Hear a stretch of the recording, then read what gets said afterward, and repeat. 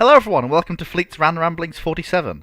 What if the Anglo-American War began in the 1920s? Part 2.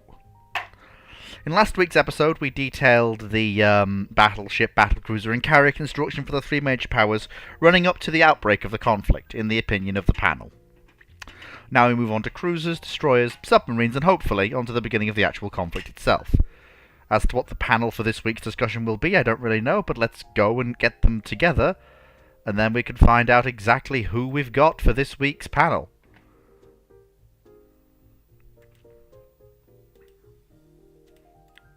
So, if you'll just give me a moment. There we go. Marvellous. Right, let's get everything started.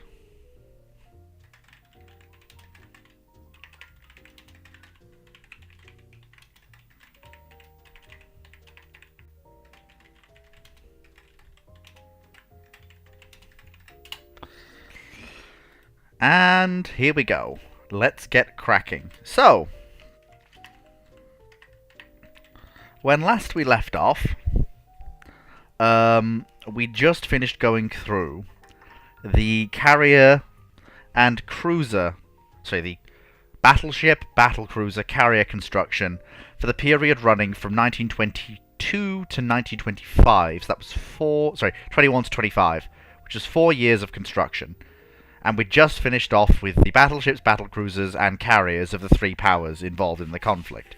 That being the United States of America, Great Britain, and Imperial Japan. Now we're just about to move... weapons, Stan? We've been through that. Not happening. Leave that where it is. Moving on. So we need to move forwards now towards cruisers, destroyers. In regards to why I've started early, it's a bank holiday. I've not been at work today.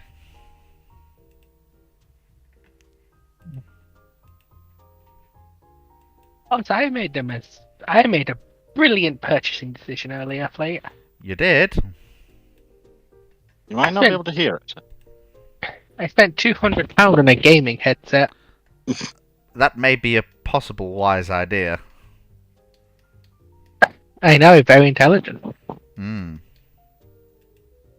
So how am I sounding to chat? A little bit... You're coming through, but you're a little bit fuzzy. But apart from that, I can't hold it against you.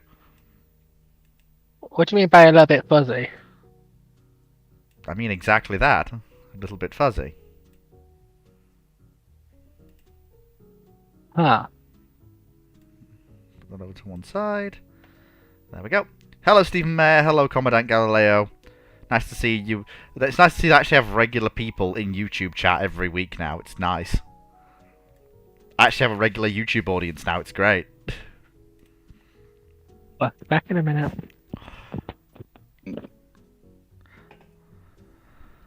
Well, doesn't matter. I still have people on YouTube. So, cruisers. I think I want to address the Americans first. Well, they'll be the quickest because they don't have many at this point. Well, no, we have to consider what's... Oh, curiosity, does this sound better? It does, actually, yes. A little bit. Okay, I might have had the microphone part of the microphone the wrong way around. Knight, no you didn't. You told us what would happen historically without Washington. Not what will happen in an alternate universe where quite frankly, the British Empire is gearing up for knows it's got to gear up for a war with the United States of America sometime in the next 5 to 10 years. Anyway, we need to discuss the Americans first. So we've got, you have 21, 22, 23, 24, 25, and then 3 years of war builds. Most likely, we're only going to get one. I don't know if the US is actually going to bother with cruisers much. No, they will. They basically have to. They have to rebuild. They do. Like, they don't, and we already know they weren't that interested in cruisers at this point. They were. They were interested in a quick scout. If they were, then Fleet, why did we only get the Omahas? Because and almost no other designs. Because the small scout cruisers, but because the follow-ons to the Omahas. Well, the Omahas were designed and built. Then the treaty negotiations started. So no further cruisers were designed until it became clear what the outcome of the treaties would be. A bit more than Well, that. they It was were designed, 1935. It was 1935 when they next start doing cruisers. What Which is are you far talking more- about, Dragon? Brooklands. Dragon the Pensacola's. The Right, Pensacola's. those are heavy cruisers.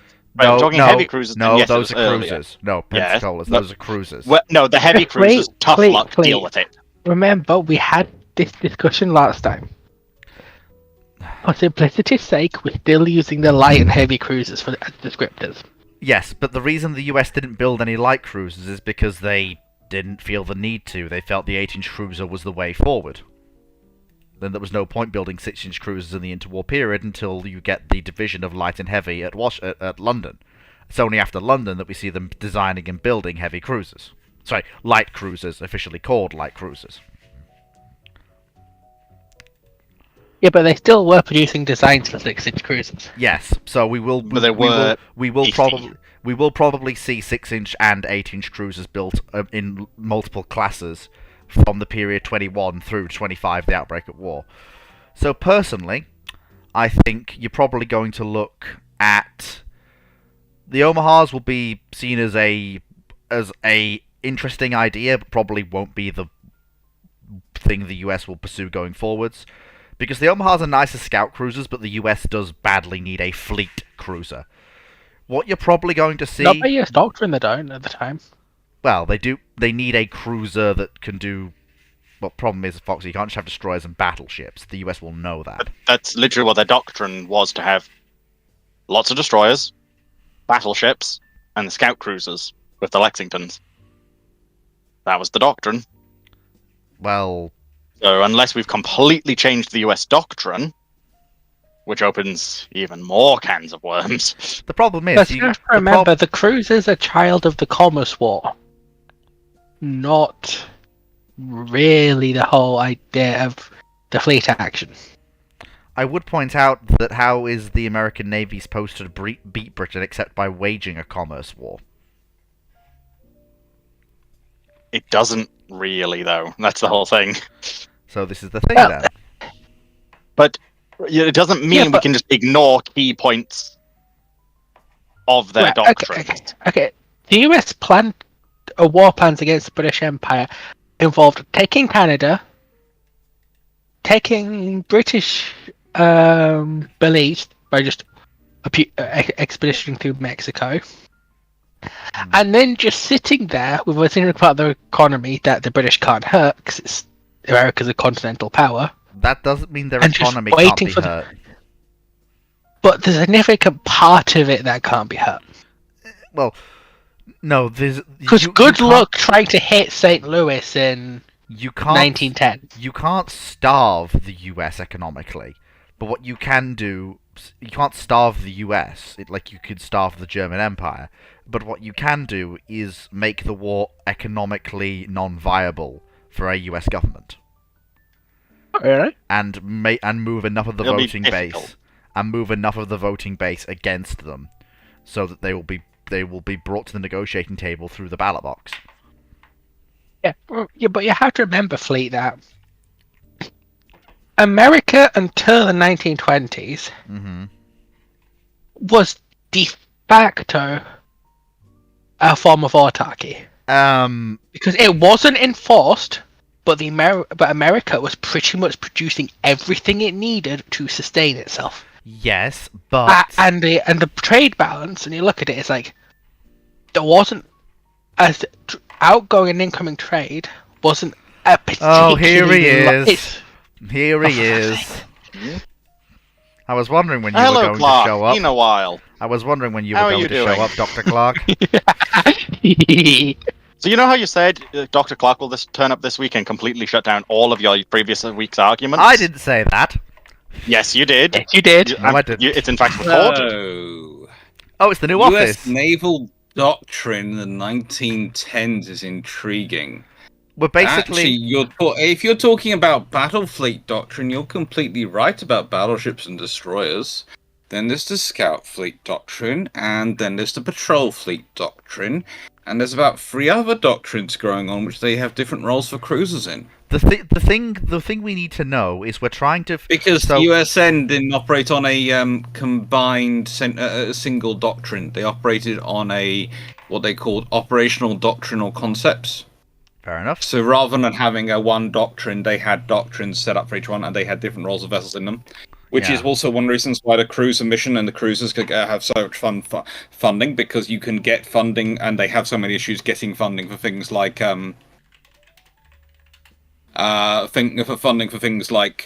their getting cruisers for for the fleet, etc. Because cruisers aren't part of their fleet doctrine at all, and cruisers aren't part of a lot of scenarios where they probably should actually have them. They don't have cruisers there. They have cruisers as part of their their scout force and their presence doctrines, and then you try and sell the U.S. Congress and the U.S. Senate on funding the scout force and funding the presence fleet.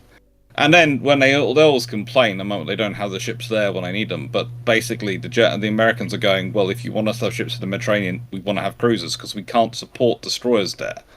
Why can't you support destroyers there? Because destroyers aren't self-supporting. That's the difference between a cruiser and a destroyer. If anyone wants to wonder what the difference between an escort and a cruiser is, it's whether it's self-supporting or not. If it has enough facilities aboard to sustain its crew, it sustain itself and maintain itself for a certain level of operation. You're always going to need a certain level of docking, certain level of facilities, etc. Yeah. But that's the difference between a cruiser and an escort. And basically, the USN don't need, and the USN in the 1910s doctrine, they don't need a. If you look at their battle doctrine, they don't need cruisers for the battle fleet operations. Yeah. What they do need cruisers for are for the presence mission and the scouting fleet, the things which are going to be going out far. And they call it patrol, etc. It's what they used to set up the Yangtze River unit and those things. Yeah. That's their doctrine, but it never gets the cruisers part of it really built. The qualifier. So the qualifier here is just to very quickly recap. So we've got a nationalistic Congress. That's the divergence point here. We've got a Congress dominated by the idea of supplanting the British Empire as the world's #1 power, and a Congress that is that'd be fun. Yeah, which is somehow willing to do this. We went through last week the capital ship construction for the years 21 through 25, and the capital ships each side. With a number of disagreements either way, but hey, that's part of the fun of doing an alternate history scenario. So we've got the US battleships and battlecruisers, the British battleships and battlecruisers, the Japanese battleships and battlecruisers, and the carriers all sides have built. What we need to do now, and where we are today, is we're now working through cruisers. This is 1920, 1921, right? No, no, this is up to 25. We've done the build years from 21 through 25. Who's building what carriers and who's building them? The British converted Courageous, Glorious, Furious. The Japanese... Never going to happen under any non-treaty scenario. Under any non-treaty scenario, Courageous, Glorious, and Furious are gone. There is only a treaty scenario. Only any scenario that is a treaty are the British actually going to convert those 3 ships. They are singularly hated by every single person other than Beatty. I thought Beatty hated them and as literally, well. Beatty is the sole reason those 3 other swings selected as selected for conversions. Well, what's to replace them then? And they don't. For more than likely. In the nicest way, if the British haven't completed the Admiral class, they could be converted. But probably they'd just build their own because they're already started up Hermes. So the plan that they had building prior to treaty was they were going to keep scaling up from the Hermes design. Okay. Do they have you've got Hermes is the sort of entry point where they're testing out a technology, and then they're planning on scaling that up for the British. The Japanese are doing something similar to the Hosho. They're not going to do any conversions. No, we agreed with that as well. Scaled up from Hosho and going along there. The US desperately so why were the British suddenly doing conversions? Desperately needs fast scouting elements. Okay, so we'll redo. This is why I said everything will probably need to be redone with people who know a bit more. That's the scenario you're dealing with. It's You did say that you had listened, Doctor. It's not going to be, and hopefully the sound is working on my end. No, but headphones are off. Well, I have to wait for him to Put the headphones. hear Just Clark check, then. you can hear my He audio, probably- all right? We Yeah. can hear you, yes. Yeah, he But can't I think hear us. Clark probably can't hear us. Yeah, I know. That's why I'm saying I've stopped what I'm saying until the headphones go back on, because then he can hear Okay. me. Or until he figures out his Okay. audio. Can I just have my pitch checked? Because Right. trying to get the voice is changer to work speak with the it. headphones on. You're fine. Yeah, your pitch is fine. That's always helpful. Okay. Don't want to go full chipmunk on you. I've got section speakers. They should be working. I don't know. Maybe I should get a filter for that. Oh my lord. I do not That sounds- understand what That you sounds are saying. terrifying, Cyclic, I'll be honest. No filters, please. I don't want to die. More. Blood for the blood Oh, god. We'll have to Skulls ask for the what skulls. we'll have to ask what Dr. Clark says about that night, but we'll. So I I'm think here. I'll have to Thank redo you. the. Hello, Dr. Clark. Can you hear us? Let the galaxy burn! No, not like that. No burning galaxies, please. That's literally what I'm doing. We've got We it. really have become the Warhammer Fantasy Fleet. So we've got so Japanese carriers is pretty much what we suspected. So Dr. Clark has basically confirmed that you'd have Hosho's half sister built in whatever form she would take, a larger carrier basically, based on Hosho but larger with more deck area, which is what we basically said would happen. So yippee, we were right on that one. For the It's the American, battleship and battlecruisers I'm skeptical about, but I think we did all right. Dr. Clark said I did a good job last time when I went in Bruce fair enough. yesterday. So I'll take your word. Yeah, Fleet, you did ask what would those 3 ships be replaced with. We're not talking. We're talking about a time where the treaties aren't a thing, right? yeah. Yeah, gone. No, they were never agreed So to. looks casually at the N3G3s. Yeah, Well, yeah, That's- no, yeah, we know. Like we agreed with those were definitely what Britain would at least build first time, but it's the continuous scaling up I'm a little skeptical on. Yeah, we had to plan 5 years worth of build construction. I'm for still also each not of the sure nations ships- I'm- involved. I mean, I'm still also a little skeptical that Britain is going to lay down 24 new capital ships over a 3 or 4 year period. Why not? That's what I we did. will say about those battle cruisers is they are so far and away ahead of the U.S. and Japanese battle cruisers Yeah, that honestly, the British can probably repeat that build with some minor tweaks. we basically if they so said that the like, so if 21 is G3, 22 will be G3, but slightly rejig where the turrets are to give better arcs of fire, and then just go again. And then the year after that is G3 with a 4th turret at the rear, and then the year after that is. While they were designs, I'm still a little unsure. That was just a cool design I showed. Yeah, And I put it in because it was just a cool design. I like it as a concept. It makes sense. Unfortunately, So just because what's it's cool does not mean it'll get the built. thing that's I would be hesitant to go, oh yeah, they'll do this, right? And the reason why is once they get these ships in operation, they're going to determine what they want, right? Through the experience of operating sense. these ships. Because again, they're fielding a ship that is closer to an Iowa than anything else being fielded. My speakers seem to have stopped working, so I've got no sound. So I'll just go off and fix that, and then I'll be back. All right. Oh well, Dr. Right. Clark will be back after these messages.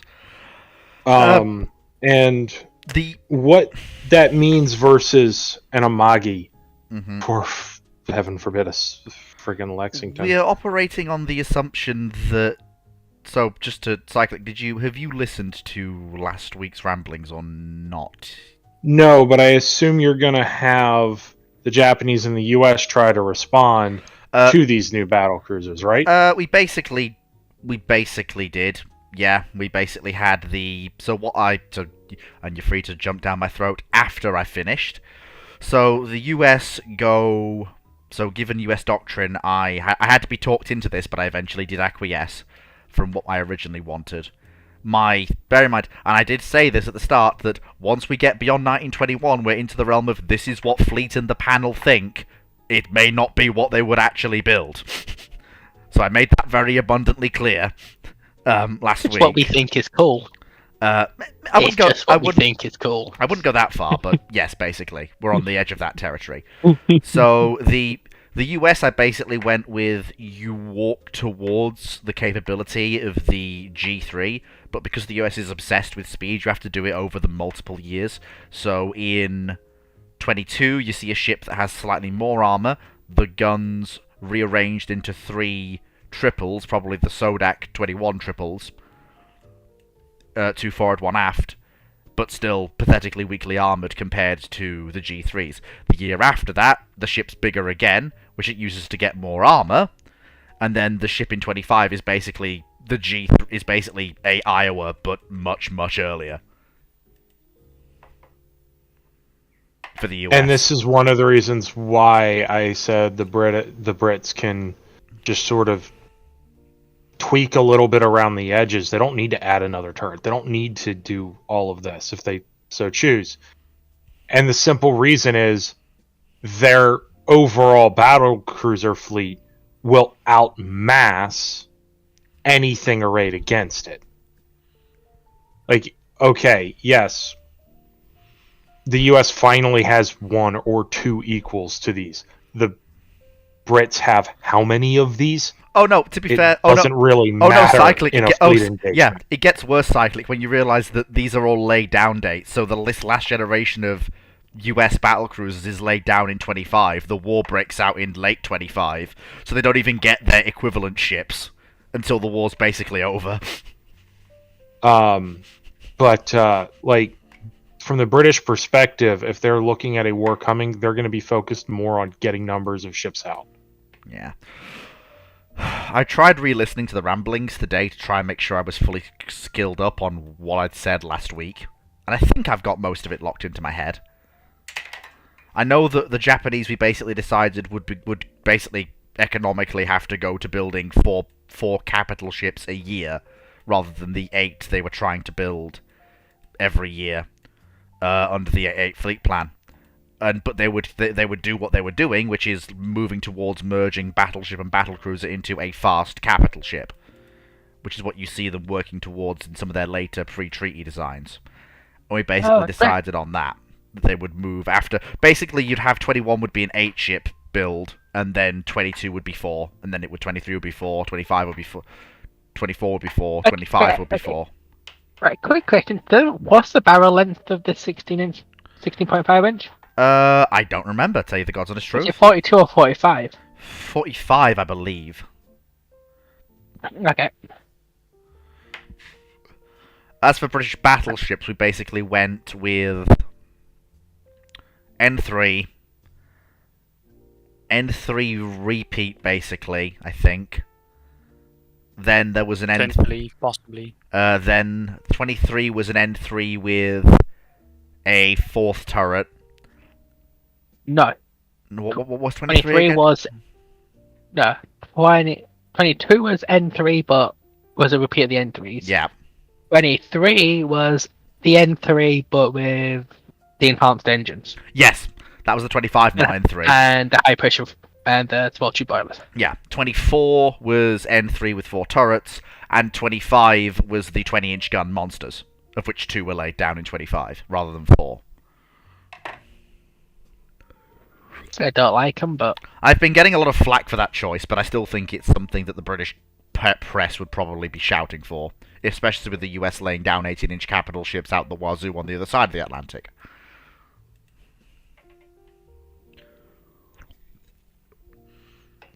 CQ, we're not taking questions right now unless they're related to the topic under discussion. As for US carriers, IRO did provide a great deal of documentation, which is actually in text chat right now, and we came to the conclusion that the US would probably build a pair of larger carriers, probably the 34 or 35,000 ton carriers, and a pair of smaller carriers. Probably the 16,000, what was it? The 20, which was it? There was a smaller one. Probably the 13,000 ton carriers.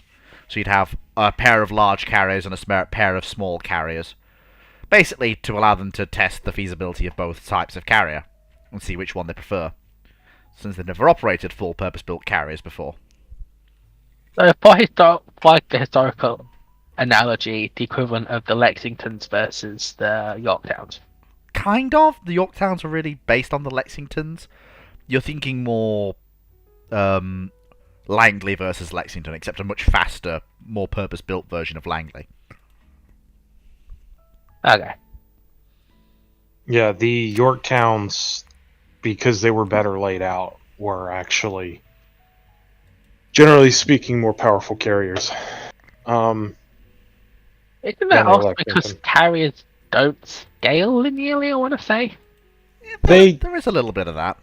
They don't scale linearly, but that doesn't have anything to do with this. It's that the Lexingtons were the ships where the U.S. learned what carrier layouts really needed to be in this period. So there was a lot of stuff, both because they were conversions of battle cruisers, but also because they didn't know any better, that led to problems operating them, inefficiencies in storing aircraft, that the Yorktowns just didn't have.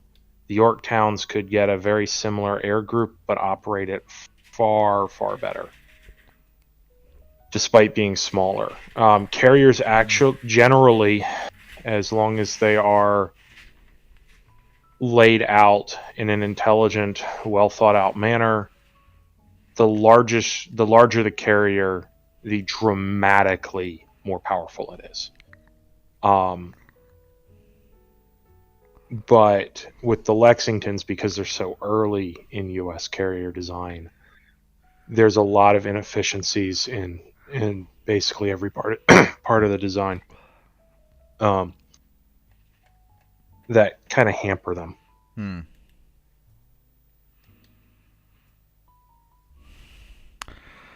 Were they powerful carriers? Yeah. But still. It's basically what I'm not saying that these are perfect carriers, but they are fairly, they're fairly close to what you'd expect from. I've basically given the US a pair of basically Lexingtons and a pair of basically Ranger, not quite, kind of, but early, without the massive hangar space and no torpedo bomber magazine, I think. In regards to what the British can do, yeah. So, yeah, we are talking a lot. So if we're looking at building off of Hermes, that means that opens up a lot more dockyard space available to work on the carriers. Because, Is it though? Yes, because Hermes is a fair bit smaller than... You don't need a dockyard of the size that you would need to convert Furious, Courageous, or Glorious to build. You can use a large cruiser slip to build something like Hermes. Wouldn't they still be too short? Because a lot of the cruiser slips you'd see in World War II haven't been built yet, if I remember correctly. Well, the counties... Also, this is a 240 meter long vessel. Yeah, I would point out that the counties are basically built in this period, and they... The county fleet is 60 meters shorter. Well, yes, but I'm sure with a little bit of work you can extend a slip that would fit a county. No. This is my whole point about the last time about the dockyards. Britain is going to have some problems here. If you want to do mass capital ship builds. Well, Dr. Clark seemed to think they could build carriers. It's potentially doable, yeah. It depends what size we're talking about. Yeah, it depends on what size of carrier fleet. One carrier does not mean you can build all carriers. Yeah, what I said... Yeah, but the context I was talking in was they're building off of Hermes and ships of her size and gradually going upwards. Hermes is 182 meters long, which is about the same length as a county class, yes. So if they're building a ship that is basically Hermes 2.0, the exact same size, then yes, you could probably use a heavy cruiser slip. But if you do want a bigger design, you are going to have to start looking into bigger capital yards, or small capital yards, basically. Yeah. Or taking time to expand yards. Which, And if you're that's doing not a quick. slow iterative, which was what the British plan was, you have time to do that. I mean, we have a slow iterative.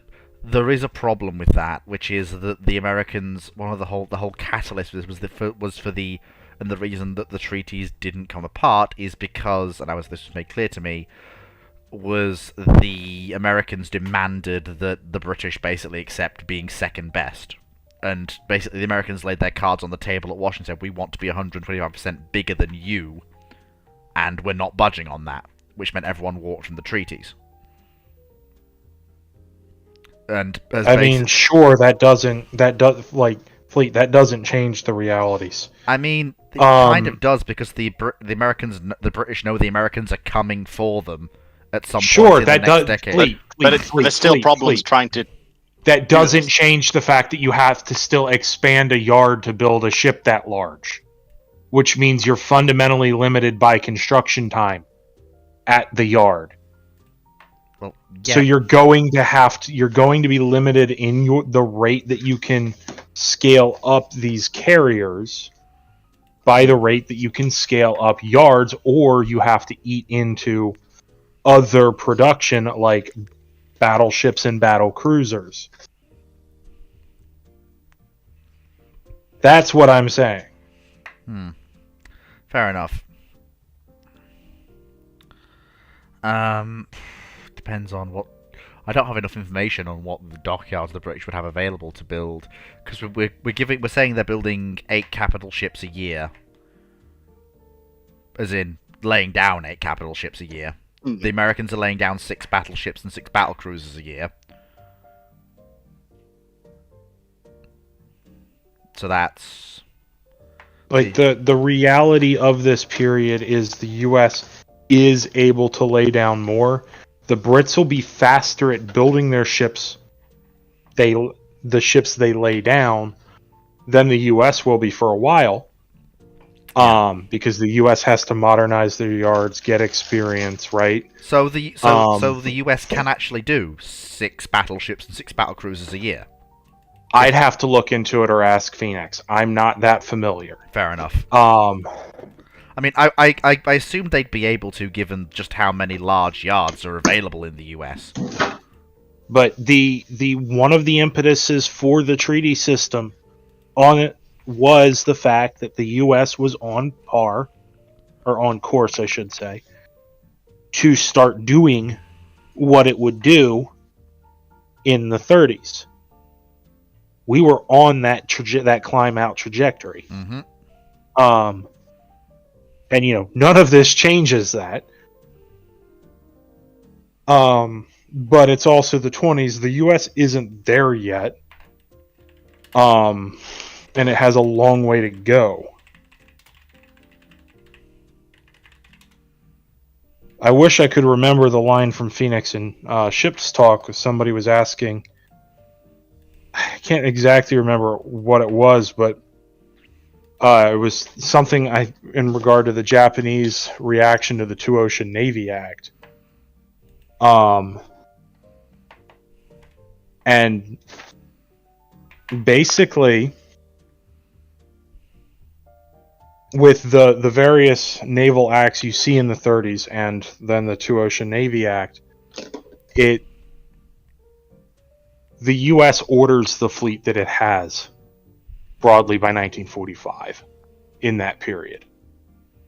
It had ordered the fleet that won at the Pacific War. It had ordered the fleet that put it as the unchallenged ruler of the seas.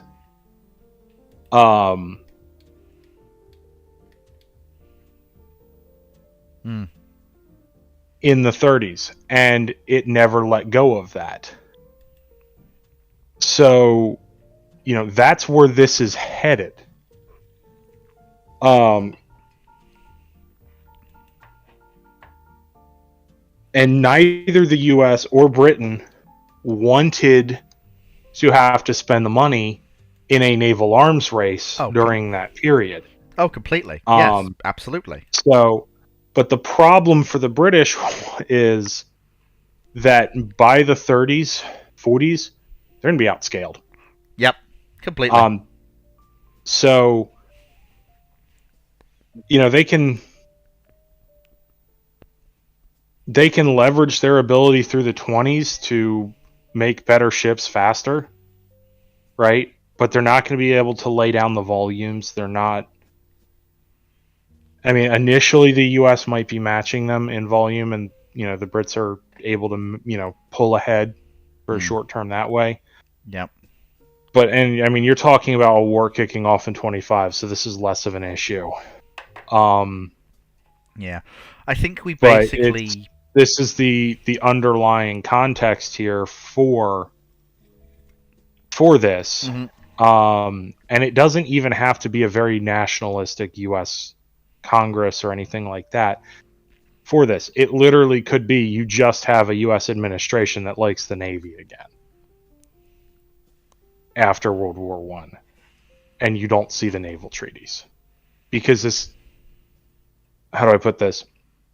This is a massive investment in U.S. heavy industry that has knock-on effects through the rest of the U.S. economy. Yeah. It's very beneficial to the US. The reason why we needed a nationalistic Congress, or more accurately, a Congress... was for there to be a war in the first place. Yes. Yeah. Because you weren't going to get that. Not because democracies don't go to war. I hate that trope. It's because they have no reason to go to war. Yes. None. And they can't even meaningfully fight a war against each other in that time period. Canada's just not developed enough to be a viable inroad into the US. Or out of the US. Yeah. Well, the US can take a lot of the cities if it so chooses. There's enough connections there. The problem is to get into the interior of Canada, to get to the Great Lakes, right? You have to go through the St. Lawrence Seaway. Well, who's got one side of the St. Lawrence Seaway? We do. The Canadians do.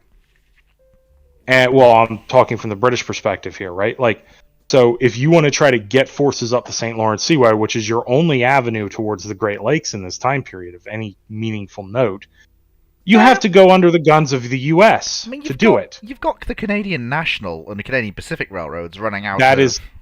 Those are nowhere near big enough to support any sort of military campaign. At all.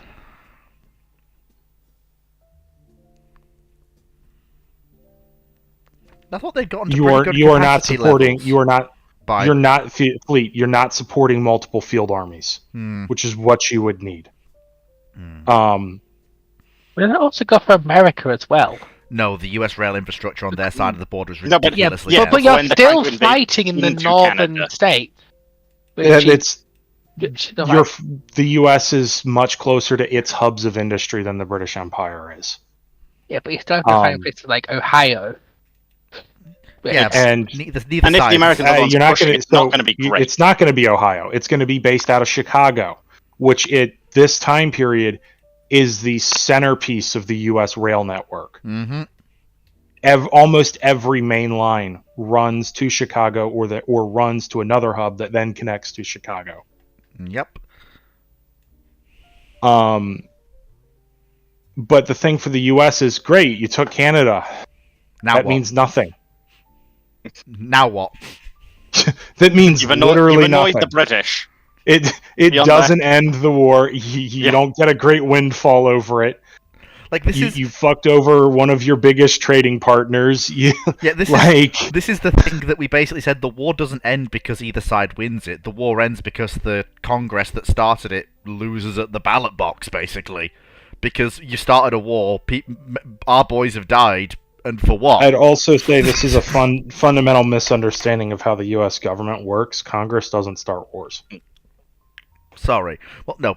Whatever president does. Whatever president of the party in Congress that put him there, because the president would be seen as... That's not how that works either, but okay. Okay, look. Is it possible for a bad war situation that has led to no real gain for the US diplomatically or geostrategically and has just led to deaths of US soldiers and servicemen, could result in the government that started the war being removed at the ballot box Yes. and one brought in to... Okay, then. But what I'm getting at here is there's literally no reason to start the war. I'm being my normal self when it comes to these alternate history stuff. Is like, what? Why? How? Right? We still haven't gotten to the flashpoint yet. I have to decide what the heck that's going to be. I mean, even if it's there's- entirely, to me, what this all reads as is, oh, the naval arms race leads to a war. Arms races don't lead to wars. No, I think C-Dot has made it clear in his question that there was some form of flashpoint that started the conflict. It wasn't the arms race He itself that did it. It was something in 1925 causes war. Was basically what it was. But it wasn't the naval arms race itself that did it. What, like the frickin' fishing rights off of Newfoundland or something? We weren't told. We were just told something started in 1925. That's the only thing that exists, and that is so far down the list of it's not high off the escalation ladder. The list of frickin' mosquito bites that there's a reason it's been handled peacefully. Because Knight, we haven't from even... the perspective of DC, Ottawa, and London, it's a rat farted in a wall. So whatever. We found the question, and I'll repost it. Yeah. Knight, we haven't even gotten to the reaction of other British dominions yet, because we haven't gotten to the war yet, or the geostrategic situation. We're still trying to work through the build queues of the various powers, and we're trying to get through the cruisers at this point. That's the only way me and Dragon could figure out the war starting is if US got spooked by the British fucking about in Mexico with BP. But even then, if the US actually... That's not going to cause... but if the US then started, to actually look like they want to do something, Britain will just sort of leave BP hanging dry, just like, nope, not our fault, don't get... Because the idea was that BP tries to do what they did in Iraq in the 20s, which was de facto take over the government. Sort of like a Banana Republic style. And that would cause the war, which is the only way we could think about it happening. But even then, we didn't think that countries would actually go to war, because Britain would likely go, yep, nope, we don't want war, not us, not our fault. Yeah, it's them. It's very, very difficult for... Yeah, I'll have to invent something. Started off in 1925. I'll have to invent something. How about this? We focus on, okay, a naval arms race happens. We don't even consider a conflict. Problem is, I have to consider a conflict. The problem is, most of the question involves how does the war go. That's not even something we could answer. Yeah. I mean, I could even if we had a plausible flashpoint. Yeah, I could fanfiction the heck out of the war itself, but that would just be my opinion. There's no way to plausibly come up with... No, completely not. And I know I'm always this person, and I feel bad about it. But... I mean, to be fair, the whole point, the reason I did this is because I did want to have a little thought exercise and say, look, okay, I can't give you an answer that's locked in historical, but I can use it as a thought exercise to discuss We can make an interesting scenario, even if it's I can use very unrealistic. And I can also use it to discuss tank development during the period. I can also use it to discuss aircraft during the period. What a hypothetical 3-year conflict between 25 and 28 would do to those particular fields. How would both sides' ground forces fight such a conflict on the Canadian border, which would probably result in not much movement. How long of a war are we talking about? 3 years, from the late 1925 until just after the U.S. elections of 1928. You're probably going to look at a couple major Canadian cities under occupation, right? In the interior around the Great Lakes, and the simple reason for that is they can't be easily defended just because of the logistics issues. the cities that border on sort of easy access to open ocean are going to be held by the British Empire, for obvious reasons. Because the U.S. is going to have to be very careful about its fleet, because it has to worry about the West Coast too. Yes, because we have one of the things we have is that the IGN UK alliance holds for now and holds during the conflict. So there's also Japan can't meaningfully project across the Pacific then either. Like they were able to move into the Western Pacific in World War I because they could have easy access to neutral U.S. ports, and this is one of the things that caused problems for von Spee. The problem for Japan there is they just do not have the capability. Even with far better and more efficient ships from a fuel consumption point in 41, Pearl Harbor was just at the edge of their reach. Mm-hmm. Yeah. Like, we're aware that the IJN isn't going to be fighting, I think I said this last week, don't be expecting the IJN to fight a war similar to the one we saw in the Second World War. Expect them more to be basically go, hey US, look at us, we're over here, you have to keep ships in the Pacific, look at us! But they'll probably take the Philippines. Yeah, absolutely, yeah. Philippines will fall. And Guam, but like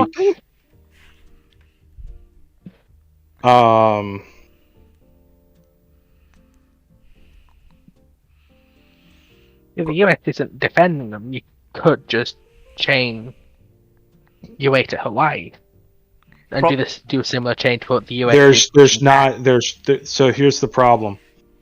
Going that direction towards the Central Pacific, there's nothing that can provide a meaningful fleet base. What supported the US's island hopping campaign was really the southern islands.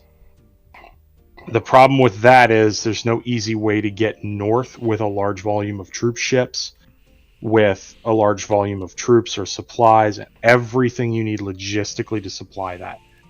The US had to build that capability, and Japan does not have that industry.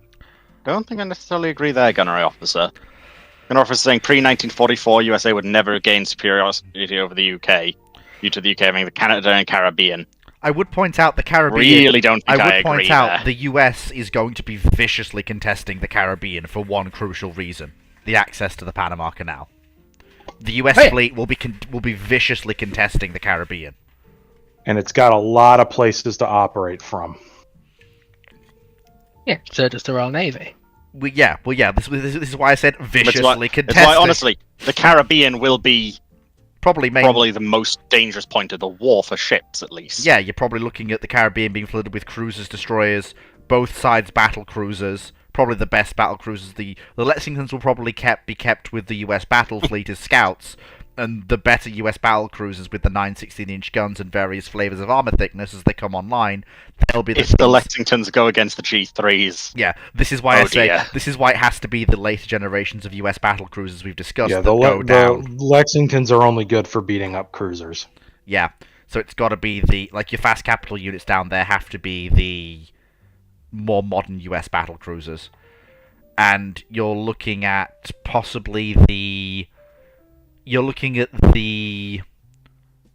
23-knot US battle lines. So that's the Sodaks, the 18-inch Sodaks that followed them. So probably those two classes will go down.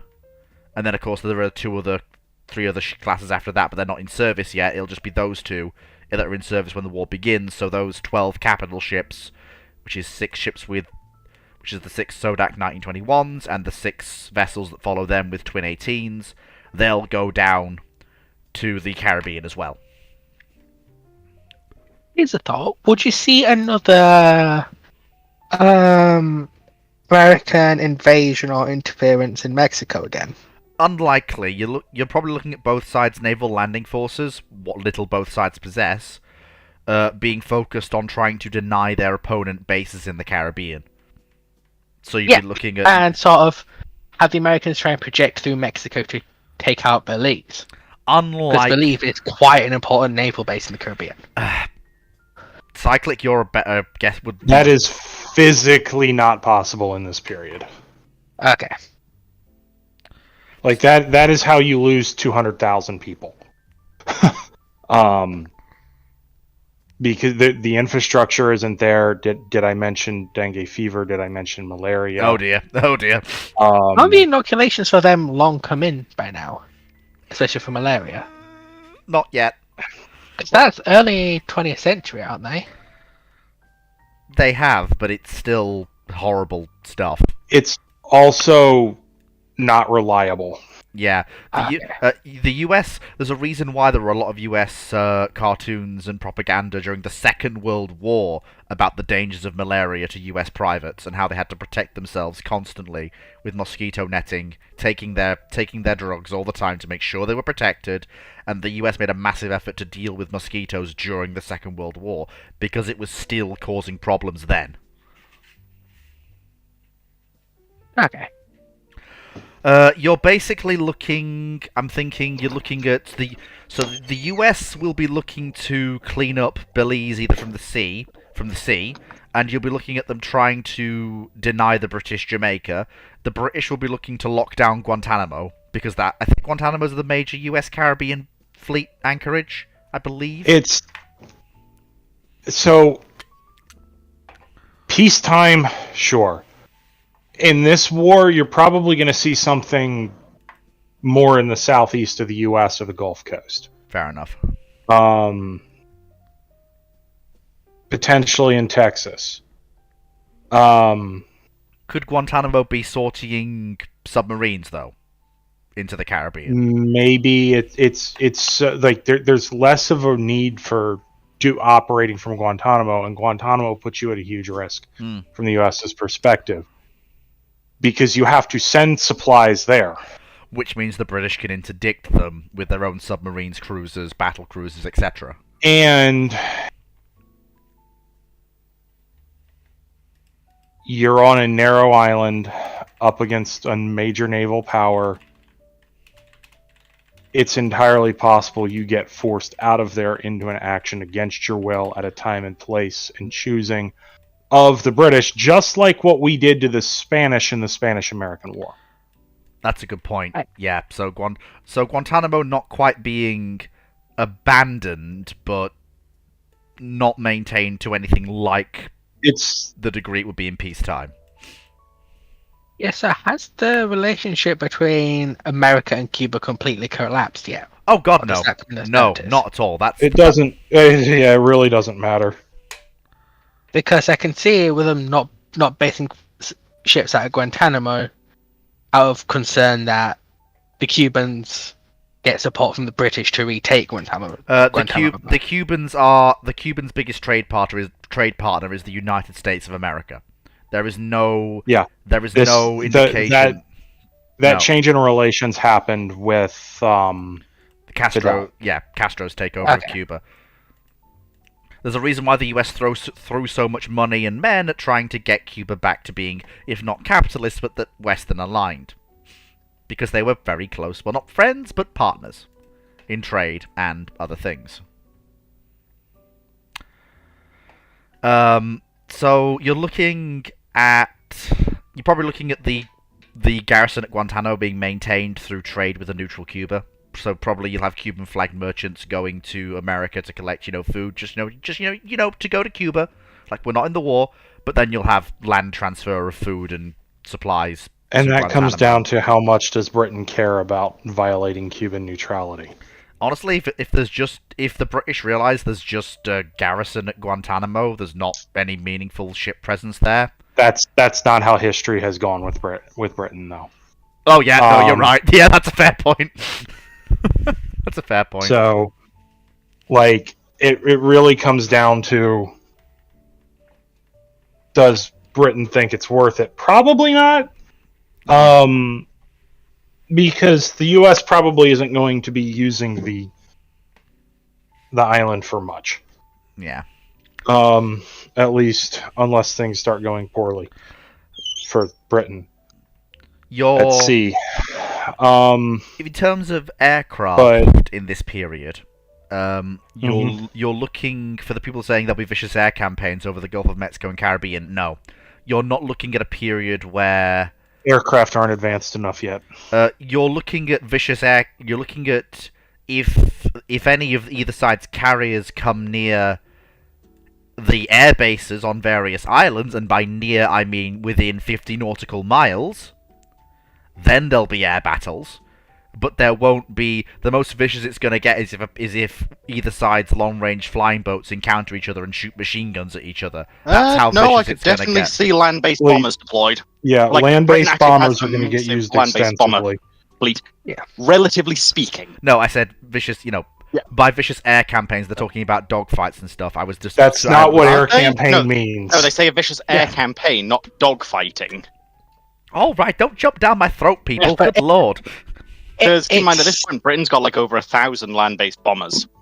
Yeah, but it's sort of like the context of the question was like the World War II style air campaigns or later.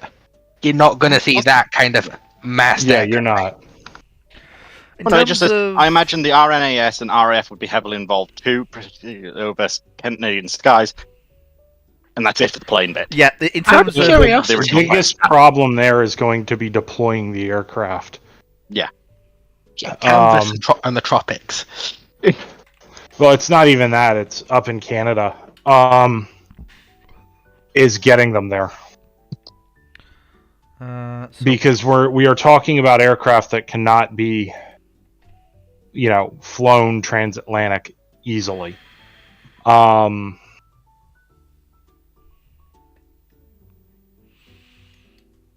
But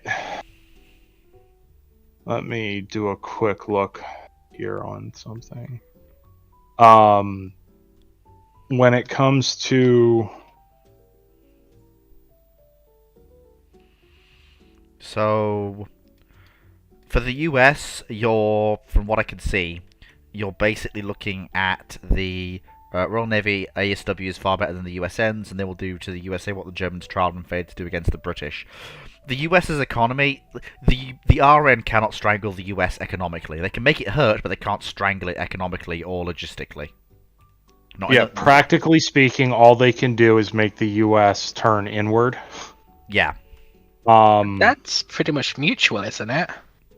The The valuable trade networks the Empire's reliant on all go through the Mediterranean. And, well, the US isn't going to be able to project into the Mediterranean. The US can Yeah. project into the Mid-Atlantic and Mid-Pacific, and that's pretty much it.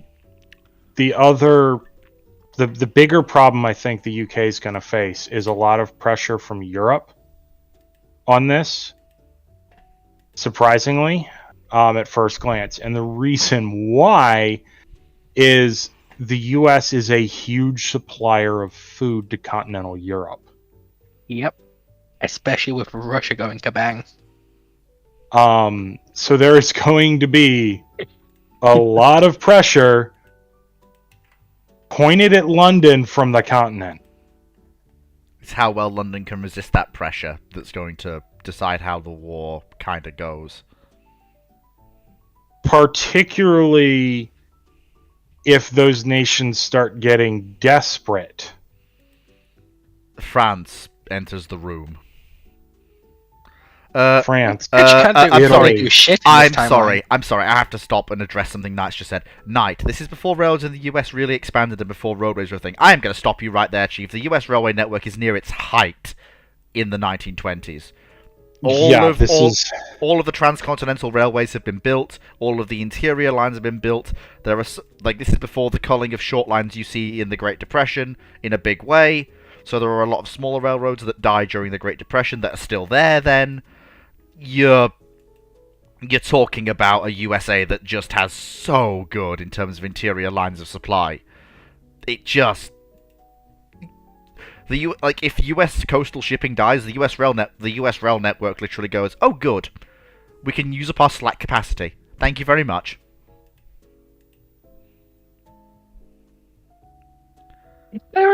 I understand that the US the US rail network's capacity is immense. Uh-huh. But isn't also the US industrial output immense? In this period, yeah. Depends on what you're talking about, but yes. So the entire network's not going to be overwhelmed, but No. specific choke points of the network. If we're talking about There's only so much throughput capacity in, say, Chicago. if we're talking, Chicago's New York. the hub of the entire system. I put a map in. Chicago's Theater probably at sea. the worst one to use, but I get what you mean. but as a sort of the big industrial cities, they only have so much throughput. That's not where the choke points are. The choke points are in the mountain passes. yeah, it's getting long drags. But over those are passes. also some of the outside of a couple in the Appalachians, and there's a lot of these passes in the Appalachians. Because of this, and the East Coast cities are some of the best connected to what now we would refer to as the Rust Belt. They have a very high capacity across and back and forth along the Appalachians. The stuff where there's the choke points is the stuff heading out to the West Coast, which is not going to be as and isn't as important to the economic output of the United States, moving things around within the United States in this context here, and supporting a war centered largely around the Great Lakes and the St. Lawrence Seaway, because that's where the bulk of the Canadian population is. Knight, That's where the bulk of their cities, the bulk of their industry. Knight, That's where that's going to be. Knight, this fat lot of good that rail stuff is going is if your imports are wrecked. That is not how the US economy functions in this period at all. Yeah, The US is an export-focused economy. yeah, and it's got that much, but Back in a mass second. Sort of of just food. production and just raw minerals and stuff like steel output. The US is it's almost perfectly autarkic. capable. Going autarkic. The U.S. is perfectly capable of sustaining itself in a wartime scenario and dramatically expanding its military industrial complex,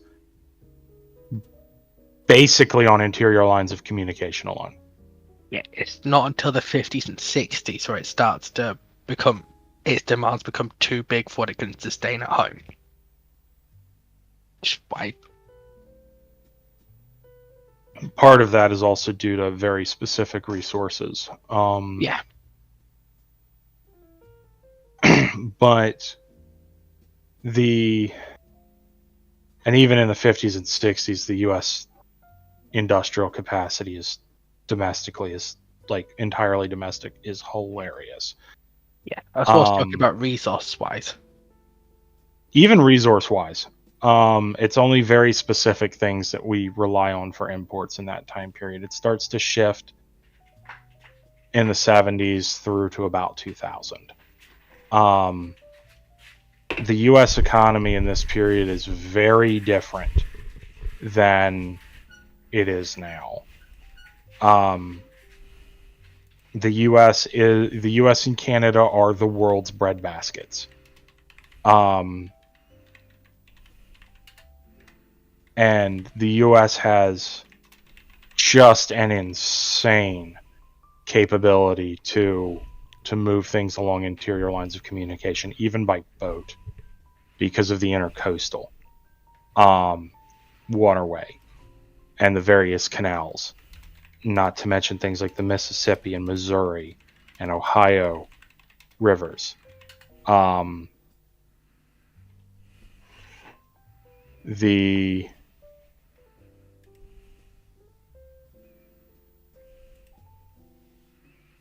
I can't stress enough just how crazy the U.S. rail system is in this period, how overbuilt it is compared to relative need. This is one of the reasons why in the 50s it would begin to collapse, and even in the 40s it would begin to collapse, is because it's so overbuilt relative to demand. Because of the way it sprang up. But what it means in the 20s through to about the end of World War II is the U.S. has a crazy degree of infrastructure to move things without running into major bottlenecks. The other thing is, this is post-World War I. Precedent has been set for government to seize control of the operation of these railroads, to synchronize everything. And they did it actually relatively well during the First World War.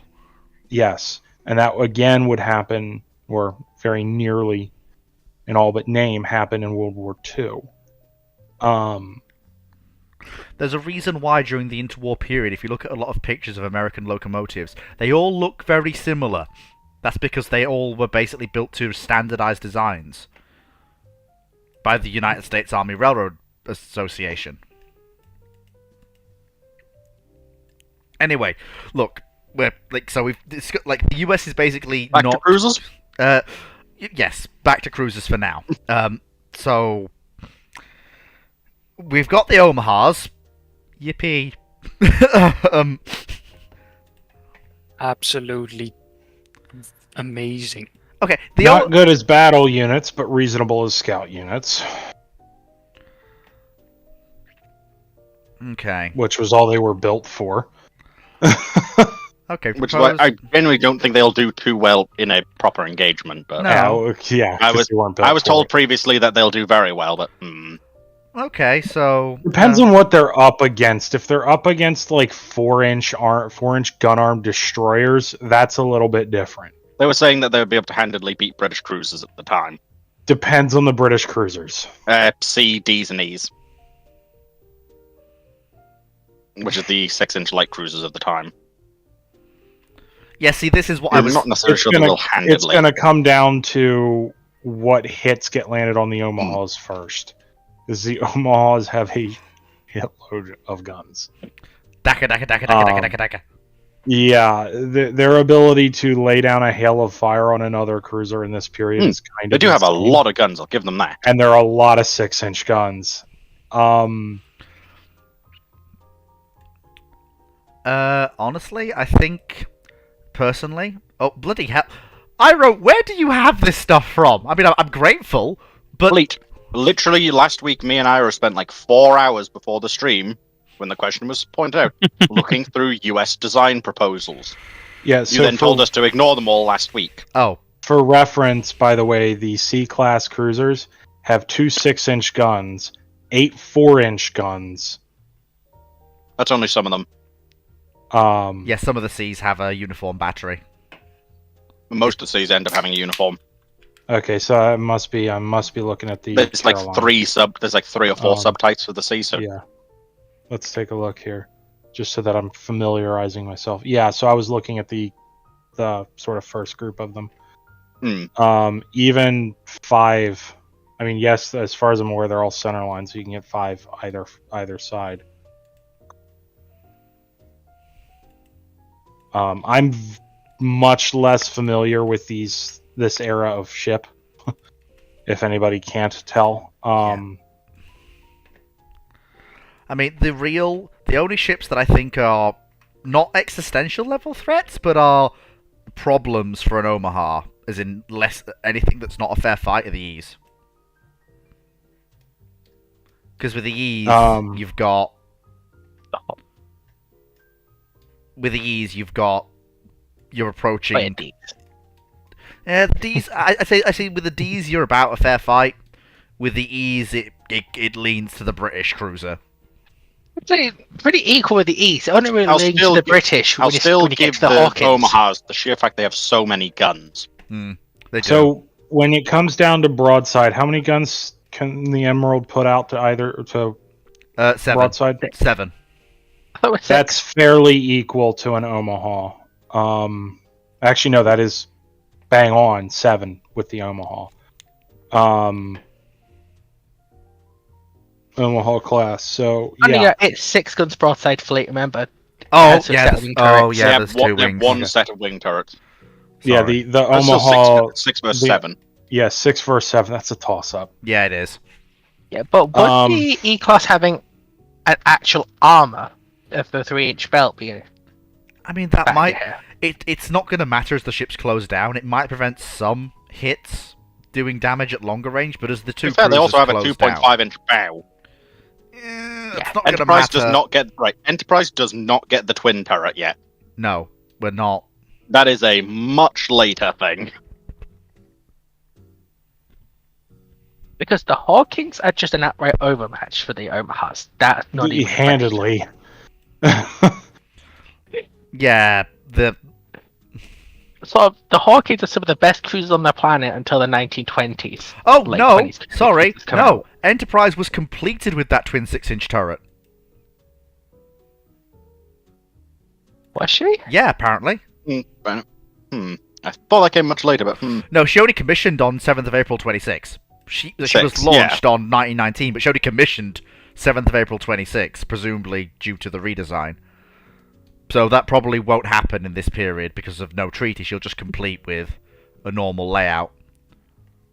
Which makes sense. So you got the Hawkins. which then would be interesting to see what comes after that. Yeah. Hmm. Okay, so yeah, look, we're on US cruisers right now.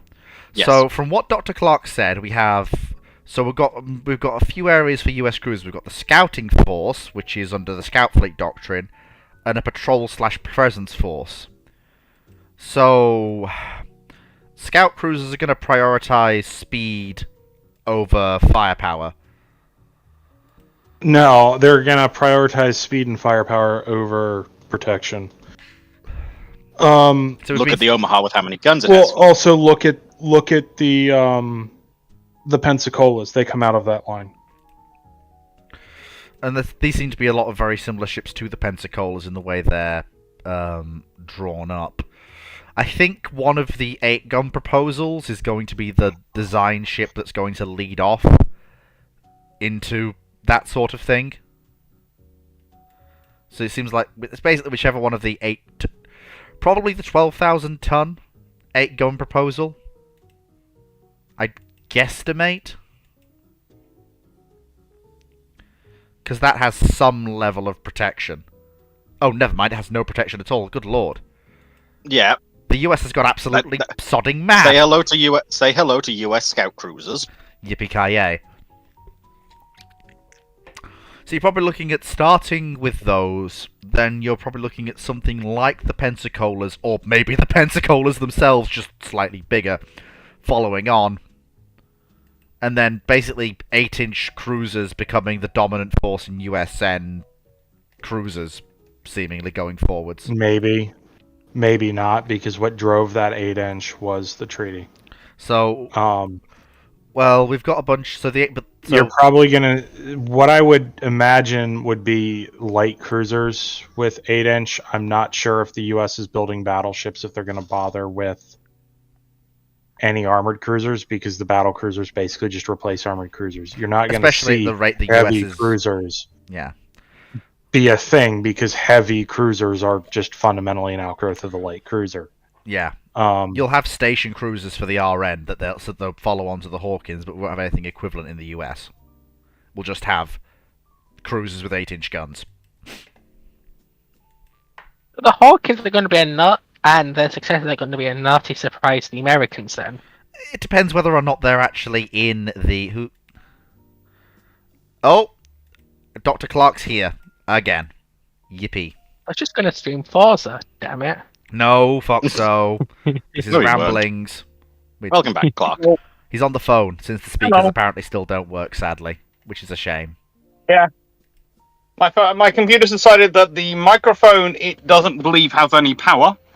As for the headphones, even though they're fully charged, and the speakers, it's just pretending they don't exist at all. Oh, good lord. I see. It was working fine yesterday, wasn't it? Have you thought of trying to apply the rights of percussive So maintenance? I have no idea what's happened today.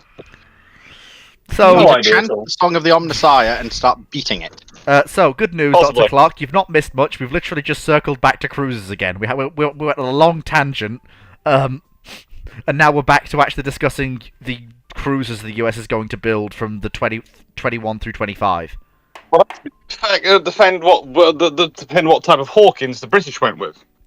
Hmm. Well, And in this scenario, The British went with the Hawkins they did because they were thinking about surface raiders from opponents such as potentially Japan or Italy, or those as long-term threats and basically present ships. And so that's what decided their design to go with the 7.5-inch gun. Mm-hmm. If they're thinking about dealing with a primary threat, and this is one of the reasons why I always say that the Americans and British might do a lot of war exercises about fighting each other on tabletops, because that's who you practice against, your best threat. But look at what they're actually building. Do you build the Hawkins if your threat is going to be in America, which has a habit and a love of having armoured cruisers, as demonstrated in the Spanish-American War, which the British had studied quite innocently? Well, the thing is, I'd say you still do, because the US, as you've said, the US in this period is building 6 battle cruisers a year for 5 years, and it has scout cruisers coming in to fill the scouting cruiser role. It's not building armoured cruisers. But that's what I say. Does a 7.5-inch gun cruiser, represent a threat to a battle cruiser of any grade? Well, no. Lexington, maybe? No. No. If it could somehow sneak up on one, but A 8 9.2-inch gun or 10 9.2-inch gun cruiser, heavy cruiser, that's a sort of continuation of about the 15 to 18,000 ton mark, represent a threat to those battle cruisers? Not really, no. Knowing what we know about the Lexington's armor scheme, does a 10 9.2-inch gun heavy cruiser represent a threat to those battle cruisers? I wasn't referring to the Lexingtons, but yes. I think even Lexington's successor would be threatened. Okay, but anything beyond the Lexington successors, the 23, 24, 25. That's going to change the baseline of what you're building. You just went quieter. That's going to... Yeah, don't worry. Don't answer why. That's going to change the baseline of what you're building. And if that changes the baseline of what you're building, if your Hawkins are now a 9.2-inch gun cruiser, then what comes next is going to be different. And it's also going to involve what's going to happen with the light cruisers. Because the E-class with their twin 6-inch turrets, they are something which the British were heavily looking at.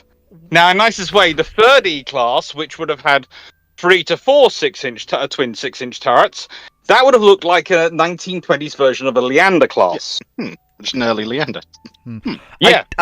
In which case, and the scenario you've got going, where you're dealing with America as a real threat, that's what Britain's probably going to be building, because Britain has to defend a massive empire. Yes, that's very... An absolutely massive empire, which is dependent upon sea trade, whereas the Americans are a continental power who go to sea and can build things internally. The British are a massive maritime empire who depends upon their sea trade. So then the Americans are going to respond to that.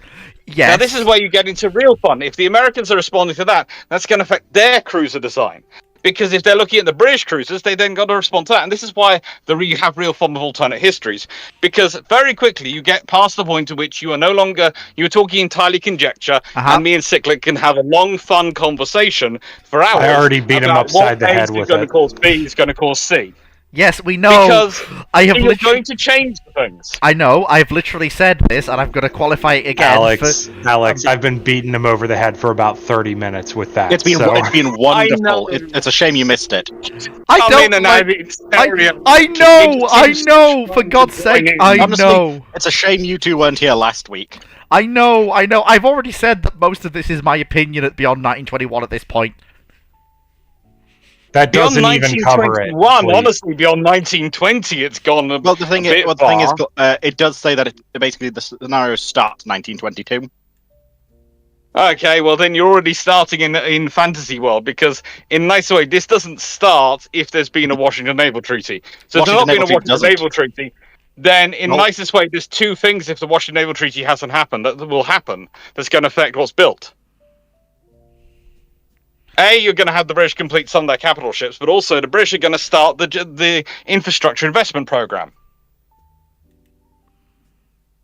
Which could be interesting. Yeah, don't worry, we can hear you. We can hear you.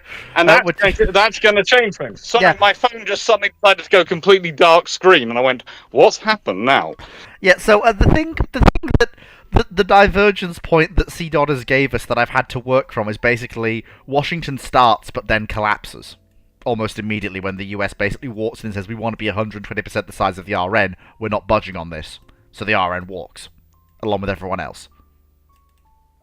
Yeah, the trouble is then you're going to get an a resurgent Anglo-Japanese alliance as Yes, well. And that's going to be also interesting. Which is something that we have currently agreed with will likely occur. Yeah, we've said that. Now, And you're probably going to have France and Italy join that alliance. What?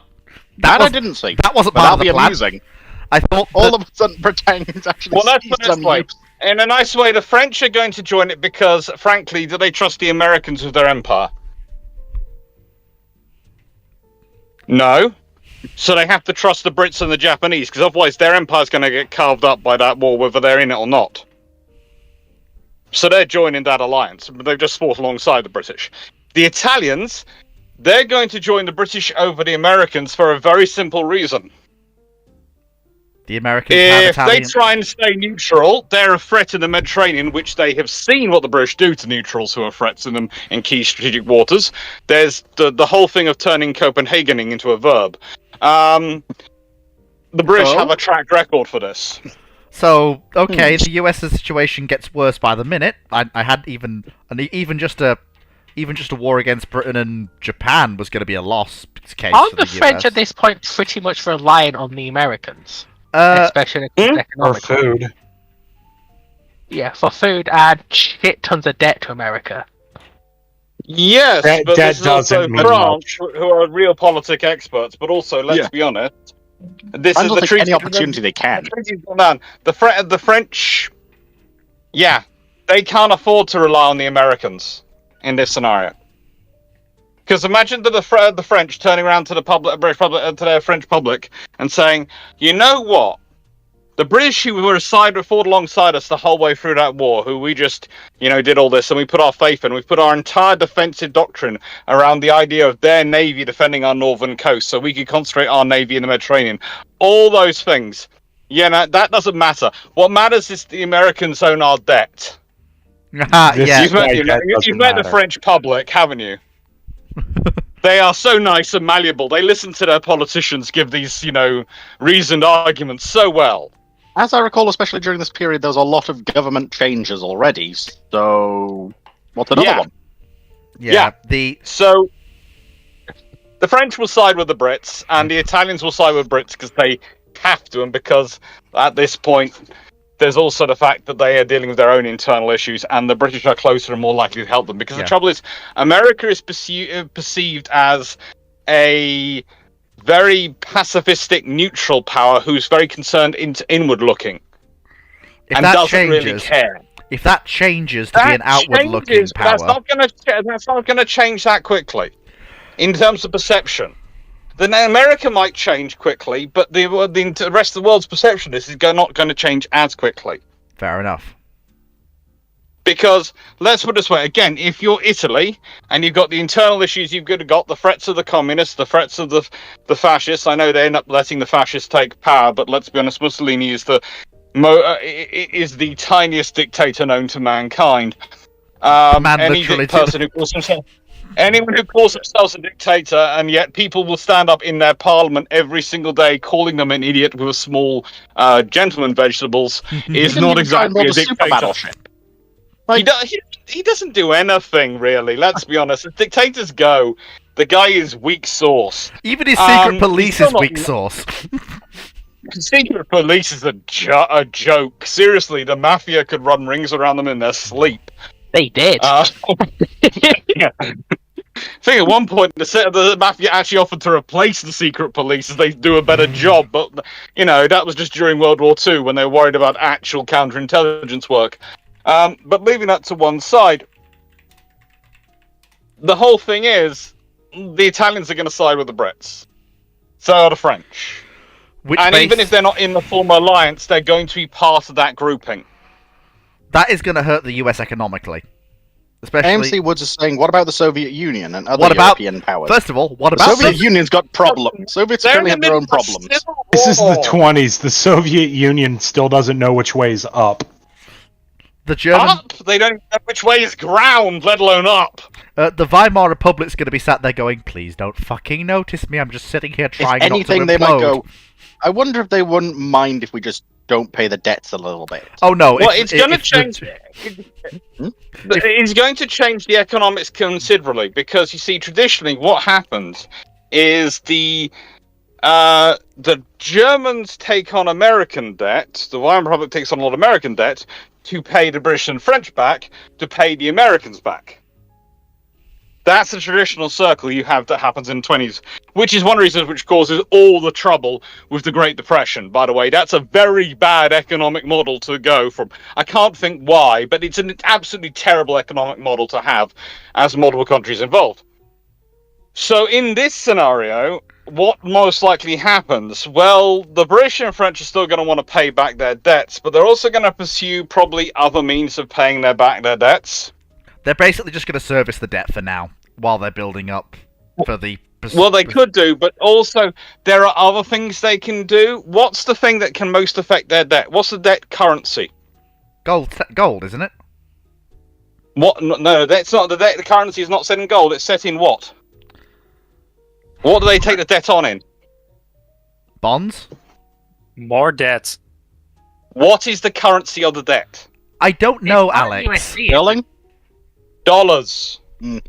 Wait, So if you do, if you could launch, if you start doing an economic war where you seek by various means, which governments can, to devalue the dollar, you drive down the cost of paying back your debt. Now, countries don't normally do that to countries they like or who they have a good relationship with because it's very dodgy. But if But you in this declared scenario, You've it would serve French and everyone else's interests if the dollar suddenly dropped in value. That might be the catalyst for the 25 kickoff. Driving the dollar down in value. It would take a while for the Americans to be able to prove anything happened and to actually get stuff going with it, but it's not just a normal economic recession after a major war and all these things. So But that could have done enough damage in the meantime for them.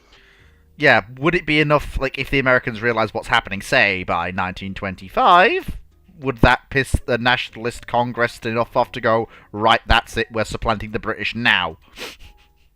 Well, they could try. That could probably be what they tried that now, but they also have to prove it was the British governments involved. And let's be honest, the governments would not do it directly themselves. They go to those lovely shadowy group of people called financiers and have conversations with them. The people who run currency exchanges. the banes of humanity. The ones who are incredibly important to a global economic system, but who are also able to cause incredible trouble with it. Mm-hmm. Yeah. And you all pray Also, this might be more than grey just men in grey suits who care about grey things. And in this scenario, if Britain, if France and Italy and all the rest are also looking, it might not just be Britain who's trying to devalue the dollar. No, it would have to be everyone for it to work. Yeah, like France and Germany are like, sure, this helps us. Yes, because it helps them all with the debt. If they devalue the dollar, if the dollar shrinks in value, because it makes it cheaper to pay off the debt. Because if you say today, the exchange rate for £1 to $1 is 1-to-1, and the next day, £1 buys you $2. Oh dear. I know that's a very Questions arbitrary start being mathematics. raised. But but also that makes paying off your debt a lot cheaper because you're spending £100, but you're paying off $200 rather than $100 of debt. Would Winston Churchill become First Lord of the Admiralty again for the duration of the conflict? No. I would hope so. You would hope so? I'm American. Oh, but yes. No. Of course, you would hope so. It's the best situation for them. No, unlikely. No, he would probably be spent as special ambassador to America using his dual British-American heritage to try and blow smoke into their eyes and keep them more confused for longer. And let's be honest, there's no one who'd be better at doing that than Churchill. No. So First Sea Lord during the duration of the conflict would not First Lord of the Admiralty. First Sea Lord would probably be Jellicoe in the build-up to and duration of the conflict. That's probably going to be, if it's like World War II time period, it's going to be Beatty. Jellicoe's off as governor of New Zealand.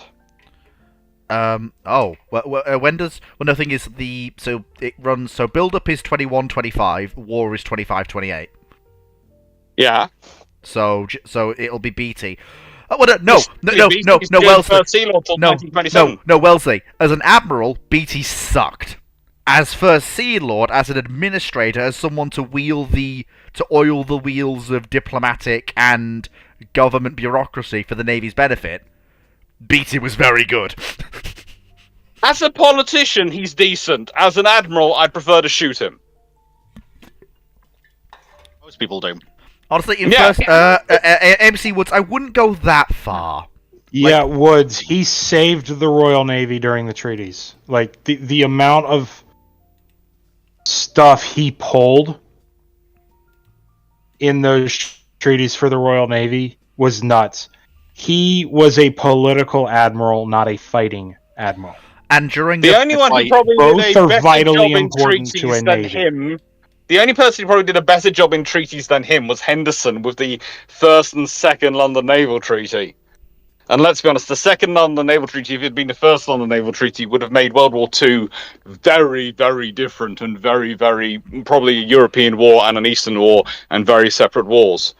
Because the whole thing of, okay, we're going to have the treaty tonnage limitation, the individual limitations on the ships, but we're going to have no cumulative tonnage limitation. That in 1930 could well have kept the Japanese in the treaty system. Okay. But it also, let's be honest, it did a lot of fun things for American and British build-up, or rather British build-up. The Americans probably still don't do anything until about 1940, but let's be honest, that's the Americans. Okay, so very And quickly, they keep building stuff, but, not much. very quickly, in order to bring ourselves back on topic, which I know I don't usually do, but in this particular case, I would very much like This to. program is called Ramblings. Yeah, true. So, for the Americans, we're looking at... So, just to be clear, and I'm going to try and hammer this in for the Americans, because we're on the Americans right now, and then we'll get to the British, or I'll wrap the Americans British up quickly, because we've got to get to Japan. We're not going to wrap the British up quickly. The British are not going to be a quick But wrap honestly, up. if you want to wrap The stuff cruisers. up quickly, do Japan first. I'm trying to wrap up the American cruisers before we move on to... It's the more interesting one, because let's be honest, You've they can already, be one of the Fleet, fantastic Fleet, American you The have US is already capital gotten you have already gotten the answer from both me and Alex on that. There's no way to tell because it depends on what the British do. Okay, so British first then. Alright. Britain first. Alright, so... I'm assuming that at least some of the Hawkins come out as the Hawkins. At least two of Well, them. the Hawkins... Because If we're going off the situation changing in the 1922, I think Hawkins should be complete by then. Because Hawkins herself commissions in 1919. yeah, so we're looking... Okay. So, because the situation... the US basically does a massive 180. Basically, up till 1921... and the Washington Treaty negotiations, everything's normal. Then the US just walks into those treaty negotiations and says, we want to be the biggest navy on the planet, and we're not going to budge on this, and everyone walks. And that's where... In which case, the British probably reactivate the G3 program. Yep. Because that can be reactivated. Oh, we've already but done... Also, let him speak, Fleet. Sorry, go on, Doctor. Yeah, but the reason it's not the G3s is because they actually had a mini G3 design going around, which had 9.2-inch guns. Oh, heck, not and again. a speed of 40 knots. Wait, what? are you saying basically take G3, shrink it down, give it 3x3 9.2s? Yeah. I want that And in a warships speed of now. roughly 40 knots. 40 fucking what? I refuse to believe that Give me ship a can moment. actually reach 40 knots. Give me a moment, I just need to go and contact some people at Wargaming. Look, so... Right, we've already done the we've already done the RN capital ships. MC Wood said, Colin Wood said that we'll probably get 3 Hawkins minimum. I would tend to agree because Frobisher and Effingham were launched in 20 and 21 respectively, Yeah, so commissioned they'll- 24, 25. Yeah. So- They are probably revised, I would Yeah. suspect. Probably. Yeah, but I reckon the baby G3s get built because completely. that was a fun design study which was put together at the time just to see. I think it was Goodall who worked on it. Who predicted it's there. I found some notes years ago in the Churchill archives. I think it was about the Goodall 20s, the Goodall cruisers of the 20s. Knight And he says, also, it's an interesting little design. Knight says he thinks the 15,500-ton county class cruisers with 8 243mm guns will be built on repeat. Why? I asked him the Why are same you building question. 18-gun cruisers? I asked him the same thing. Why? So The question is this: do the British have a historic love of the 8-inch gun? No. The The British guns are usually 6-inch, 9.2-inch, 7.5 etc. Those inches. are the ones they return to. Those are the ones they return to. So I'm reckoning this is going to be a 9.2-inch gun for heavy cruiser. Sorry, yeah, that's what Knight's saying. Knight is saying a 15,500-ton county class equipped with a 9.2-inch. Yeah, but why go with a county class design? Why go with that? The trouble is the county class is very much a treaty cruiser. It's very much designed to the specifications of the cruisers. It's not designed to. So you're probably looking more at the ethos of what was designed before then. And this is why I've said, look, the Goodall cruiser. And I said it was basically it was described as a scaled down G3. Well, actually, technically, it's referred to as a scaled G3 design. Knight says Which was because going to be the county cruiser. Knight says that because that is what we know the Brits were planning post World War I for the Hawkins class. But they also had other plans. They had lots of plans. Like, so an interesting design that I just was reminded of is what World of Warships calls HMS Nottingham, which is one of Sir George Thurston's designs from 1923 of a 3x3 all-forward Nelson-style design with 8 or 9.2-inch guns. Yeah, I think him and Goodall were both having the similar ideas. That actually does look quite like what I'd expect a cruiser from this timeline to look like for the British. Yeah, that does actually look. Yeah, okay, that makes sense. So those who don't know it. So we got a lot of images from Iro about. So we've got the British building various flavors of 9.2-inch large /station /armored cruiser, whatever you want to call it. Lots evolving along the E-type route. Yeah. Probably you got the Fs into service and those sort of things. So the Fs will probably have twin 6-inch. The E's, the latter E's will have twin 6-inch, probably four twins, and probably the Fs will have that, and they'll stabilize on that for a while. Yeah. Because that's what the British really want, like cruiser-wise. Yeah. The interesting thing is going to destroyers. You might have the destroyer growth earlier on. We've not got to destroyers yet. Hang on, we're doing it. Dr. Clark, we're doing it by class type. We're going by class type across the nations. But fleet, the Royal Navy's intermixed in destroyer and cruiser operations. Oh.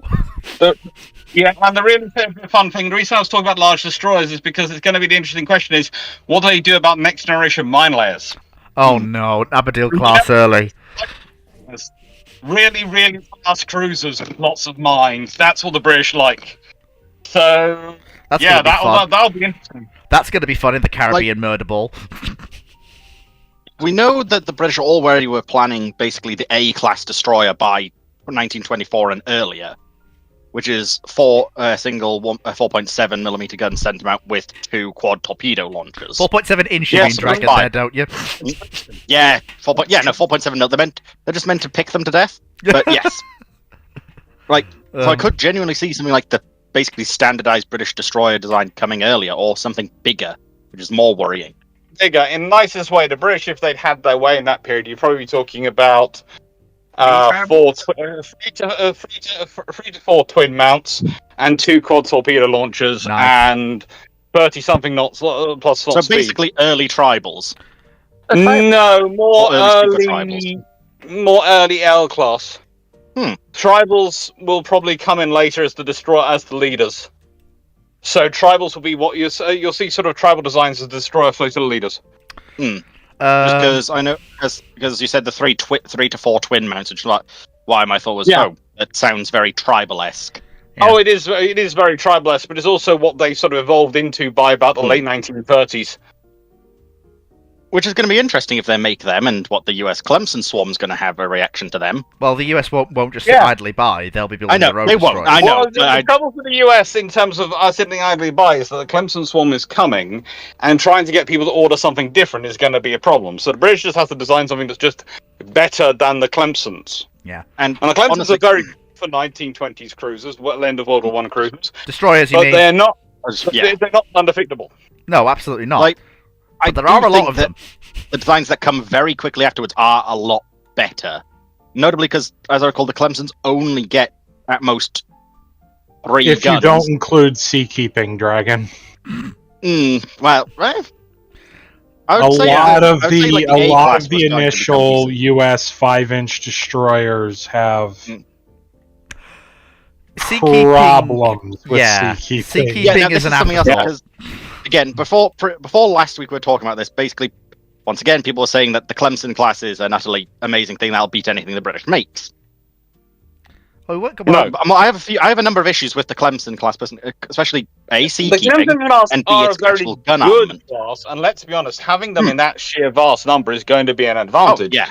But the problem for the Americans is also if you have them in that sheer advanced number, is that everyone knows what you're pretty much turning up with, so they have to just design to beat that. So no, some people were suggesting they would give the entire Clemson class the twin gun upgrade.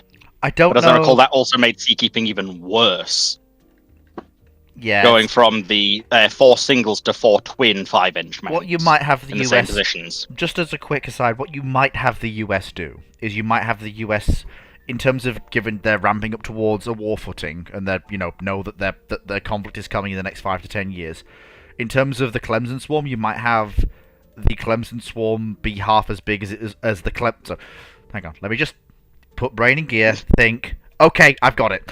You might have the Clemson Swarm, specifically the Clemson class itself, be half as big, but the swarm itself be as big because the other half would be a repeat Clemson, which is slightly larger, carrying those twin mounts. The Clemsons are mostly built off contracts which were ordered during World War One, i.e., before our timeline changes, and the US has tremendous trouble getting out of those contracts and changing those contracts in any way because of the way they're written. They are some of the most poorly written defense procurement contracts ever procured. So the odds are the US Navy's getting the Clemsons, and they're getting the Clemsons are just as many as they did historically, if not slightly more.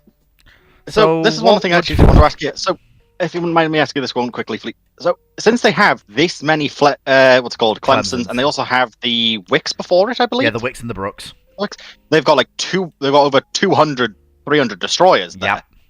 Yeah. How reasonable would it be for them to try and push through? We need more destroyers.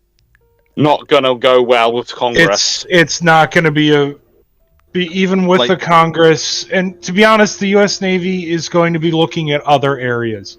The Clemsons are good enough, and you have them in enough numbers that you can just bring 3-to-1 odds for your screen if need be. That works against everyone apart from the Royal Navy who can bring the same numbers. Yes. Because the UK also has around, I think I worked out the math, it was like 250 versus 267. Yeah, but not all of them are going to be the Royal Navy, unlike the US Navy, does cancel destroyers at the end of World War II. Because around World War One, I mean, the V&W class, there were a lot of those being built. Over 100. Yeah. Yeah. Now... And yeah, I agree, most of them aren't these Clemson killers. What I'm getting at here is, you're probably going to see, as far as the U.S. Navy's concerned, it's not ideal, but it'll work for now. Cruisers. Because when you have that number of destroyers, if you want to beef out your screening force back, and you're worried about, okay, they've got a similar number of destroyers, and they've got some of those that are very good compared to our destroyers. Well, let's just go to cruisers. I think you are destroyers up with cruisers. And the trouble is also, when you're looking at the Royal Navy, they've already got light cruisers sitting in those gaps. They've already got light cruisers. Yeah, they do, which is more impetus for you to build your own. And you're probably better off. What would you guess a US response would be then to an 8-gun 6-inch cruiser and a 9-gun? Oh, they don't. As far as I'm concerned, and you can all jump down my throat after I've done speaking, I think the US standardizes on 8 to 10 8-inch gun cruisers and just cranks them out as fast as they can, and hopes that their larger number of battle cruisers will enable them to have a battle cruiser around to engage the 9.2-inch ships if they don't have enough 8-inch cruisers to engage the 9.2-inch ships in overwhelming numbers. It also depends on what you said this is a nationalist American government, right? Yes, which is building 6 battle cruisers a year. And 6 battleships. Yes, that's lovely. They're building 6 battlecruisers and 6 battleships. Yeah, that's lovely. But the point is, they're a nationalist government. Look. So all the British have to do to muck around with their procurement strategy and then churning out tons and tons and tons is for the British to produce a design which is obviously better about it and trumpet in the press and send it for a visit to America. In which case, the nationalist politicians will suddenly realise that their gentlemen vegetables are small again, will be upset about this, and will demand the Navy change everything to build something bigger and better. It's going to depend Again, on what they mean by nationalist. Nationalist governments. By nationalist, I mean looking to supplant the British. I don't mean nationalist in the scale of we are worried about the size of our Doesn't general. matter. Either way. Nationalists are nationalists. Can be a bit. I'm not saying nationalists as in fascists. I'm not saying dictatorships. They're even worse. They're even more fun to play mind games with. But when you're talking about a nationalist government, which is about we're going to supplant the British, we're going to be bigger and better than the British, and the British turn up with a bigger and better cruiser, what do you do? Then the battle. Order your navy to make something better than theirs because you have to be better. This is one of the few advantages the US Navy has had when it's been able to crank out such large numbers. Because its governments aren't always so obsessed with individually looking better ships, they actually let the US Navy churn out the critical mass because they don't care that their ships are individually less powerful. Because otherwise, let's be honest, the Sejong the Great, when that came out, that would of course need a revision of the Arleigh Burkes to be even bigger, wouldn't it? Because the Sejong the Greats are pretty much an Arleigh Burke, but supersized in terms of VLS capability. And I know, Cyclic, we can get into some more complicated detail, but it's just me using a until you look at what that example. VLS can do. Yes. Yes. I do agree, but let's be honest, we're dealing with politicians who will never understand anything other than the number. That's true. So okay, can we at least conversation, people? Can we at least agree that there will be classes of 8-inch cruiser for Fleet Scout and you may not even see 8-inch. You may see the US go 12. The US will probably go 12-inch. Because 8-inch Fleet 8-inch is near enough an arbitrary number. Chosen by the treaty. Because the treaty with a 7.5-inch on the Hawkins to round it up. So that's all they did. They rounded up the Hawkins 7.5. You can't. You're going to see the US go 10 or 12. But you can't. But what about the 6-inch cruisers? They need 6-inch cruisers. You can't just. Well, they'll probably build them as well. Well, the question is, why do they need more a vast fleet of 6-inch? Because of the previously mentioned destroyer gap. Back of the destroyers would help, yes. But why does that stop them building 12-inch cruisers? Okay, yeah, to be fair, I'm talking about the US here. They have more shipyards than hot dinners. Well, they don't actually at this point, but they can build them. So we have super cruisers on both sides of the Atlantic, along with a swarm of 6-inch cruisers on both sides of the Atlantic. These are descendants of the armored cruisers. Sorry, I know. I was using a contemporary term, which I know I should shoot myself for since I ragged on people for using contemporary terms when it came to describing cruisers of this period. So I need to go now shoot myself in the head. I'll be back in a second. Actually, now you need to sing Super Cruiser to the tune of Super Trooper by ABBA. Nope, as penalty. Oh, that's a question. That's it. That's it. You have to sing Super Cruiser to the theme of Super Trooper by ABBA. Well done, you have doomed yourself. I'll do it later. No, you're now live. But maybe at the end. Give him some time to think of the lyrics. I don't know what the lyrics of that would be. Next week is the opening. All right, fine. I'll do it. I promise. You can hold me to that later. Anyway, so deal has been struck. So don't worry, if he doesn't do it next week, I will sing it, and that'll be even worse. Oh, this is when Fleet realizes he just struck a deal with Zinch. Nope, I refuse. I'm not Magnus the Red. Do I look like a red-eyed Cyclops to you? Anyway, so congratulations, yes. Congratulations. We've got through both sides cruisers. Whoopee! Now it's time for Japan. Excellent. You can have fun with Japan because they really do have infrastructure limitations, so they're going to have to make decisions quickly. But if they are building if they are part of the Anglo Alliance still, yes, they are. You might have a continuation of what happened in prior to World War I carrying on. What we decided is just to give you, just so you've got the infrastructure locked into your head. Alex, so you know where they are. Yeah. They're building the Amagas and the Akagis, and then after that, they're settling into 4 capital ships a year. Not 8. They're just building 4 a year to try and take some of the pressure off the infrastructure and the financial budget. They were never really building 8s. They're announcing a procurement of 8 in a year, but their plan was to build an 8-8 fleet, not build 8 a year. They don't have the yards to build 8 a year. They never did. Well, yes. Well, even for a year in large capital ships is a stretch for them. That's going to be only able to be done if they are buying a large amount of armor off. Well, hang on. If Italy and France are part of the alliance, then honestly they could buy armor off the former Austrians. They could buy them off Skoda Works and the other works in Czechoslovakia and the former Austro-Hungarian Empire. Oh yeah, that could work. Yeah, that could work. And frankly, with Italy helping them, Italy would be happy for them to buy that because that makes Italy's life a little easier. And frankly, that could help them out. And that also is going to buy in further parts of Europe into the alliance. And encourage people to trade into. The other problem for America. America doesn't need to buy anything abroad, so they won't. Which is not going to buy them in allies. Whereas if you buy in people as allies by buying stuff off them. Yeah. So the Japanese have Hosho and Hosho's half-sister, which was going to be named Shikaku, that we've given them as carriers. So that's interesting. Now we need to discuss cruisers. So Knight was saying the Furutakas are built into A2, but yes, they're treaty cruisers. The Furutaka class are treaty cruisers. Yeah. So I don't know if the Japanese build any form of large gunned cruiser. They're gonna want cruisers.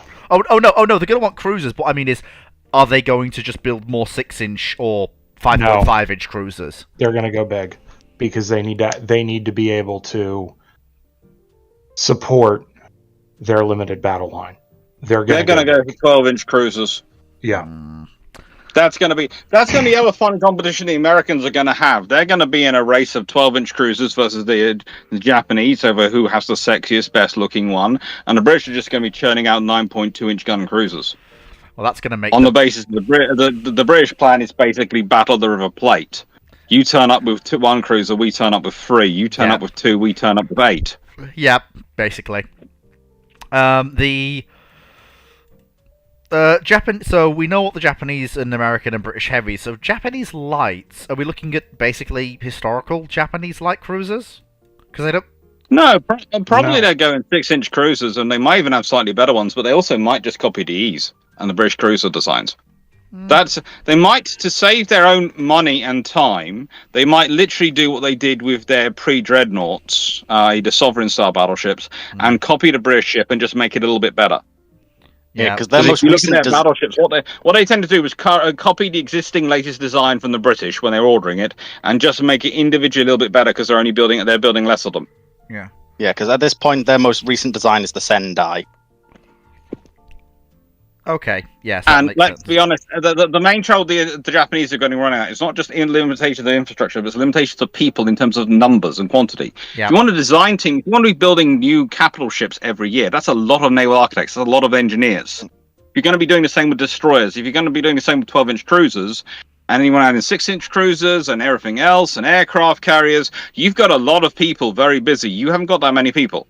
Yeah. So if you can outsource the design, maybe not the construction, but the design, to basically going, right, then what the British building for light cruiser, that's perfectly fine for us. Let's just modify it a bit and build a couple of them. Yep. That's fine. Makes sense. Also at this point, you've got the Japanese cruiser Yubari going around, which is basically their test bed of what stuff can we get working.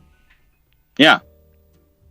So, and this was their first ship to use an actual twin turret with the 14 centimeter. Yeah. So they would probably try and take this experience and take the British designs and go, well, can we scale this up to a 6-inch? If not, how many of these guns can we slap on a cruiser? And the answer is probably quite a few. Yep. Japanese destroyers, we're probably looking at... Like, the Japanese don't quite have a Clemson Swarm analog, but they have something somewhat similar. Lots of very similar destroyers built around this time period. At this point, you've got the Kamikaze class. Yeah. which was planned with 27, but only 9 were actually finished. So in that case, then you're probably looking at a full build out of the kamikazes then. Yeah. Just build them. Because destroyers are something they can actually build a lot of in a year. Yeah. Or lay down a lot of in a year. So, Especially if they have access to the turbine construction. Again, you can buy.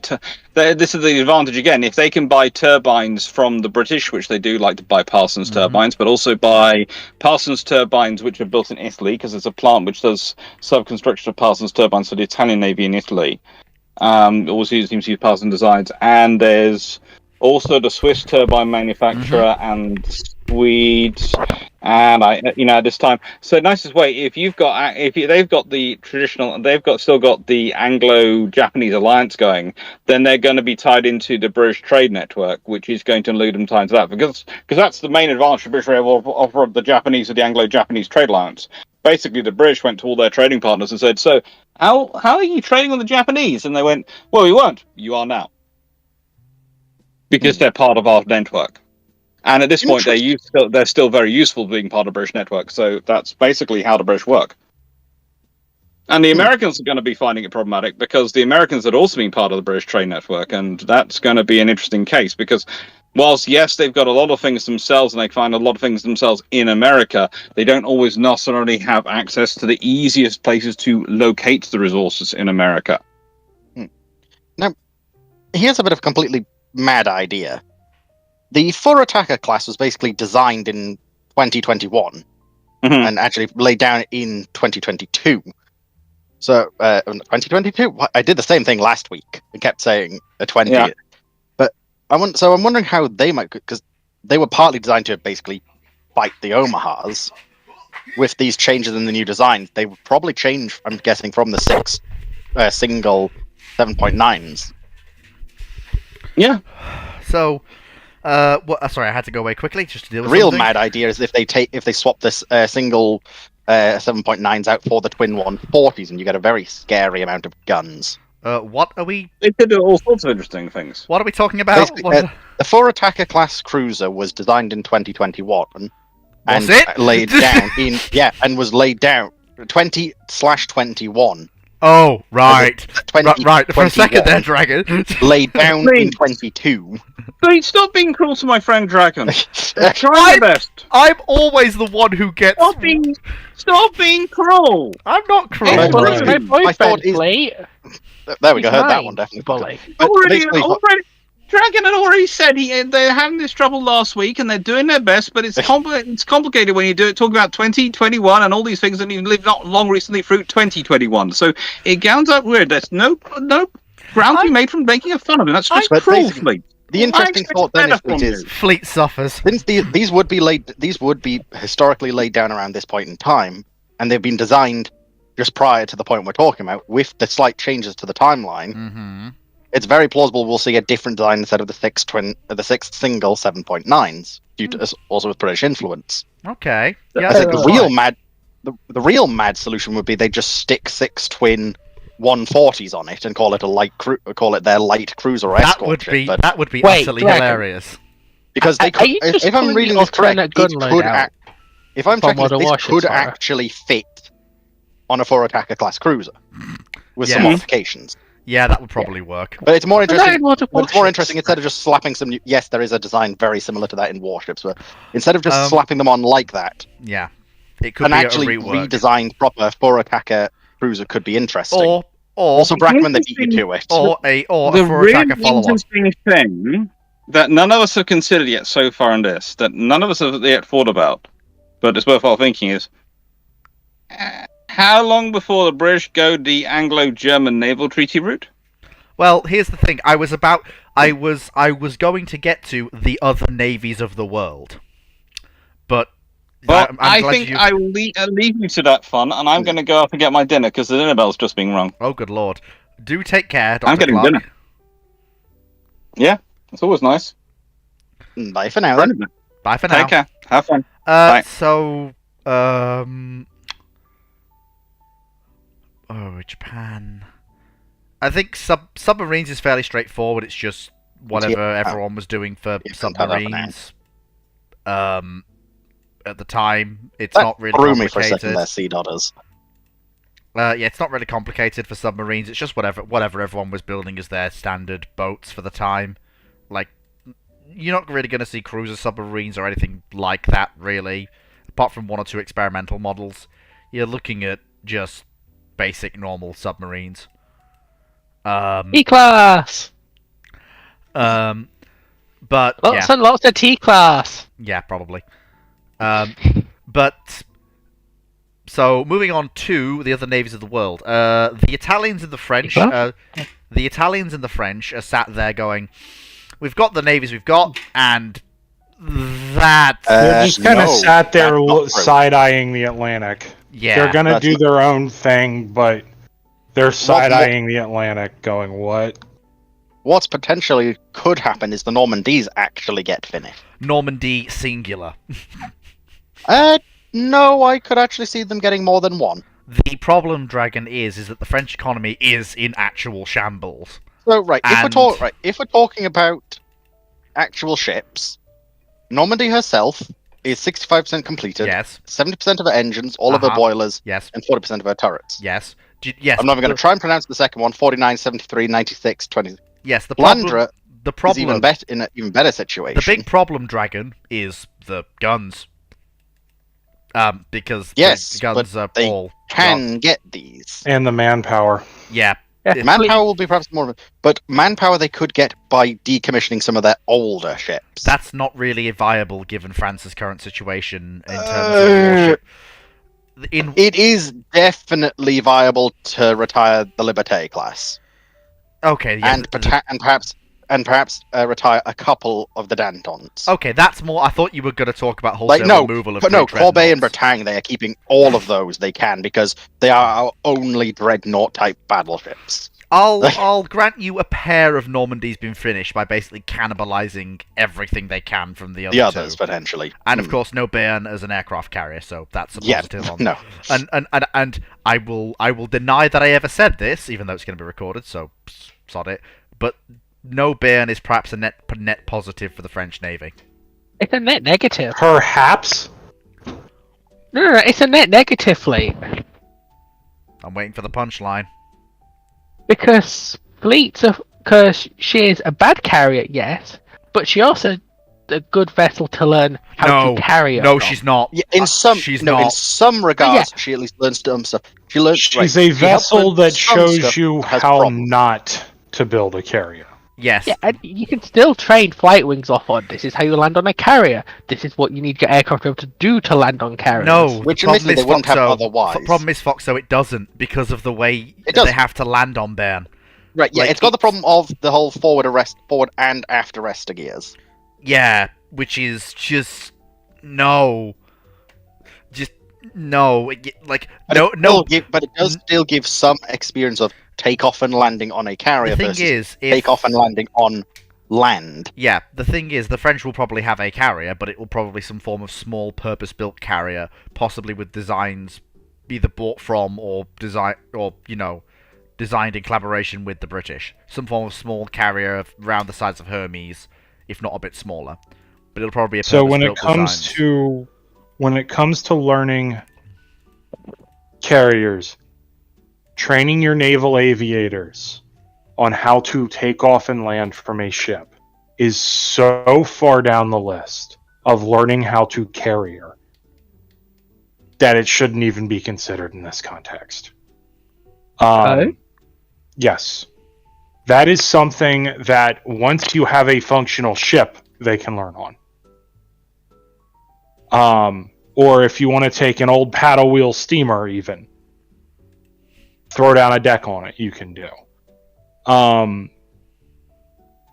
These early carriers are not about learning how to take off and land from ships.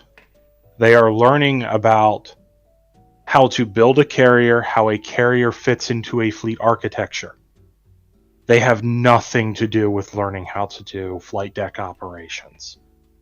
Because how you do flight deck operations depends on the class of the design of flight deck, the design of hangar, the design of elevators, right? Where your superstructure is. That's all stuff that changes between classes.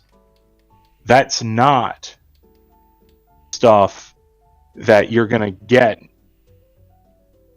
from these carriers. These early carriers are more about how to design and build a carrier, what requirements are useful, what requirements are not. The French would have been much better off with a purpose-built carrier for this, even if it's just a converted collier. Yeah, you're probably right. I mean, the French don't have any shortage of merchant vessels they can convert. So, you have a point there.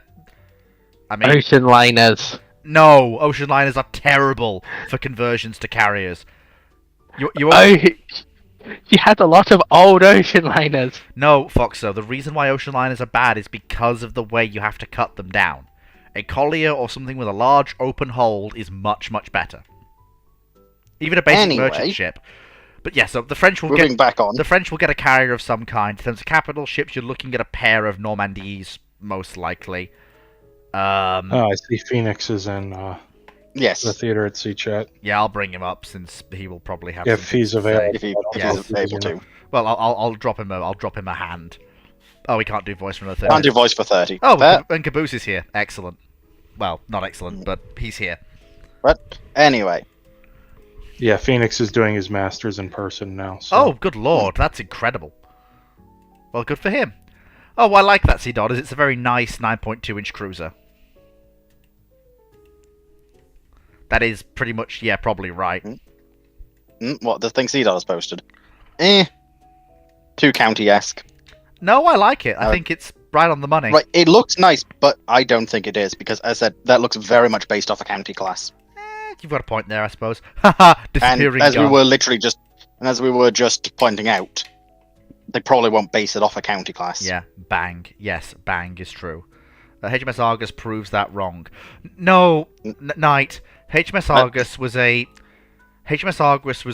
somewhat special case, given that they wanted a ship that could be very easily turned into a flat deck at a high level, and a carrier was ideal for that.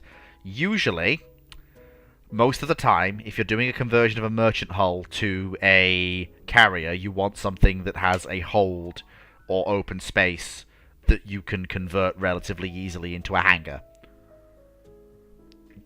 It turns out ocean liners don't have that usually. You've got to cut through a lot of superstructure. With Argus... Part of the reason why Argus and Argus worked is she wasn't finished. Yeah, that too.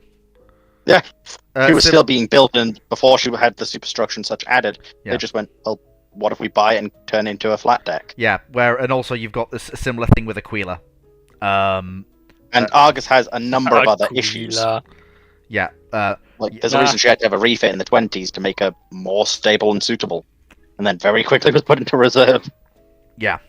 Argus is a bad ship. It doesn't have enough eyes. It's good. I actually quite like Argus. She's honestly kind of adorable. But it doesn't do justice to its name. It should have been built with like 5 million pairs of eyes spread all around the ship. Every port has its own radar. Close enough. Actually, there's a close enough situation there, Guy. It was turned into an accommodation ship, so... Yeah, there you go. Close enough. So what was I going to say? Oh, yeah, that reminds me, so where were we? Other nations' navies and what they're doing. The French... So they've done the French, really. In terms of cruisers, you're looking at, probably the French following the trend we've established so far. The big French-Italian question is going to be set on how they view each other. I don't necessarily buy Dr. Clark's supposition that they both get bought into this alliance. I see them both staying relatively neutral to this. They both need food. Yeah. And the other aspect of this is they're both very much concerned about the other. Yep. Like, I think Dr. Clark is overestimating quite how much the fear of Britain will impact both. Right. No, neither one of them is. They can be friendly, neutral towards Britain. Yeah. They don't have to get involved in this. I think getting involved only hurts them either way they go. But being friendly and still neutral to the UK or Great Britain, whatever it is, you change your name so many times. That's a joke. Haha, but tish. Um, We're here all night. But that's a joke, is because inevitably somebody would take it and get defensive. But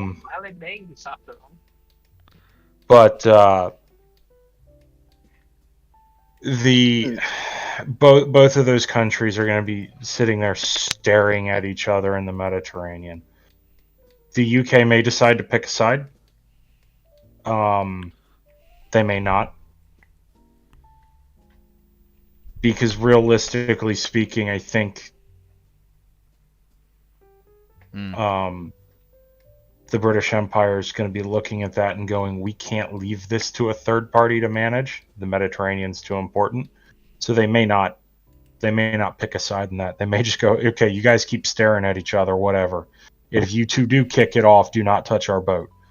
Yeah, pretty much. Do not impair trade. Because whichever one of you do gets our boot up your butt. You've pretty much got it in one, I think. To explain things, basically, yes, that is indeed a thing. But as Clark was pointing out, France does not necessarily want to trust their empire to the US. They don't And while have they to if they stay neutral. They literally don't have to. It's only if they go on the side of the US do they have to trust it to the US. Yeah.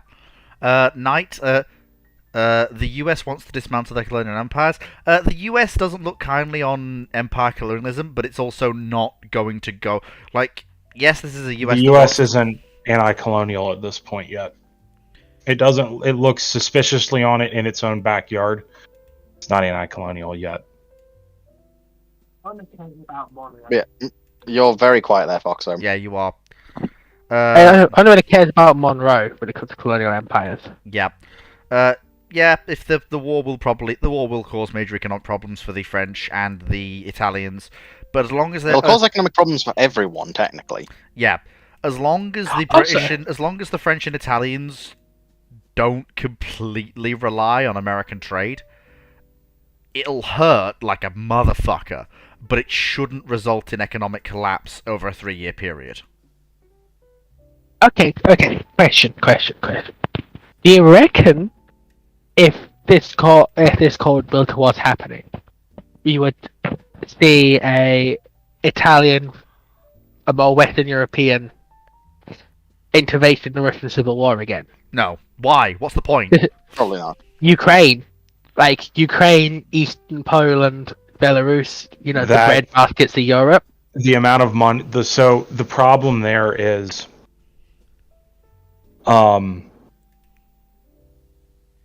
the amount of development that needs to go into that to make that... to turn that into that. Ukraine is the breadbasket of the future Soviet Union, and it's not going to do well. It was the breadbasket of the Russian Empire, but it wasn't very... it wasn't producing much beyond that. Russian and then Soviet agriculture was never very export productive. Now, Eastern Europe, well, maybe Poland, but Poland's also their own independent thing right now because of World War One. Yeah, I mean, you might see a little more willingness, in the first Polish-Soviet War, right, for some other countries to get involved. But is that going to have any meaningful impact on that war? Probably not, because you're not talking about major armies being able to get involved. Yeah, you're right there. You're still looking at a Poland that drives the Soviet Union back to Kiev. No. Which is what happened historically. Which is why Poland controlled Western Ukraine and parts of Belarus.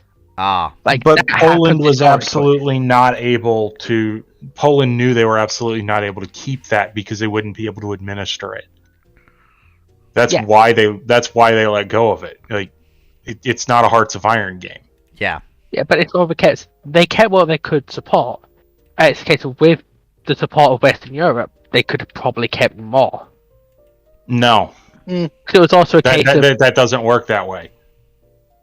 the big part It's issue. Was, it's about what it's not about militarily. Oh, we have 20 more divisions, we can hold this amount of territory. No, it's can you administer it as a government? And the reality is they couldn't. Yeah. So, just very quickly, Knight says, I've seen people say that the US would incite rebellions in British colonies in the event of an Anglo-American war. It depends on... it depends... Yeah. Yeah. How does the US do this? Because at this point, this is honestly where Britain's empire is the most together. Relatively speaking, like, just got through a war. They're trying to, get past the economic problems caused by that. In the timeline that you're suggesting, perhaps with imperial preference, there's even more reasons for them to stay with Britain. Yeah, there's not going to be any... It's in the How same... does the US actually cause a rebellion? Yeah, in the same way that I said that sabotage on the US inland infrastructure is basically impossible by the British, raising anti-colonial hell is impossible for the US to do. So I think whoever's been telling you that night is talking out their ass. Also, Leslie's pointing out to Cyclic and Fleet that the US in 1919 actively said no European country should have overseas territories. Of course they did. It was a politically advantageous line to say. It doesn't mean they're going to go ahead That's and enforce something. it. That's something the U.S. can say, but our policy did not reflect that. Yeah. Of course they're going to say... non-verbal. Yeah. Like, what a country says and what a country does are two entirely different things. The other aspect of this is when I'm talking anti-colonial, I mean I'm talking willing to money where mouth is, neck where mouth is. That is not at all the opinion of politically active Americans in this period. Like, they will agree, yeah, down with the empires, whatever, but they're not going to send their sons out. They're not going to take the economic trade hits. It's a nice thing to say. It's a platitude because it's culturally resonant.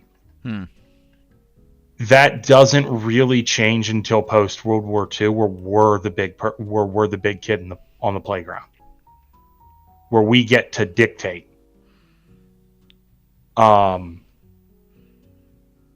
The first real test of that is Suez, and the US comes through with as far as they're concerned and their policy is concerned, shining colours by basically telling the British. We made it very clear.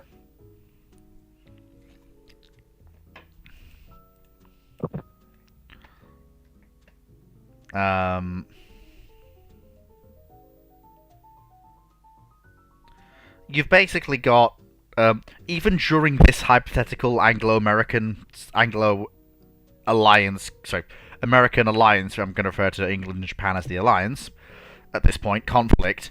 Even in this conflict, you're unlikely to see the US looking to remove any significant British colonial possessions from the Empire, because they all know that any victory they achieve will not be a victory that is done by US troops raising the stars and stripes over Buckingham Palace, which is what you'd need to do to significantly alter the British policy and British colonial holdings. Would you though? Yes. It depends how long this war goes. If this war ends on the US going, it's not worth it anymore, then you're correct, Fleet. If the US decides to stick in and go, yeah, we can run this war. Hey, Britain, how long do you want this to be a new series of Napoleonic conflicts? Do you want this to be a 10-year-long war or more? Because we're in a position to do that if we want to, right? Then Canada's gone. Canada's gone, Australia's gone. Australia, not so much. Australia's gone. Australia wants independence by the 20s. Fleet. We're talking about if the US decides to stick into this war, because there's no way for the UK to force the US out of this No, it has to be the US's decision to leave. Just like there's really no way for the US to go after the UK itself for a while unless the US builds the fleet to do it, which is going to be difficult. But if this turns into a series of Napoleon, like if this goes that route, things get ugly. Very ugly. And like,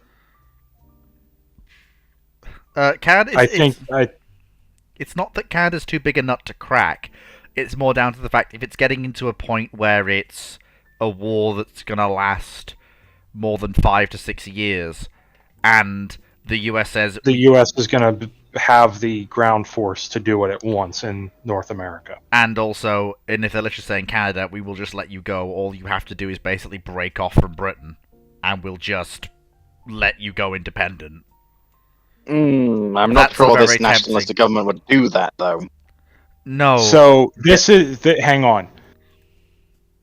There is something completely different here that I think is being missed because of different perspectives on what nationalistic means. Yeah. Okay. To have a nationalistic US government that just says, fuck the treaty, we want to be the biggest dogs in the lot, that is different than we want to rapidly expand European nationalistic. Yeah, that's two The completely previous thing I was different mentioned things. last week was mentioned of basically they want to basically be bigger and better than the British Empire and control more. yeah. And that basically doesn't be the world. You do what we say. Yeah, that doesn't require annexing Canada. It requires that doesn't require annexing Canada. What it requires is an independent Canada detached from Britain that can then, through trade and economic measures, be brought into the US's sphere of influence. Same thing with Australia. Same thing with New Zealand. The US isn't looking to kill through annexation. It's looking to kill through separation and economic power. I think have I got that right, Cyclic? What are their plans for Depends. the Canadian states and the Americans to take over at that point?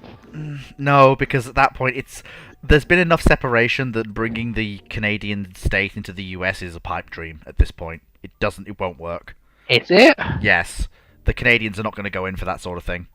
They will Because constantly the resist and Americans fight. have proven in the West that they can just move enough Americans into an area to break up the local cultural identity. That's not at all the same That's thing not here. the same. You're talking about genocide against the native population that can't resist and is considered... Fleet, that's not what's being referred to. We're talking about the former areas of Mexico. Oh, right. Yeah. But the other thing you got to remember here is culturally, Canada's Canada,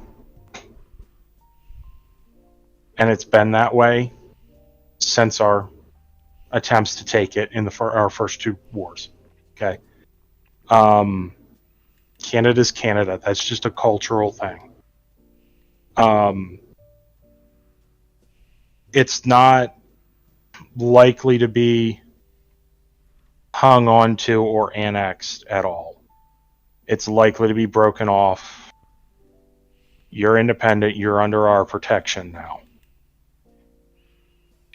You do your own thing, but understand your own thing is indeed your own thing. It's not London. You are your own country under our protection. Mm-hmm. Basically what Canada is. Yeah, as Phoenix is saying, basically the US would occupy Canada one way or another.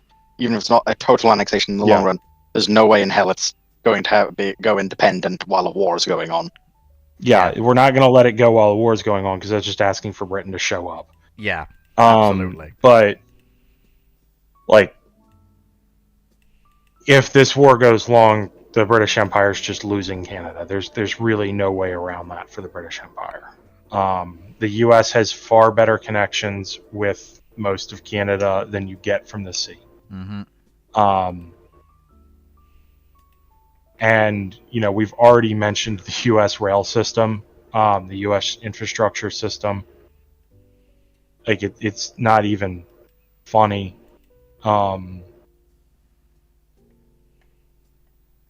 just how much we are able to funnel into the heartland of Canada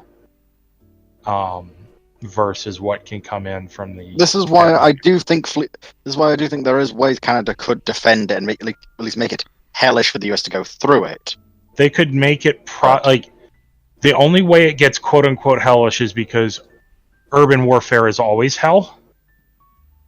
Urban Right. warfare And as much as weapons. Fleet disregards this, I do think they might look at using chemical weapons in defensive roles. Sure, that's not going to help. It Dragon, will. because your chemical weapons, when you look at them in World War II or World War One, once armies adapted, they were almost worthless. Once armies adapted, chemical weapons suck. A number of chemical weapons were developed at the end, though, that were much more effective against these countermeasures. And they were known. Put in use by both sides. Mm-hmm. Yeah, and they were known. And further countermeasures were developed because of that. As well chemical as weapons going into it. Chemical weapons, as a broad function, were, in all honesty, a desperate attempt to break a stalemate. And they were not capable of breaking that stalemate. The moment you start having more maneuver-oriented warfare, chemical weapons really, really suck. Even if that maneuver warfare is guys marching in gas masks. Like, they're not effective weapons when you look at them throughout history. They're only effective on really targeting civilians. Unless you're talking about militaries that overall, just do not have any sort of training. Lived in Canada and Canadian relations going back to 18. Also done coast to coast. The Canadian railways were quite great. They're great, but again, Leslie, you're not supplying multiple army groups on those railways. The capacity is not there for that. It's basically because you're talking about a transcontinental railway in 1925. It's not there for that. You'd have to. But also, there is still the whole thing of this is giving 5 years at least of development as well. Which, if this is what's happening, there will be development. If you're fortifying, it's important to bear in mind that the level of development you would have to do to build branches off the Canadian Transcontinental Railway, including, well, both the Canadian National Line and the Canadian Pacific Line, of which there are two, because they both built one across Canada. You would have to build multiple staging yards, build branch lines towards the border along the whatever parallel it is, in that 38th. Thank you. Along the 38th parallel, in order to supply armies in the field in that part of Canada, which will be very expensive. You'll have to build in the capacity on both of those lines in order to ensure that any extra traffic doesn't affect the flow of regular traffic over both those transcontinental rail lines. In the east, it's less complicated. You've just got to upgrade rather than build new railway lines, marshalling yards, and locomotive depots. But when you talk about going beyond the Canadian Rockies in the east and going beyond the Great Lakes towards the west, in that little area between those two landmarks, you're talking about a massive infrastructure project to develop the facilities to store and then move the supplies to the border areas by rail. Yeah, I don't think that's going to be defended, because there's nothing really there to defend at this point. Dragon, it's doable, but is the cost involved worth it? Or are you better off fortifying an area within reach of the present marshalling yards and rail infrastructure that already exists, giving up the direct border, and instead we're going to try and keep you away from our transcontinental rail link while still being near it, because that's really the best you can do in the... I think there's actually a lot of different options they could take for fortifying Canada. In a short war scenario, this is less of an issue. All of this. Because the U.S. Army is much, much, much, much, much smaller. If the U.S. decides that it's going all in on this, right? And this is where I'm talking about this from. The problem is you cannot supply the force from these railroads necessary to stop what the U.S. is going to be able to supply in its push north. That's the problem. The U.S. is going to be able to muster 40 to 60 divisions.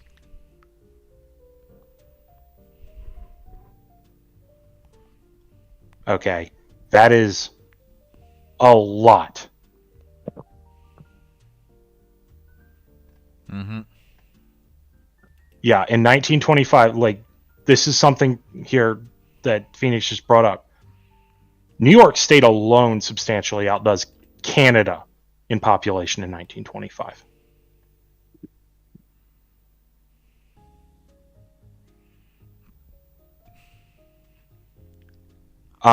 Yes, you have troops of the Empire coming in, British troops.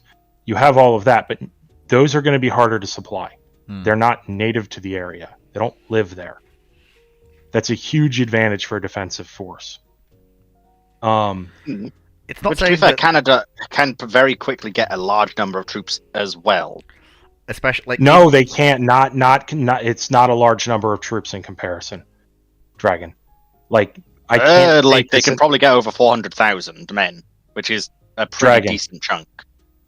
Not in a period where we're talking millions in armies. Again, New York State is like 20%. Is like 20% larger by population, just New York State, than all of Canada. like in the first months, it's going to be the Canadians are likely going to have more. It's going to be forces. It's going to be relatively easy for Canada to defend, maybe even go on the offense with some additional British troops that come in the first year or two. Once you start getting past that, however, you're going to start running into huge problems. And the US is just going The to. US's personnel and industrial capability right there means that the US, as it advances, is going to easily be able to build the lines of communication it needs to support its advances.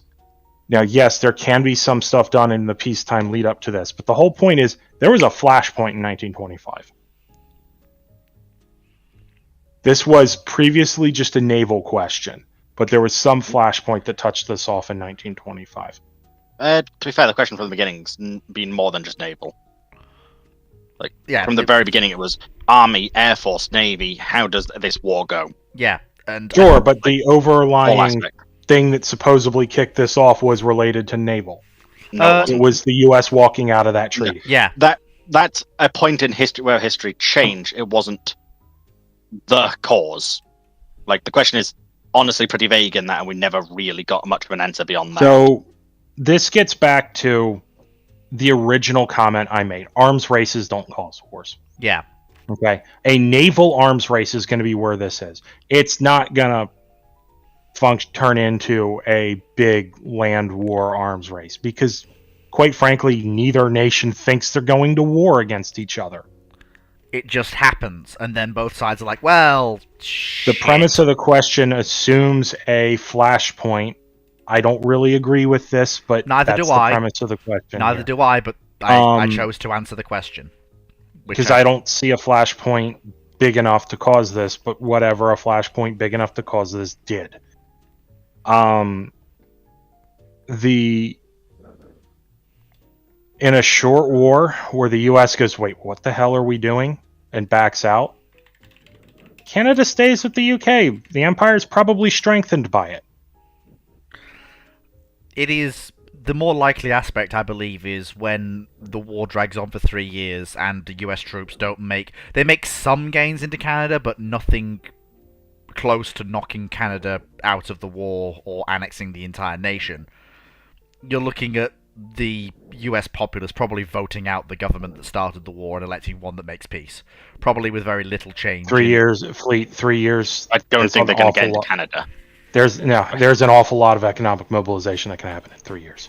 Okay. The U.S. built for reference, the U.S. built the army that raised 40 divisions, something like that, 40, 60 divisions in about that time frame.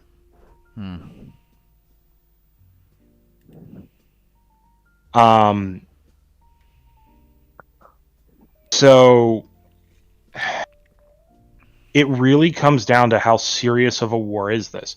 Is this a war that the U.S. believes it started, or is this a war it believes was forced upon it, and the flashpoint kicks off with what the U.S. determines is an unjust attack upon itself?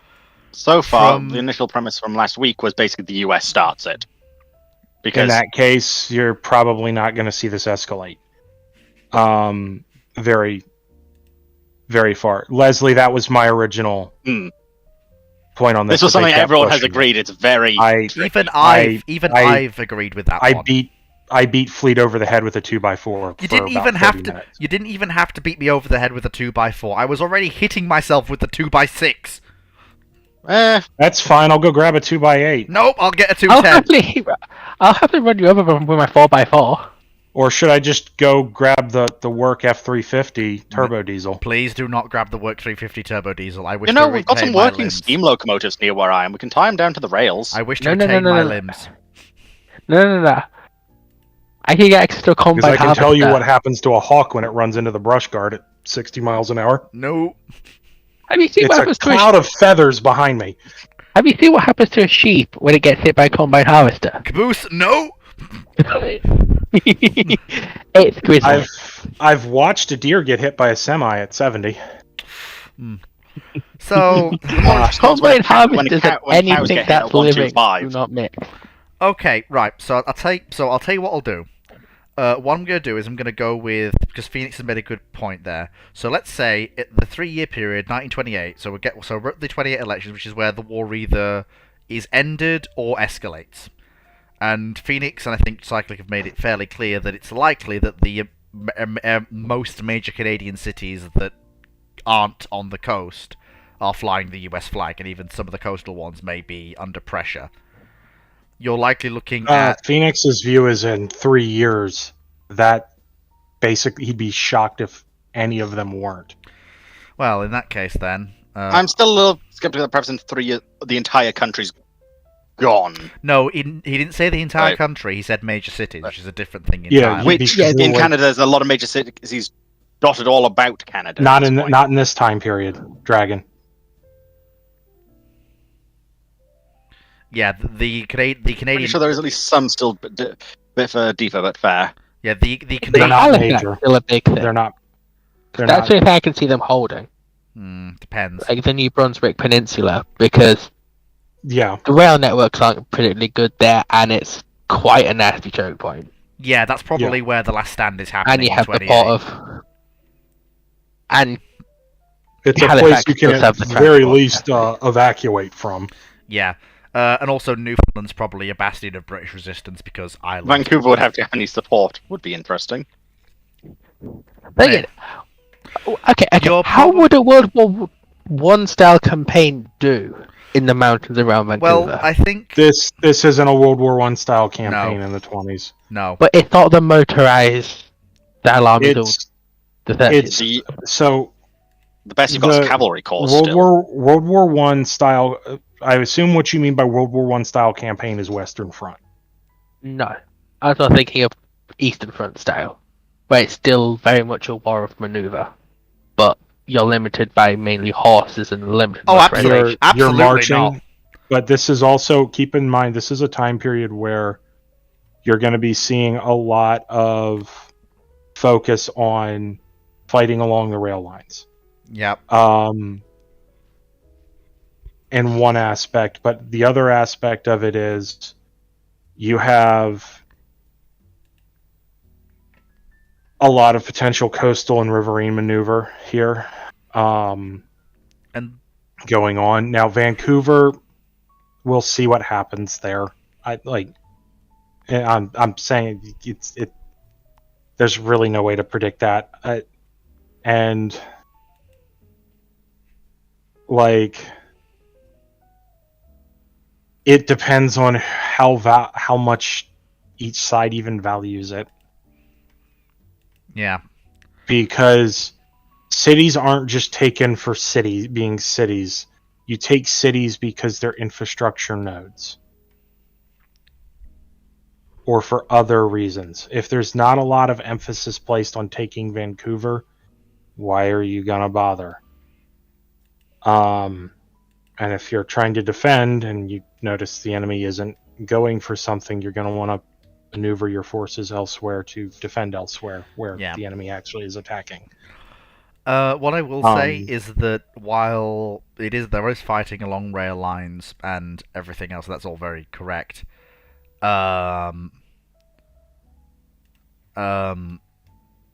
This is also the mid-20s.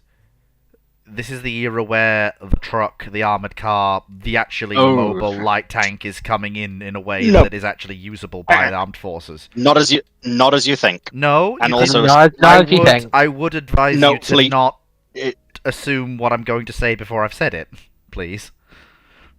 What light tanks are coming in at this point?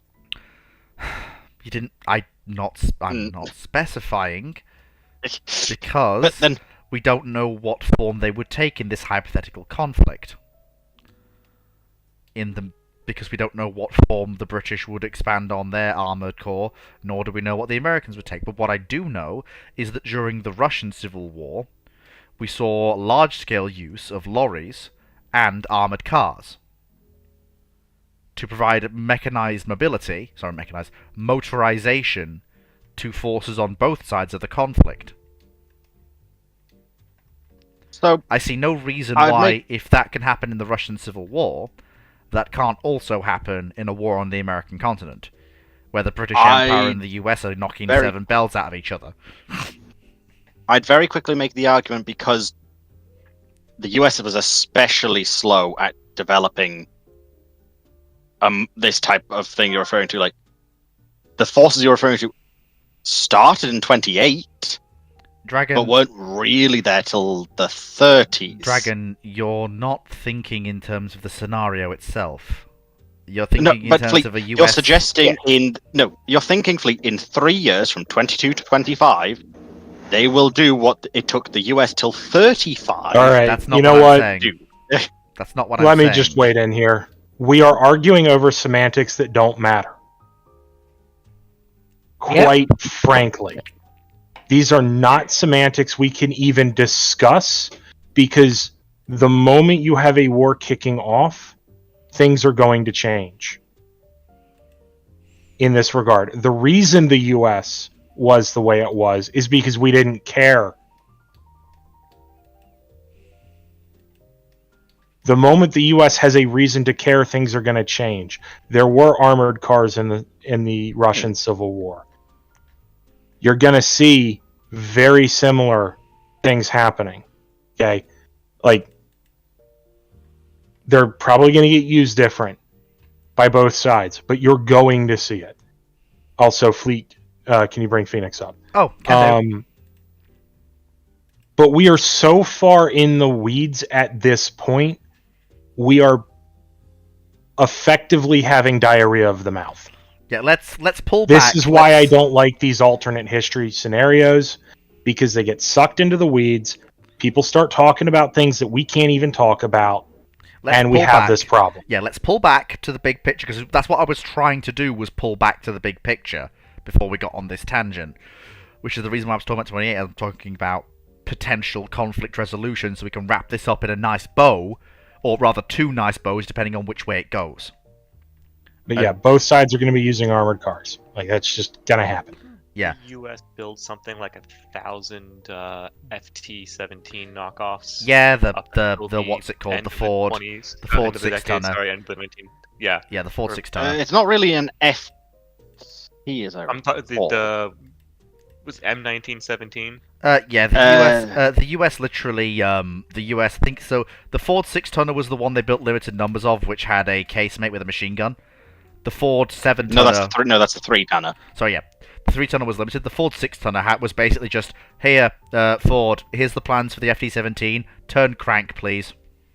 The US built about 950 M1917s. Okay, there we go. Yeah, Which 'cause is- I, that's I not- couldn't really respond to the bulk of the conversation before because I was Yeah. busy waiting for a drying machine to finish. But I think the really big thing to keep in mind with Canada is almost everything that matters is within 100 to 150 kilometers of the border. Hmm. In the U.S., as a matter of course, in the event of a war with the U.K., the only thing it can really effectively do to get the UK to come to the table, if the US is the one that wants the UK to come to the table, is effectively to take Canada itself.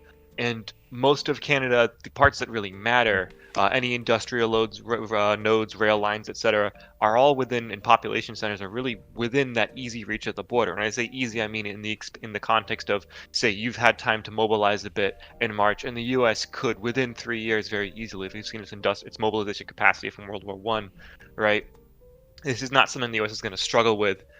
Canada there'll probably be some for cities free further, I think, especially in the Northeast, where the Royal Navy can potentially prevent the U.S. Navy from easily operating up there, and where it's harder for the U.S. to get troops up there en masse.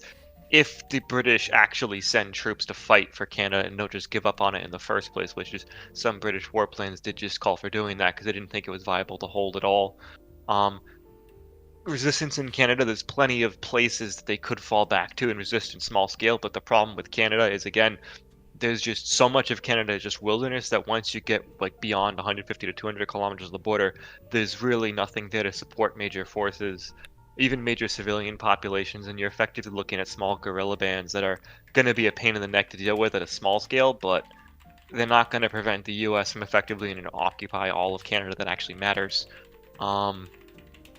Just in terms of overall manpower, mobilization capacity, the ability to actually devote industry towards solving the problems of the war that you would run into is just really no comparison. And it's really the US's only viable play too. I mean, otherwise the best they can do is go on the offensive against some random British holdings in the Caribbean. But the Royal Navy will be there to counter that. Which is exactly, and that'll be where the naval, probably one of the centers of gravity of the naval war, probably. Yep. But again, that's if you're the U.S., it's almost your only play. Thus, why taking Canada out of the war is such a significant factor. It also helps better protect your industrial heartland. So, I've got someone on YouTube saying, "Is Canada really that crucial to the British Empire?" It's not that it's a massive crucial linchpin that the Empire will die without. It's just that the loss of it will send a very clear signal. The political problem that losing Canada implies with the Empire makes it problematic. And that was the US's bet. It's by no means guaranteed that will cause the UK to come to the table. If anything, it might make them more annoyed. Yeah, it's the case of all empires are built off like a founding myth of why you don't fuck with them, and sort of big losses of territory, even if it's not particularly valuable territory, tend to break that illusion, and that's when the vultures come circling. Or more accurately, in this case, when the Dominions start breaking off. Oh no, because if you can't protect a Dominion. Yeah, there's going to be questions about why would you remain a Dominion? Yeah, why would you remain? You don't have much of a choice. Why would the colonies, like the actual colonies themselves, why would those people who there's literally millions of them held in place by a couple of hundred guys in some places in India? Why would they definitely see India breaking off? Or at least why would they listen to Australia is also a problem in this period. They are still very bitter over Gallipoli. Yeah. Or Malaysia, and they've got their nationalist movements. As soon as you break that myth of invincibility the Empire had, and it had until World War II, the UK can't afford to lose Canada, or it loses too much face, and everyone else goes, "Oh, we can fight the British," and win. And the Royal Navy's got a huge thing occupying it. Which is the United States Navy of this alternate thing, which is just a massive threat to it. I wouldn't say threat, but it's honestly, a massive tie down. Yeah, but honestly, I think in a number of regards, this US fleet isn't quite the same threat as it might be made out. No, what I mean by There's definitely mass. what I but- mean by threat is it's something that cannot be ignored. I Even think with- we're kind of overstating the political importance of Canada here. Yeah.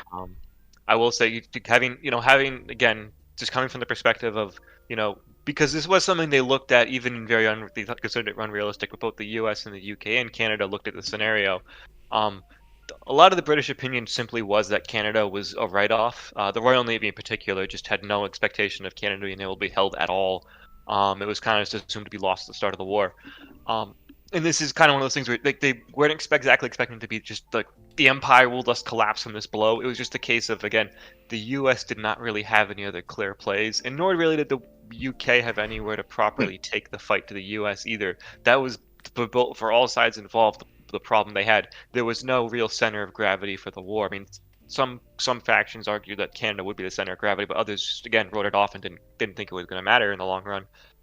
It was just a case of, Canada will be a bargaining chip the U.S. has against the U.K. and potentially other Western Hemisphere colonies it holds, and the U.K. will have to find some other bargaining chips for a peace to bring that back, because otherwise, both sides believed that they did not have the ability to deliver a knockout blow to the other one. Yeah. Short of the U.S. building up a fleet, it felt confident enough to take the fight to the Eastern Atlantic. But otherwise, there was just nothing to force the issue. So it was kind of a case of we'll fight, we'll lose Canada and some other things. Hopefully, we'll find some other bargaining chips. Maybe the Americans will simply not want to deal with the Royal Navy harassing their trade, and then we will figure something else out when it comes to negotiating. But honestly, Royal Navy harassing their trade could be a concern. Royal Navy became very good at harassing trade. Because this is all you guys keep in mind. The Royal Navy, is it adopting cruiser warfare rules and going after only U.S. ships? Is it inspecting neutral ships? Is it a total exclusion zone?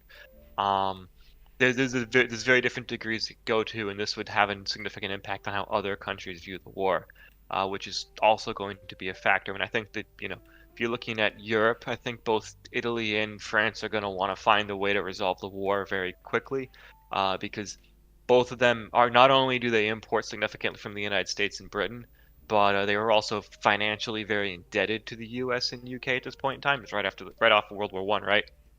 This is why Clark brought up the whole point of basically if they could devalue the dollar, it's actually something that their governments would be looking at and going, this is very good for us, because this makes our debt easier to repay.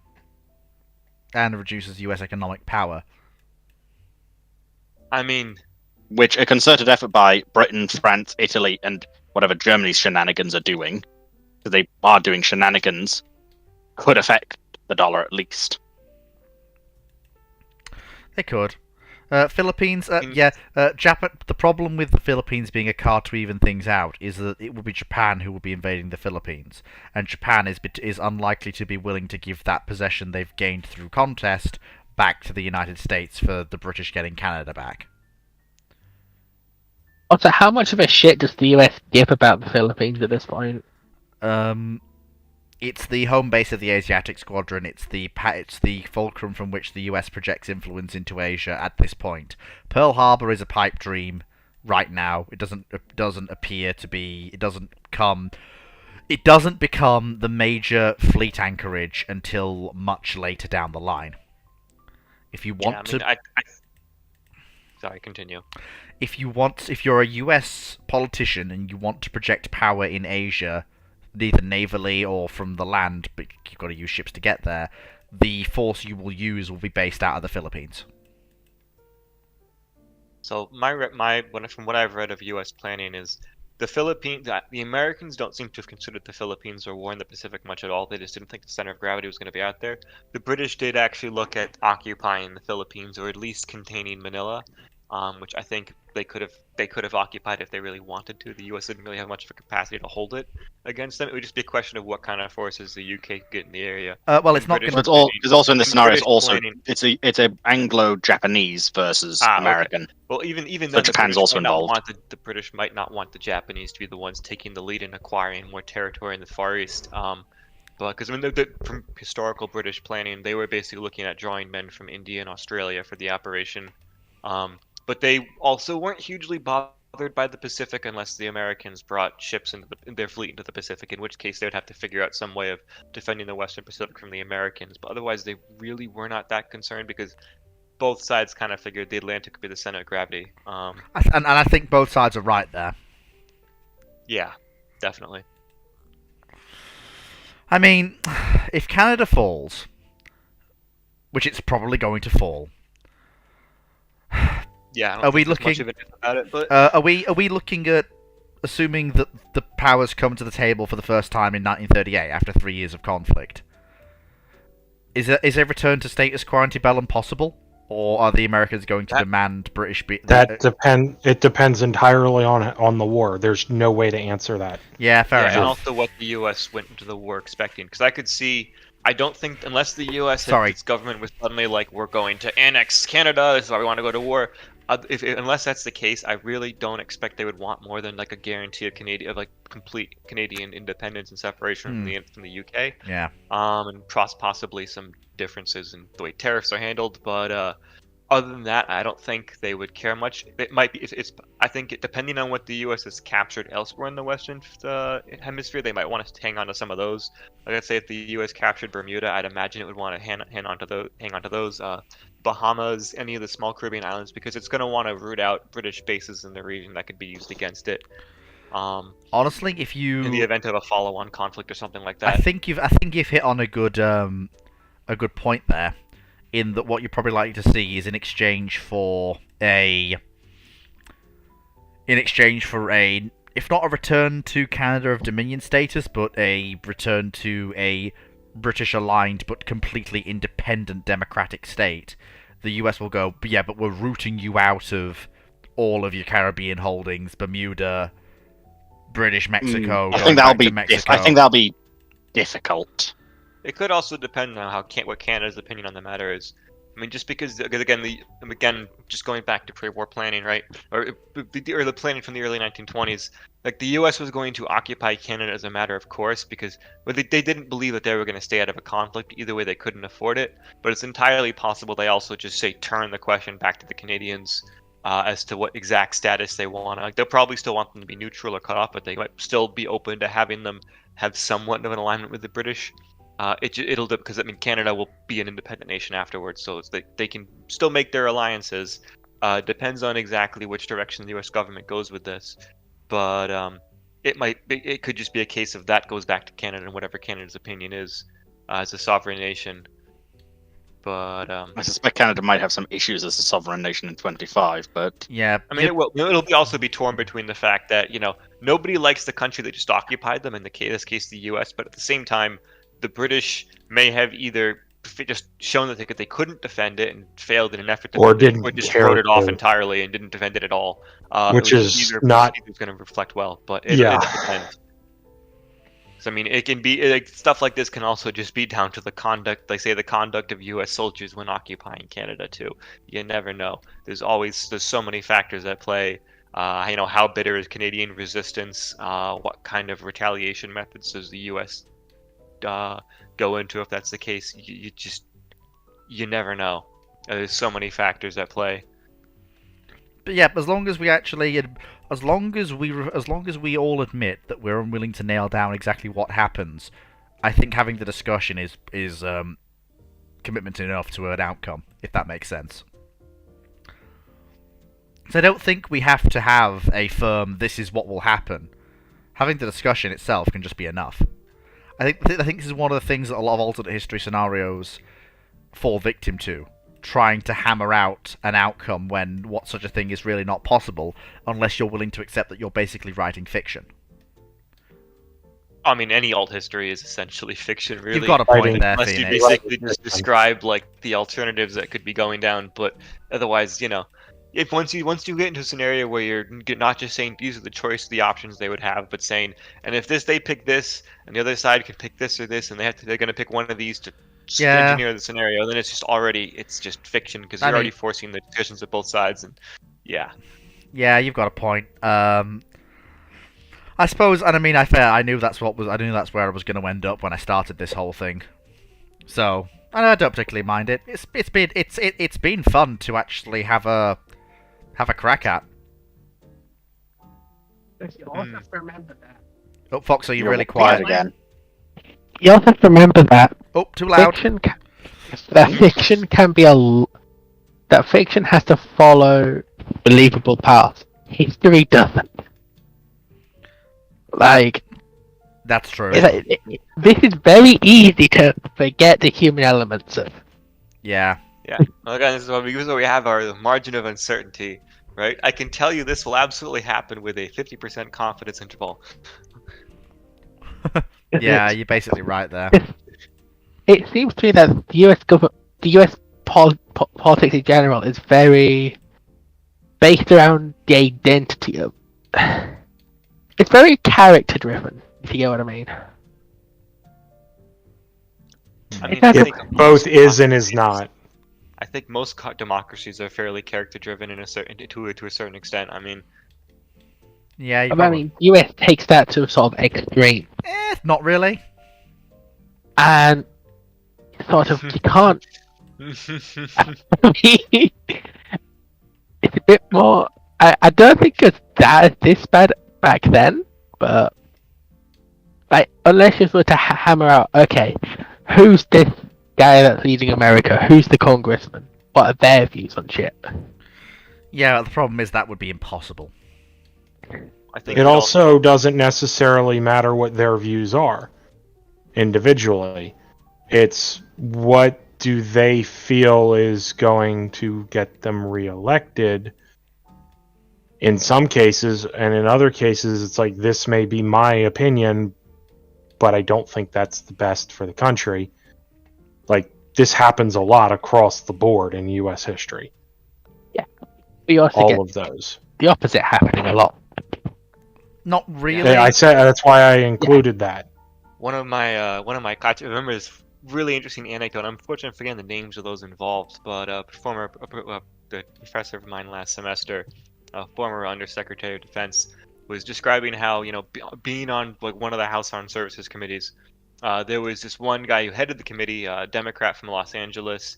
He had his particular district, and this guy would go to the wall to make sure that when the House was sending its version of the defense bill up to the Senate, right, it was the best possible bill, hammer out all the right points, whatever's the best for serving the interests of the country, right? And he would go, put all the effort in, and then when it came time to vote, he would always, always, always vote against it, even though he was instrumental in crafting it.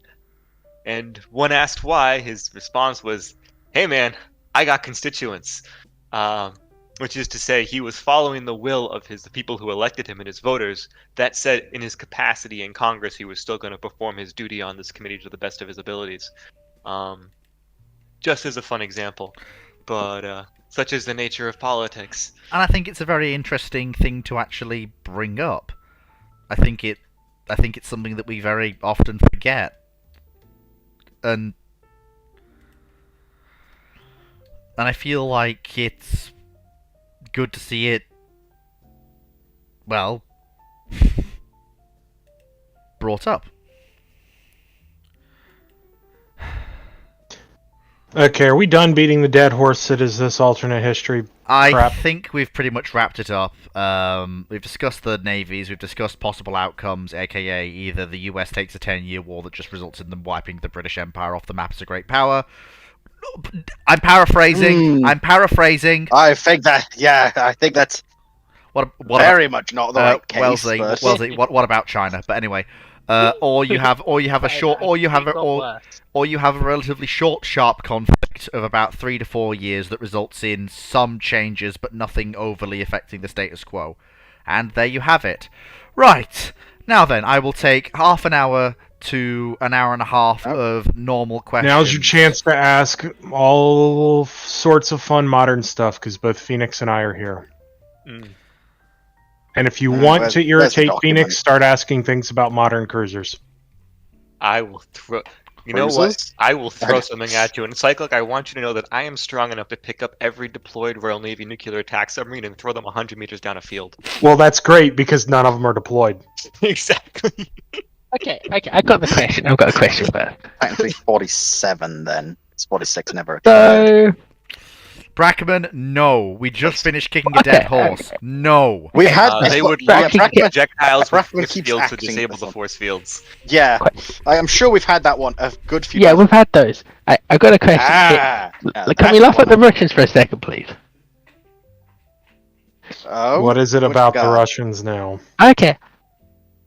When they were built and entered service, how dangerous were the Russian missile cruisers like the Moskva? Very dangerous. And why? So when you look at how, let's take the Slavas, because that's the class name is built. Slava got renamed to Moskva later, but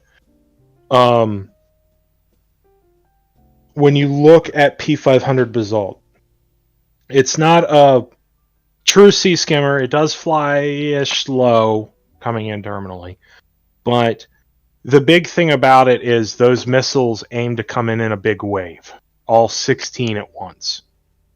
And this is in an era where the predominant intercept capability of the United States Navy is SM-1MR and SM-1ER, fired off of arm launchers, a mix of single and twin. Dealing with 16 missiles that are going evasive. Okay, and in fact, I can link you later a little visual thanks to a Sea Power developer. Is them testing this behavior. It's a visual only of the missile behavior, but because there's balancing decisions and stuff like that in Sea Power. But effectively, you have 16 missiles arriving at once, or near enough at once. That is a huge problem in the 70s. Because this is also pre-Aegis. Well, this is pre-Aegis. This is pre-new threat upgrade as well for the older ships. SM1, Now, granted, the SM1s are home all the way as well, so you can't do time sharing. Yeah. Though granted, I will note, in the context of the cruisers themselves, even though the Slava started as like 1960s designs with like 70s electronics and equipment, they don't enter service until the 80s. So technically, this stuff starts really most of the really dangerous later guided missile cruisers start entering service a lot at the same pace at which, or the same time as the U.S. is deploying Aegis ships and also rolling out new threat upgrade to various older ships. Even then, they're still dangerous. Oh, they're absolutely, yeah. And I think the other factor is also from a defensive Soviet fleets, right? They are really the first ships to bring out real air warfare capability to the Soviet fleet. They have, the Slavs have S-300F. I believe the Kirovs also had that initially as well, and the later ones have S-300FM. But none of them have FM right now. I'm pretty sure unless Peter Piotr has it. Valetsky. Yeah, I think it has like 50% each. But regardless, S-300F, right? It has vulnerabilities like it can't deal with sea skimmers, but it's still SM2 of the period struggles as well. Exactly. I mean, so it's still a very credible air warfare system, and it restricts U.S. attack options or anyone's attack options against Soviet surface ships much more considerably than was the case beforehand, because prior Soviet surface-to-air missile systems were either very shit or much shorter ranged. So in that respect, they were plenty dangerous. I mean, really, it's just they were as credible air warfare combatants as any pre-NTU arm-launched U.S. ship, but with the benefit of having VLS. Even if it's really weird VLS, there's still VLS. How can VLS be weird? It's just boxing deck with flap on top. Oh no! Not for the Slavas, my guy. So I want you to imagine you build, a cylinder into the deck with 6 smaller cylinders, and each of them holds a missile, and you have what looks like 6 hatches over it, but 5 of those hatches are actually fake, right? And only one of them actually opens. What? I'm looking the for launchers pictures. rotate. The hexagon launchers rotate to fire the missiles, and also they're held below deck, not fixed to the bottom deck, but just hanging there in a big open space with all the other VLS silos or really sextuple rotators. So it's all one big free flooding space if something gets in there. Wait, look in theater at CTEX chat. What in It the... is. So It is one what of these this VLS did, design it allowed I've ever allowed seen. them to reload at sea very well. I don't want to say very easily, but much more easily than like a strike down crane. But to sum it up, look at the face on that one USN officer looking down at the hatch. It's in that third picture. Just saying. But yeah. Yeah. We were scared, and keep in mind, like, if you look at those hatches too, they have like 3 smaller circles in each of the fake hatches, so it Yeah, looks like his face is like, what? 3 times the number of missiles. You know, Like, that's so- just held. There's almost The like, other thing was hold having. I have a good friend whose father was a naval attack aviator in the period. They were convinced that these things could reasonably defend themselves against things like Harpoon. And not necessarily S-300, but all the guns, all the missiles, right? And we knew they had big, very serious electronic warfare jamming capabilities. They were utterly convinced it was going to take a stupendous amount of missiles to take these things out. He had a conversation with his father after the sinking of Moskva. Now, Moskva was so easily taken down for most of those reasons don't really apply to the ships in Soviet service. But, like, you know, not having any viable defensive systems operational. For example, against even like coming in with dumb bombs. But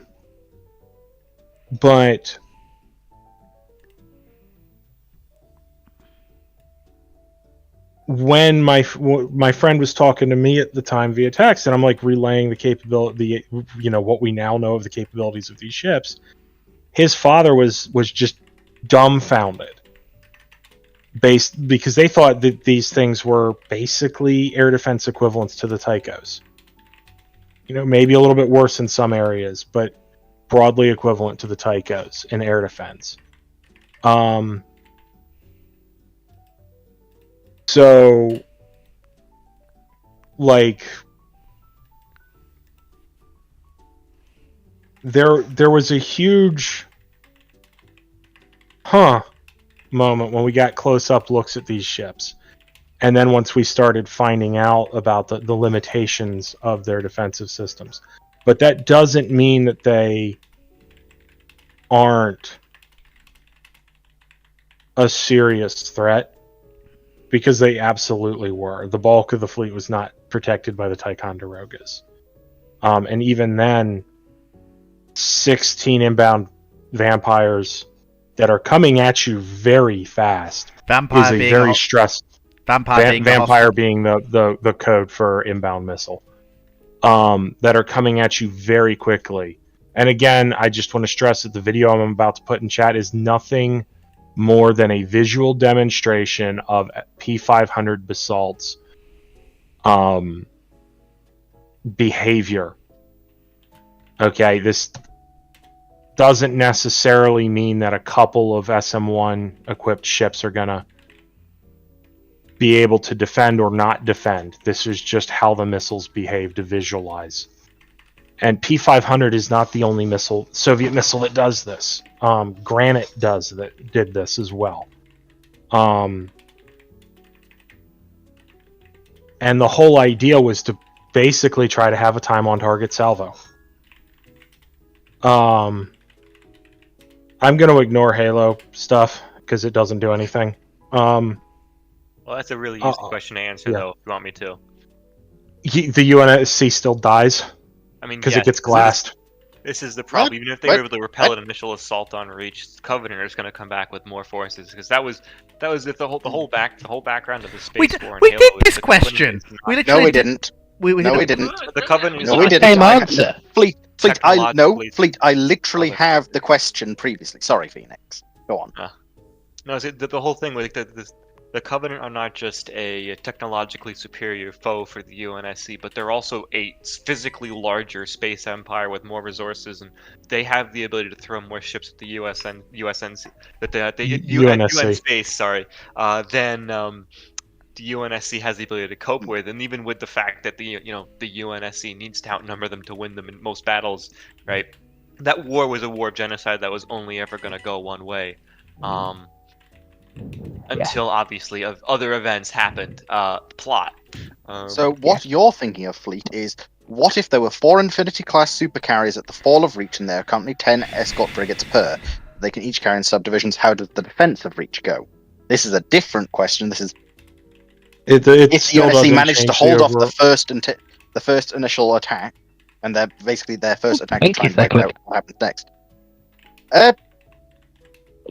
I do think potentially Reach would probably still fall, but I don't think they're holding off the initial thing because you have the fucking CSO there. Yeah, the CSO is cyclic. It's a thing in Halo that of the second Covenant fleet that attacks the one with the CSOs. 80% of that. 80% that's of that not what I'm talking. Those aren't those. I'm talking, or maybe it's not the CSO.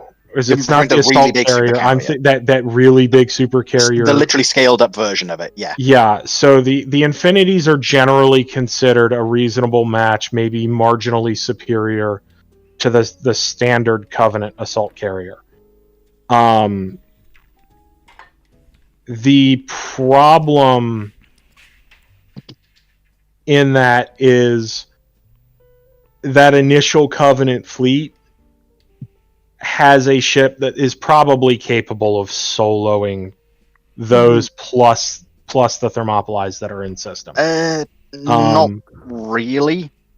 Because of the Forerunner tech on board them, they actually are quite able to fight off the CSO. The CSO's main advantage is it's just big. The Infinities are a vastly superior technological ship, ironically, because they use even more powerful tech than them. And I said, even ignoring the prior question that was answered, it is actually said that with the forces the UNSC had overreached to begin with, they managed to wipe out 80% of the entirety of the Covenant fleet that attacked Reach. With a far smaller force.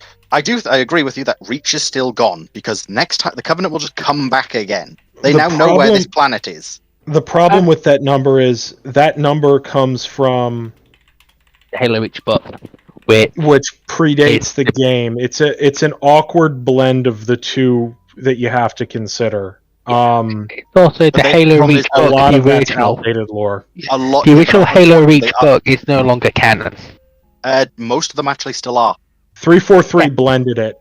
Yeah, but the book that came out before the game, because they republished it, and the republished one which is more in line with the game, is one that's considered canon. But the pre-game one isn't. I'll be honest. The number comes from the actual, what's called, post. There is the other one, which is known as the Silver Timeline, which is more awkward. And that one's definitely very much dubious, but... Is it? Yes, okay, Silver Timeline is very... I feel like we should move on. Yeah, let's move on. Yeah, let's get off of sci-fi. The problem is that you're mostly getting sci-fi questions here. Okay, yeah, let's ignore them. Trying to ask sci-fi questions for a couple of follow up my question then. I do actually have a question.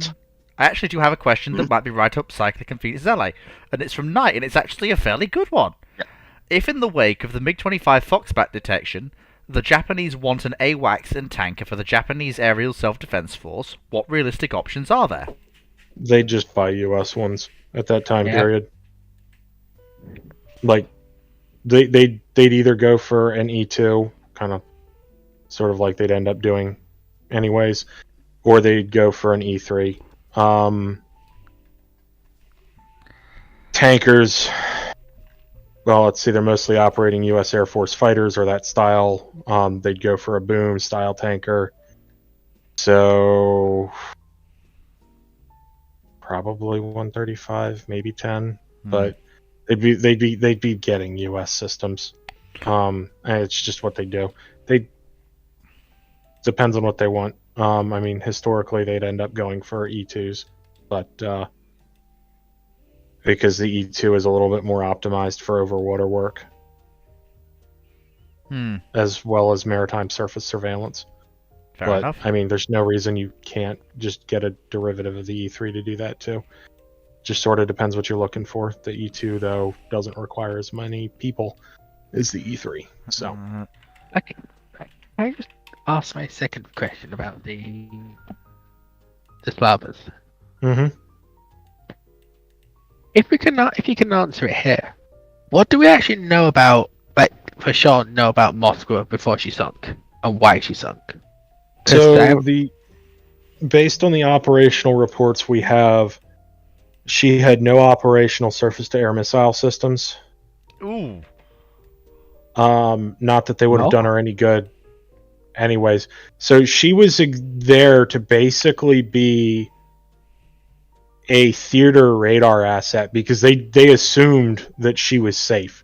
The biggest problem the Russians have had with this war is they take a supposition, run with it as a law of nature, and because the big man says something, whether it's the big man or a big man, right, says that this is how it is, they don't plan for contingencies. It's just like it's almost like they take it of that's the way reality is because that's the way the boss said it. Like we don't have to worry about protecting this asset because the big man said the Ukrainians won't attack it, and they won't attack it, and he's right in that because he also said that they don't have the capability to attack it. Well, things change. I mean, the Russians did not think that they did not give credit to any reports that the Ukrainians had Neptune operational, and also did not believe Neptune was that much of a threat in the first place. And both were wrong. Not that Neptune was particularly sophisticated, but Slava was basically, even if she was in operational condition, right, really not defendable against individual sea-skimming anti-ship missiles. None of her systems were designed to cope with the threat themselves, which kind of just even beyond her actual condition of her systems, basically she was screwed. She needed Grigorovich there with her, and exactly. that wasn't the case. Yeah, the Russians only have 2 ships in the Black Sea that can actually properly handle sea-skimming anti-ship missiles, and with only 2 ships, you can only have them in 2 places at once. And they needed to protect a lot of troop movements along the coast. Are we allowed to discuss? Are we allowed to discuss the Ukrainian special military operation into Russia, or are we not allowed to discuss that? We can, in this context, to an extent. Now, I want to frame this as there's not a lot we know. Yeah, absolutely. Yeah. To be blunt. Okay, do we know how Moscow was able to get to that condition, still be in service, where she's but non-functional? So this comes down to the fact that the Russians couldn't replace her. So Moskva she went to refit at the start of the 90s. It was an extended refit that wasn't quite a refit. It was really just stick her in a yard because we don't think we can't afford to run her. She actually got pilfered for parts to be sold on the black market or to repair other ships. Then at the end of the 90s, she had another refit to bring her back into operational condition. But she wasn't in great condition regardless. Really didn't get much in the way of meaningful upgrades in the period up to 2014. And the Russians actually did want to ditch her in 2014. The problem is they couldn't replace her. Russia currently cannot build anything, well, in absolute terms, cannot build anything larger than a medium-sized frigate. In actual effective terms, even those medium-sized frigates take longer for them to build than the Royal Navy does Type 26s at present, or the Indians their frigates, which is positively glacial. So these are effectively write-offs. One of the big there's industrial organization reasons behind this, but also the fact that they declared war and invaded. Well, they didn't properly declare war, but they invaded their primary supplier of gas turbines, marine gas turbines, which is really not advisable to do. So they lost the supplies of Ukrainian gas turbines. Was an absolutely that delayed 24. their ships. Was an absolutely 24D chess move that was. Yeah, exactly. And then, as soon as they finally got that problem fixed in like 2021, we're ready to start producing frigates at a faster rate. And then we're running with Ukraine turbocharged diesels. Yeah, exactly. That was the other half of it, because the Germans Turbochargers were selling those up to a from certain Germany. point. Yeah, so now they have to figure out a replacement for those, whether they accept lower performance systems or if they have to redesign the ships to fit larger Chinese diesels. It's a whole thing. But regardless, the big thing is they do not have the ability to actually properly replace any of their destroyers or frigates. The best they can do is flog them for more service life. In this case, Slava really should have been retired. Instead, they put her into refit to give her machinery the minimum operational capability to send her back to sea, and to still serve. But that's really it. Also, there's a whole angle of the city of Moscow helping to pay for her refurbishment. So there was a political aspect to keeping her going, as well as the flagship of the Black Sea. Otherwise, it really should have been more frigates at this point, but they just couldn't do it. Right now, the only thing the Russians build at scale are various corvettes and OPVs, many of which are significantly armed. I mean, they've used quite a few of them as caliber launching platforms, but in terms of just actual blue water combatants, they just can't replace them. That's why, for example, when they're taking Peter the Great out of service, they're replacing her with Admiral Nakhimov. But yeah, their service fleet is in a very bad spot. So for reference, when you look at capability here, the Admiral Grigorovich class frigates, which are the ones they want to be the base of their surface fleet, are more powerful than Moskva is, more capable than Moskva. Gorshkovs. Did I say Grigorovich or Gorshkov? Yeah, You said Yeah, Grigorovich. Gorshkovs. The Admiral Grigos are practically better than the non-modernized Slavas, and I think only what's the one? Okay, of the two remaining, what's the one that isn't Varyag? Marshal Ustinov? Yeah, I think that's the only one that actually got modernized. Yeah, that truly. depends on exactly what you mean by modernizing, because it's still running most of the same basic combat systems. The main things its radar sight with some of its other radar parts were refreshed, not to do with air warfare. And the directors for the 30mm cannons were updated. But the big thing with her is, unlike any other Russian cruiser, she got a complete refurbishment and replacement over all her damage control and fire suppression systems. So they actually work. Every other Russian cruiser systems are in deplorable states. That includes the Kirovs that remain as well. Nakhimov presumably is getting the same upgrade that Ustinov got, but Peter the Great would not handle being hit by anything very well, let's just say. Yeah. The other thing with the Grigorovich is they are looking at adding more of the Strike UKSK.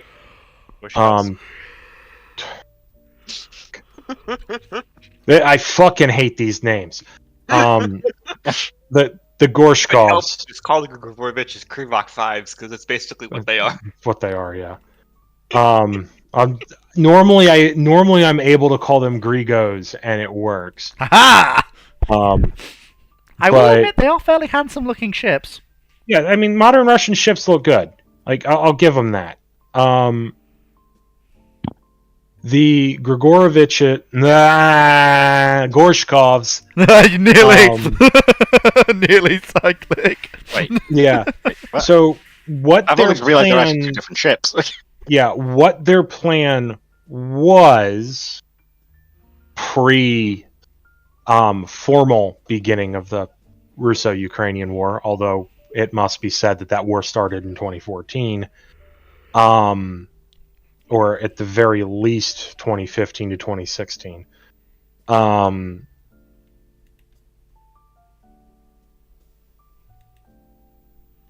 What their plan for the Black Sea Fleet was to get a kind of sort of LPD, not LPD, LHD to be the flagship. Add in a couple more Grigos, because there is, by the way, the Black Sea Fleet does have a third Grigo. It's just stuck in the Mediterranean right now in Tartus. Because it can't transit the straits of the Bosporus. Yep. The situation the Black Sea Fleet is in is entirely one that is the fault of Moscow and Russian Strategic Command. They did not believe they were going to get into a real war. And so they brought in a bunch of extra amphibious capability to the fleet, but they didn't bring in the escorts. Had they brought in Ustinov, Gorshkov, because Ustinov and Gorshkov went down with an Udaloy. They didn't really need the Udaloy if they were to send those ships into the Black Sea, because Ukraine does not have submarines. I don't think those those two SAGs weren't really for Ukraine. I know. I'm going to get to that. Okay. And then they brought in that third Black Sea Fleet, Grigo. They would have been able to provide the air defense cover necessary. Are you saying that if they'd had those ships with the amphibious groups, they could have been able to pull off the landing near Odessa? They might have needed to. They weren't aiming to land near Odessa. They were aiming to land. What's the name of this town? Hang on. Mariupol? Google Earth. No. It was a town on the road to Odessa. So they wanted to put in at least one battalion tactical group, because they can't land a full brigade and support a full brigade. That's almost certainly going to be a lesson for them from this war.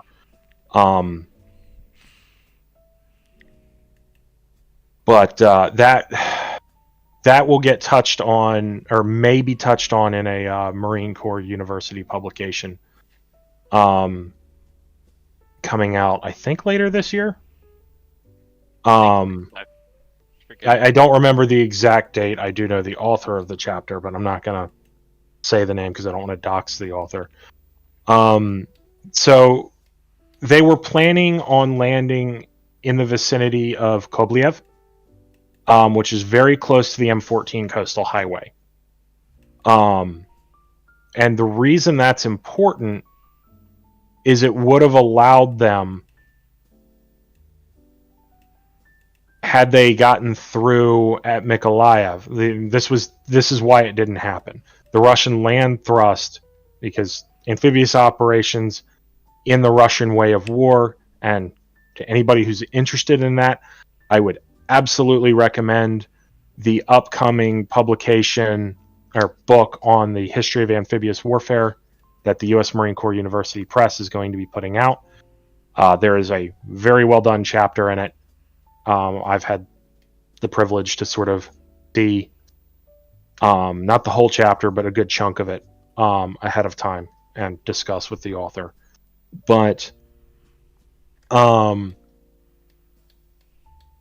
the amphibious operations from or for lack of a better term, descent from the sea. Descent is the Russian word for assault / landing. It's probably closer to landing in this context. It's probably not the direct translation, but Desantniki is like the VDV or the naval infantry. Although the VDV will always give the naval infantry shit about being not being true Desantniki. But At least they can swim. bold of you to assume. Wow, lads, that's a bit of a rough cake there.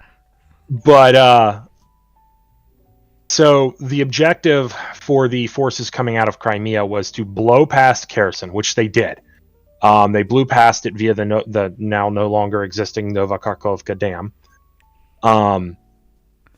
Rapidly secured their flank and left forces to secure the city of Kherson itself.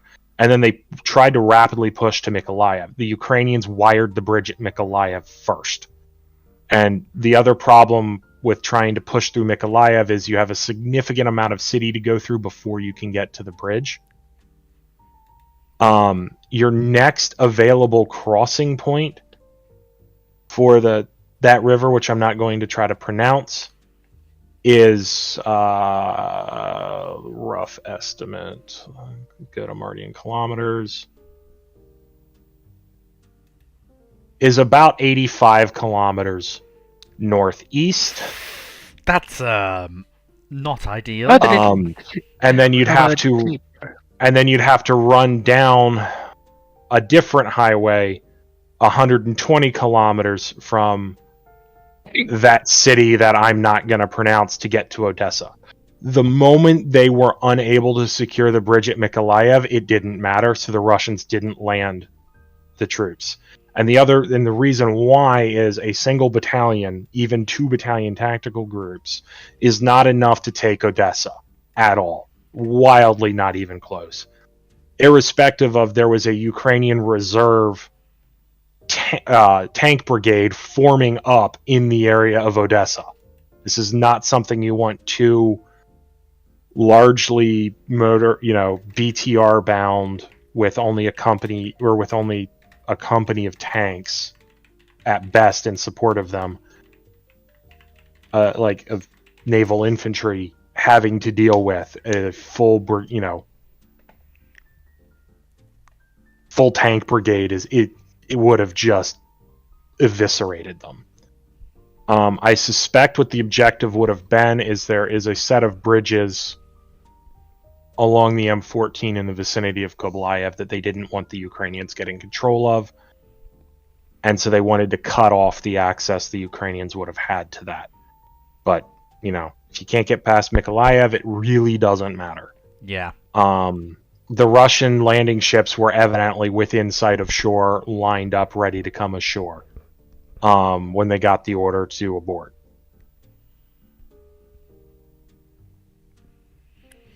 Damn.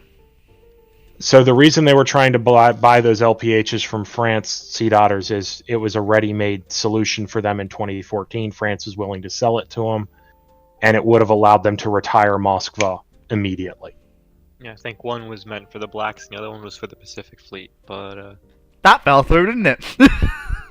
It fell through with them in Crimea. Yeah, now Egypt has them.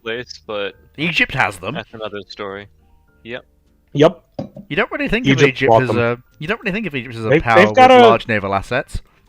They are... God, what is it? They've got a very weird mix of a navy. They still have Romeos in service. Bloody. Okay, I feel sorry for those poor submariners. Now, alongside that, they have fairly modernish SSKs as well. Yeah, they're presently like the 12th largest navy in the world now. Oh, what? As of like this past year. Oh, bloody hell! They brought Frems. By tonnage. Yep. That was it. That's been its own saga I could get into if anyone's curious. Oh no! Yeah, they have. The Egyptians have a large amount of multi-role frigates. Oh yep, cyclic. Yep. It's even worse than Romeos. They're not just Romeos. They're Chinese Romeos.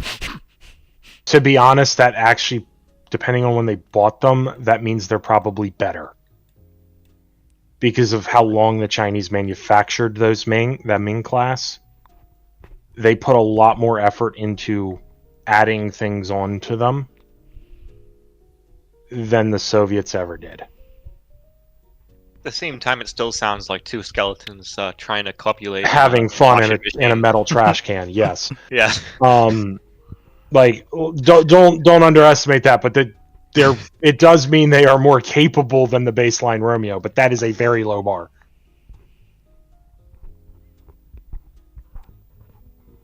I'm looking at this. But yeah, at the force. The Egyptian Navy's, on paper, a very large force. I say on paper because they still have a number of OHPs, but okay. Yeah, they still have 4 OHPs. I'm genuinely and 2 Noxes. I'm genuinely saddened by what I'm looking at. Not because I'm looking at a fleet that is probably better laid out and probably better maintained than the fucking Royal Navy.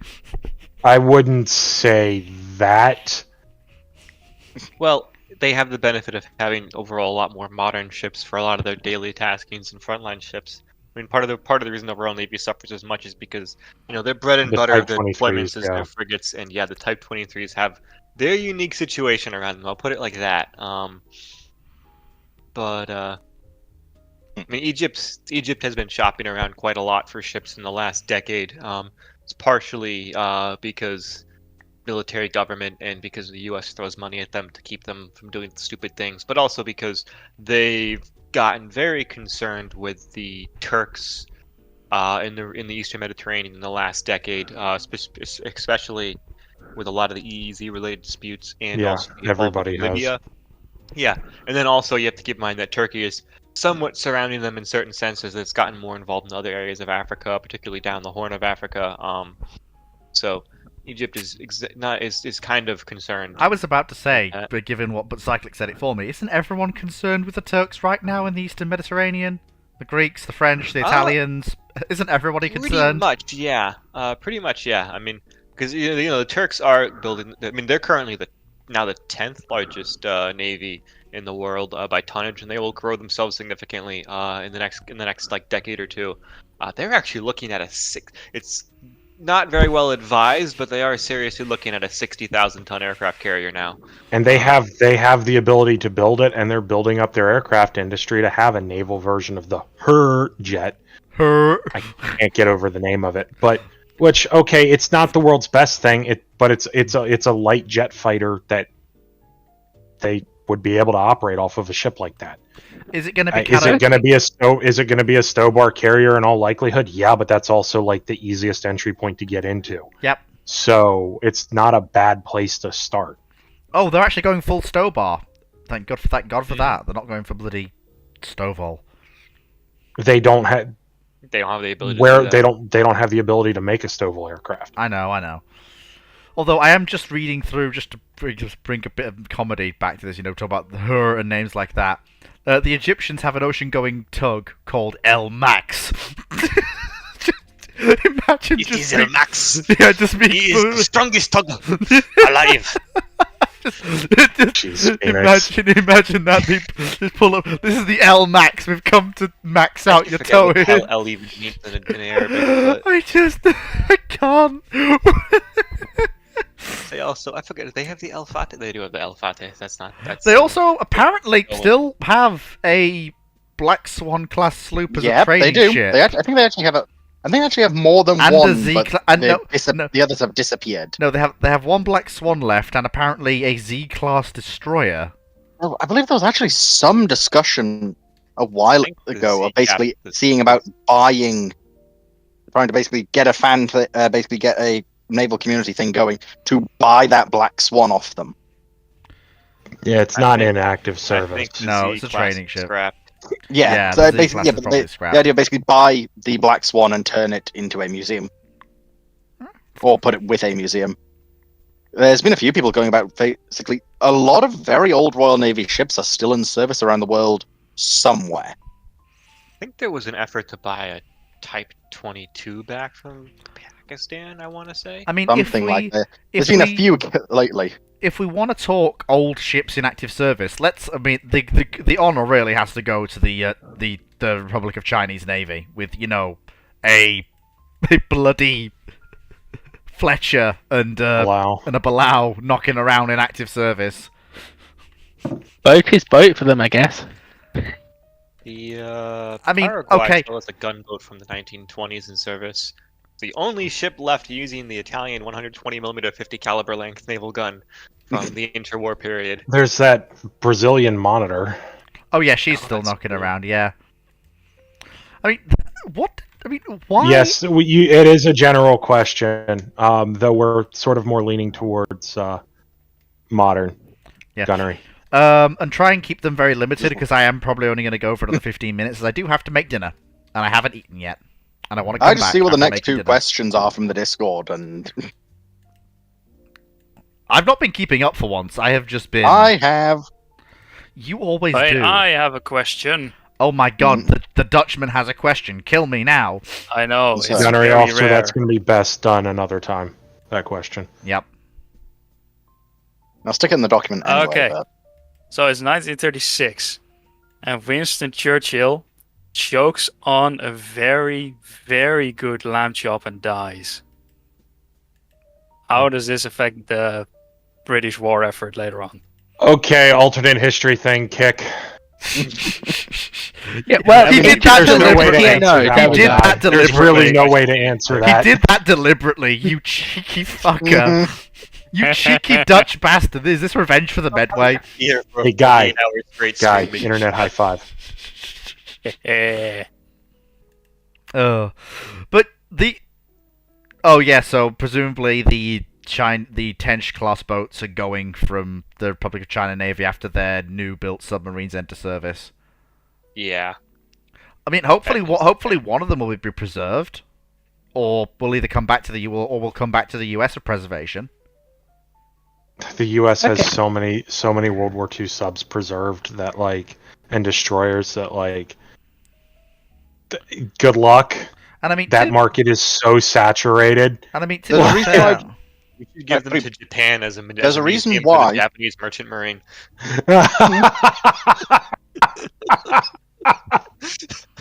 Oh my Okay, god! there's a reason That why was people savage. Yeah, my granddaddy torpedoed your granddaddy. Phoenix, There's a reason why they're that looking was... for British ships, not American. Yeah. Because there's not many British ships left. Yeah, Phoenix. That wasn't hitting someone in the face with a wet fish. That was watching as you dropped a depth charge down someone's throat. That's what that was. Did that recently, actually. You're not supposed to. Well, the eat Japanese that, weren't kid. very good at that. Oh my god, this is... You can still see the trauma 80 years later. This is why they bought comedy. more VLA than the U.S. Navy did. The funniest thing to me is how long-lived the Tench class have actually been. You would think... I mean, I know they're very old diesel boats, which is the thing that gets me. And it's how It long just they've comes lasted. down to how often they've dived. Dived. So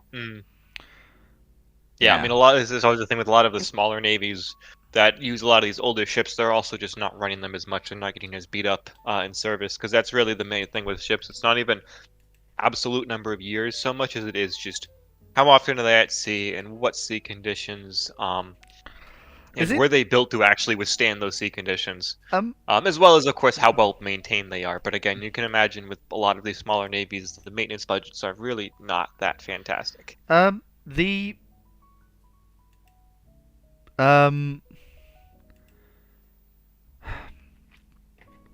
on, Fleet. Use your head. It's what it's there for. Bang those two brain cells together. You mean the that's one a that's split in generous two? assumption. Now, It's all Fleet. Multiple people have already agreed. It's not two marbles. It's one marble that's split in two, which Fleet thinks is two marbles.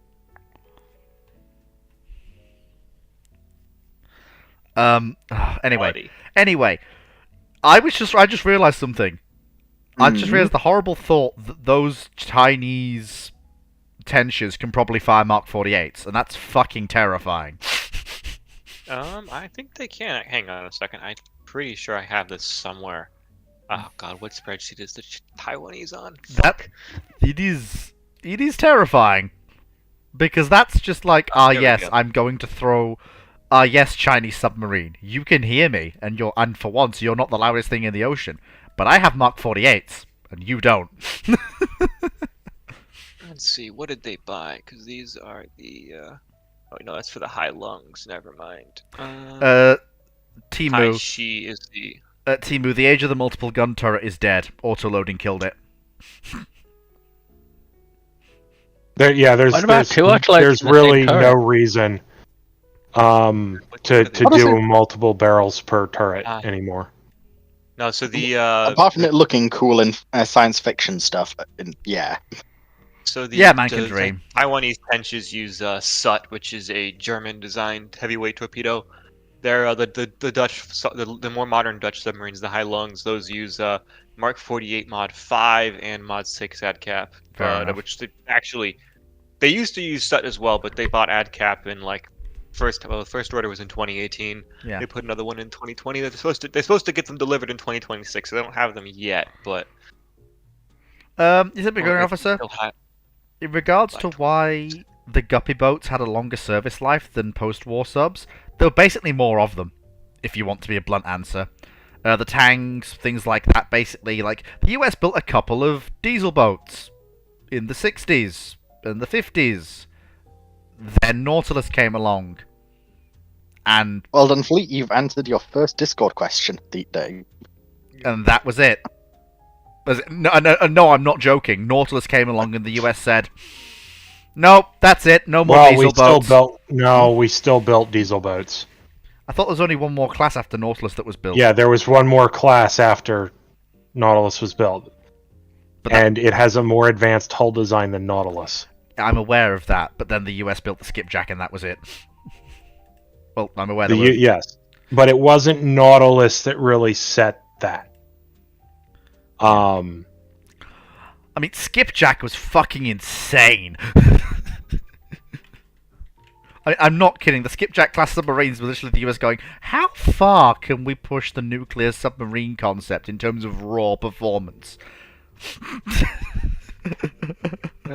Yes and no. It would have been fun if the Italians had gotten their skipjacks. Wait, the Italians were trying to get Skipjacks? What the fuck? Well, it was the version of skipjack for them. There was in the 50s when the U.S. was still more proactive in terms of sharing nuclear tech.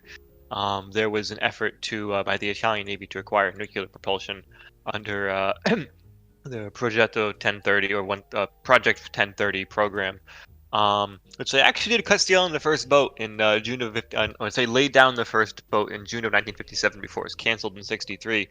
But these were basically an Italian modified version of skipjack. The main thing was they were going to have more torpedo capacity because they had a big forward larger magazine / hangar space because they wanted to have their ability to send special forces vehicles out of the submarine. Mm-hmm. But it unfortunately got shut down because because of Rickover did not like Italians. Did not like sharing nuclear tech, so that got shut down. Yeah. But it was a thing for a while. The thing I do find very funny is now that everyone's looking at peer on peer again, you're seeing the US go, yeah, the Virginia class is nice and all, and it does the job, but let's have SSNX just be able to kill everything. So the funny thing is, SSNX is probably the lowest rung on the totem pole for fleet modernization. In terms of like new ship programs, it's so the overall totem pole, excluding the ballistic missile submarines, the Columbia class, because they will always be the highest up rung, actually has the F-18 replacement, then DDGX, then SSNX. And the reason for that is with the Virginia class subs, the lead the US has on the entire world. Like, I can't stress that enough. Yeah. The entire world is so hilariously huge that we can wait. Yeah. What SSNX is basically you take... No, gunnery officer, that's going to be an entirely Virginia class thing. SSNX is basically, so you take the extra missiles that the Virginia payload module boats have, you can fit that in a larger diameter sub and get the expanded torpedo room on top of that like the Seawolves have. But then you're going to be loading in, basically from the get-go, all of the acoustic advancements that the final Virginias are going to have, and maybe a little bit beyond that, because it'll be the next iteration of American submarine. Yeah. And then they keep iterating on that, because what the U.S. Navy does is every couple of boats, so every like 3 to 4 boats or so, they do a new tech insert, basically. So you'll be able to have those 6 missile tubes in a much more traditional arrangement, like 3x2 arrangement. It might be in front of the sail, it might be after the sail. I wouldn't be surprised if it's after the sail. If SSNX ends up having a sail to begin with, because they've been talking about a lot of inflatable sail designs.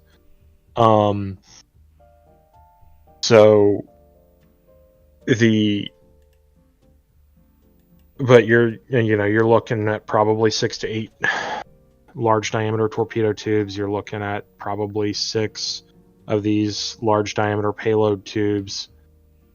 You're looking at a very expansive torpedo room for storage. torpedo launched weapons, torpedo tube launched weapons. You're probably going to look at some way of interfacing with UUVs as well in them, but because it's a larger diameter submarine, you don't compromise your sub's maneuverability anywhere near as much to do all of this. Yeah, just to put into context, by the way, the lack of priority on SSNX, its tentative date for funding for the first ship, for the first boat, is FY 2035, and they've been looking at pushing that back to FY 2040. It's fiscal year 2040, right? So that is the Los Angeles class is going to be long gone by the time we start building the first SSNX. And it's also, it makes it hard to comment on exactly what SSNX will have because, again, it's in the future. And there's a lot of things that can change in the intervening, 10 to 15 years before it's procured for the first time.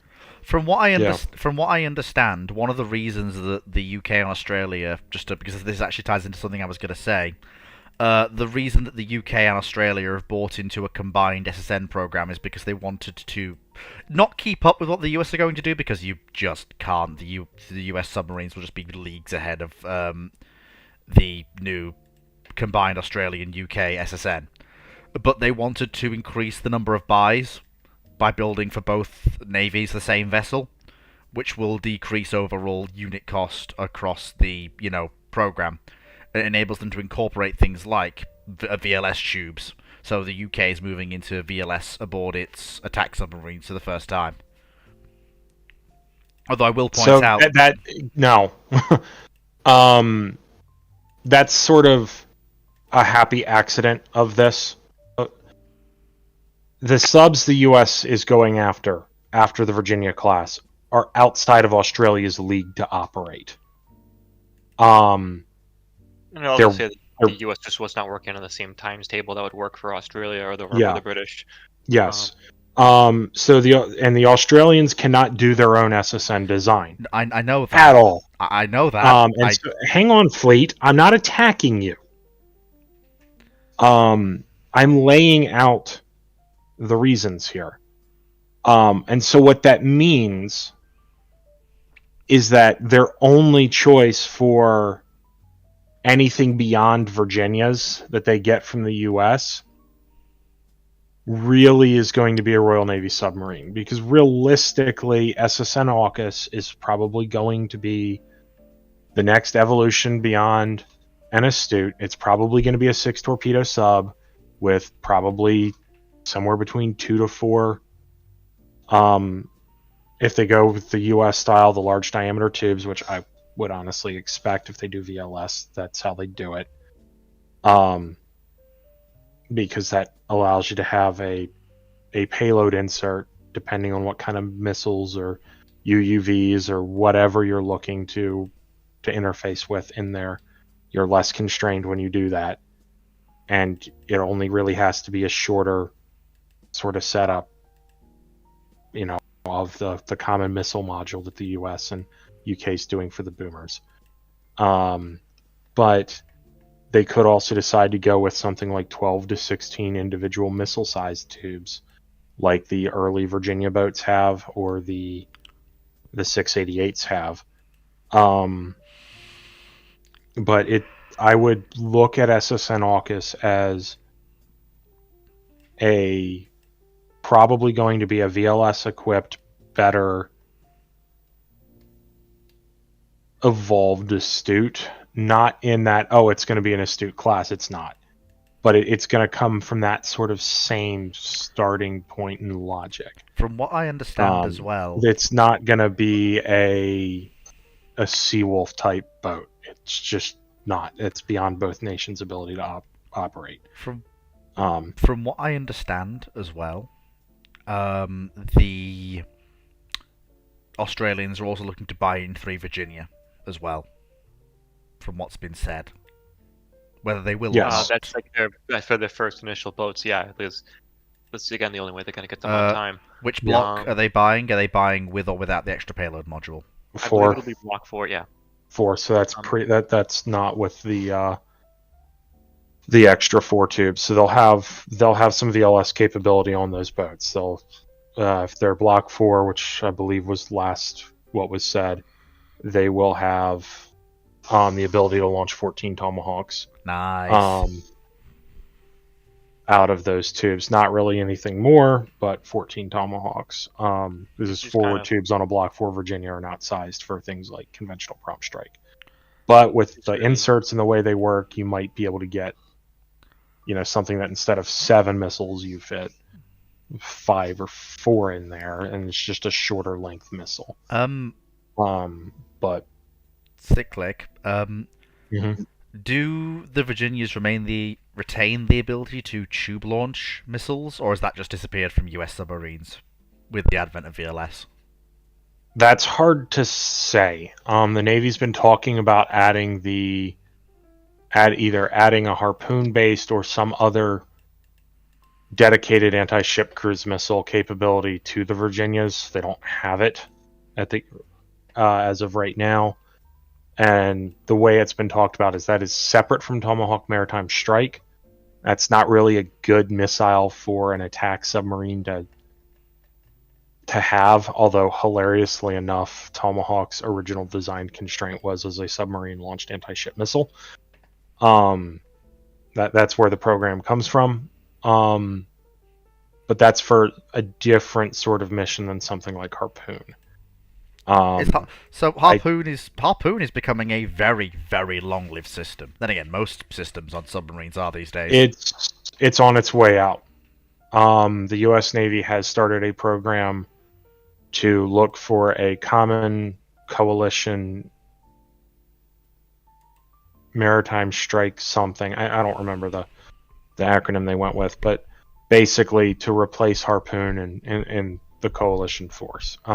That is almost certainly going to be various derivations of Naval Strike Missile, but they have to run it as a competition to see if anybody can unseat the favorite. This is less as a NATO missile gunnery officer. This is more as a coalition in the Pacific missile sort of a deal. But NSM is already a fairly big hit in Europe, but there's a bunch of local manufacturers that have big presences in various nations in Europe that are all going to be sort of, those nations are always going to go with their domestic option. And the ones who don't tend to use like NSM or go for one of the various local options. Right. It's not a NATO thing. I'm just going to say one more question, and then I'm going to wrap up for the evening, because I've got to go make dinner, and then I want to have a little bit of an R&R for myself before I go to bed. So I will let Cyclic pick whatever he wants to do, or answer, or address, or talk about. It doesn't have to be a question if he wants to just... Do we have any questions on the Kursk offensive? Not as of yet. I have one I'd like to end off of. What's your current opinion? I know we don't know anything, that's why I'm asking for opinion, not actual fact.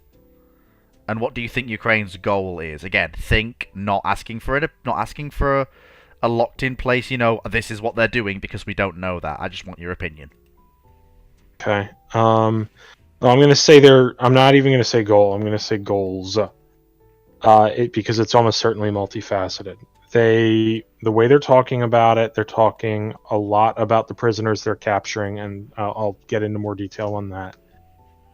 But broadly speaking, having prisoners to exchange for their own people back with the Russians is very politically important domestically in Ukraine. Getting their people back from the Russians where they're, domestically they know they're being tortured, being brutalized by the Russians. The other aspect here is probably some intent to take off heat either from and divert Russian forces either from within the Donbass or from the ongoing actions in and around Kharkiv. Well, not in Kharkiv, but around Kharkiv, in the Oskil River. They've had some success in pulling some units away, only a couple thousand from the Donbass, but it seems the Russians did have to take the reserves from the fighting around the Oskil and Kharkiv to stabilize the situation.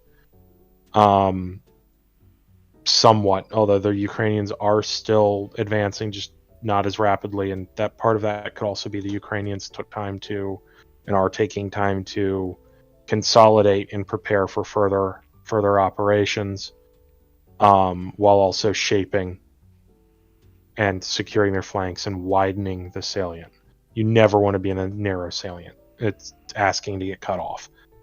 And it keeps your air defenses and your logistics from being able to move freely because they can be targeted easily by low-level artillery. Things like howitzers rather than rocket artillery. The final thing is, this is if they're able to hold on to this territory or parts of this territory. I don't know what their objectives are in this area, but this is something to keep in mind. It gives them something to exchange territory-wise. But I kind of think that one is a little bit lower down the totem pole. Now, why do these prisoners matter so much? Well, for one, they're actually, Russian young men doing their year of their 2 years of service. They are the actual conscripts, not the Mobiks. That historically, or not even historically, just haven't been sent to fight in Ukraine, even in the parts that Russia now claims are Russian, because of how politically damaging that is. Well, now that the Ukrainians are in Russia, these guys are exposed to fighting some of Ukraine's most hardened brigades. They're not doing too well for obvious reasons. These are guys like, 18, 19 years old, thrown a rifle basically with some basic training and told to just go garrison the border in Kursk. These are very politically valuable prisoners in Russia, that the Russian government is going to need to try to get back. And that means Ukraine can exchange them at a much better ratio back in favor of their people.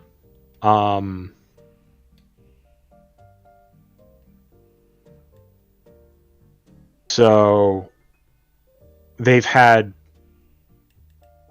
entire Russian companies surrender. Right now, as best we can tell, there are elements of a motor rifle division that are currently operationally surrounded, and desperately holding on in an old prison complex. I don't remember the name of the town, but it's not the whole division. And the other thing you got to keep in mind is, with the way both sides' units are, if you hear somebody talking about a battalion, it is probably in reality a reinforced company because of how attrited a lot of these units are, on both sides. So when you hear a division, it's probably just, it's on paper lead battalion tactical group. So it's probably a reinforced company backed by those same enablers of a battalion that a battalion tactical group would have. Both sides use the terminology of battalion tactical group, by the way. This is similar to like a British battle group or a US battalion task force, just to explain the lingo there. I don't know how this is going to go. One, because I don't know for sure what the extent of the Ukrainian goals are. I don't know the full gamble they're playing. They're certainly doing some level of gambling here.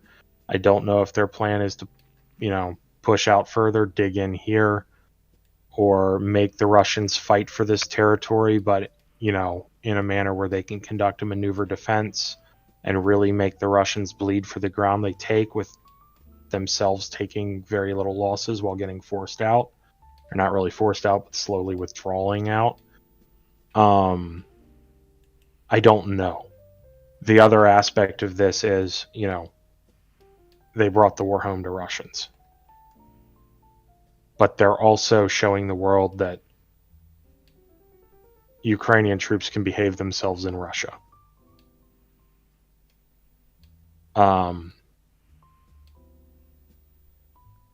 So it is a very dynamic, complex scenario right now. It looks like elements of at least 6 Ukrainian brigades are there. What that actually turns out to be, given it sounds like that's only between 4,000 to 6,000 Ukrainians in Russia right now, supported by another 3,000 to 5,000 Ukrainians in Sumy Oblast. Air defense, artillery, logistics, that sort of deal. I don't know. They're still pushing forward in certain areas. They're not there to win hearts and minds, gunnery officer. They're just showing they can behave themselves to the West.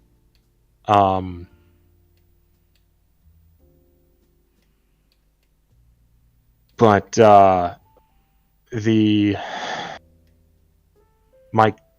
my fear is that if they don't handle this correctly, they've just pulled a General Lee's Northern Campaign. That's my fear. What's this general moment? General Lee. So this is the campaign that would result in the U.S. Civil War that resulted in Gettysburg. It looked impressive on maps. It looked like, oh wow, the South is really driving home. They're going to win. In reality, it was a desperate gamble and had very little impact on how the North was going to fight the war. Yes, it diverted one army, but it didn't divert the armies out west. It didn't divert where one of the big blows to the South was going to come from. Now, is this a perfect analogy? No, but I'm concerned, and this may not be the case, because the Ukrainians do a very good job about retaining OPSEC, or operational security, about the movement of their forces and what's going on, both in this offensive and in the eastern part of the country. But the reality is the Russians are advancing reasonably quickly compared to the past year and a half.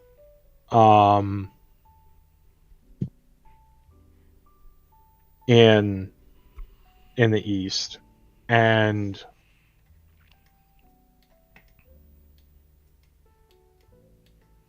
the Russians are getting mightily close to Kramatorsk, which I just butchered the pronunciation of, and I think Chasiv Yar.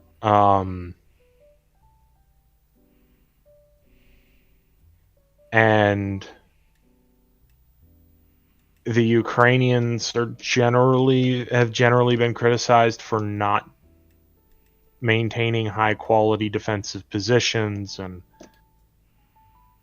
as an army writ large, there's this idea that the Ukrainian army is competent. It's not, to be blunt.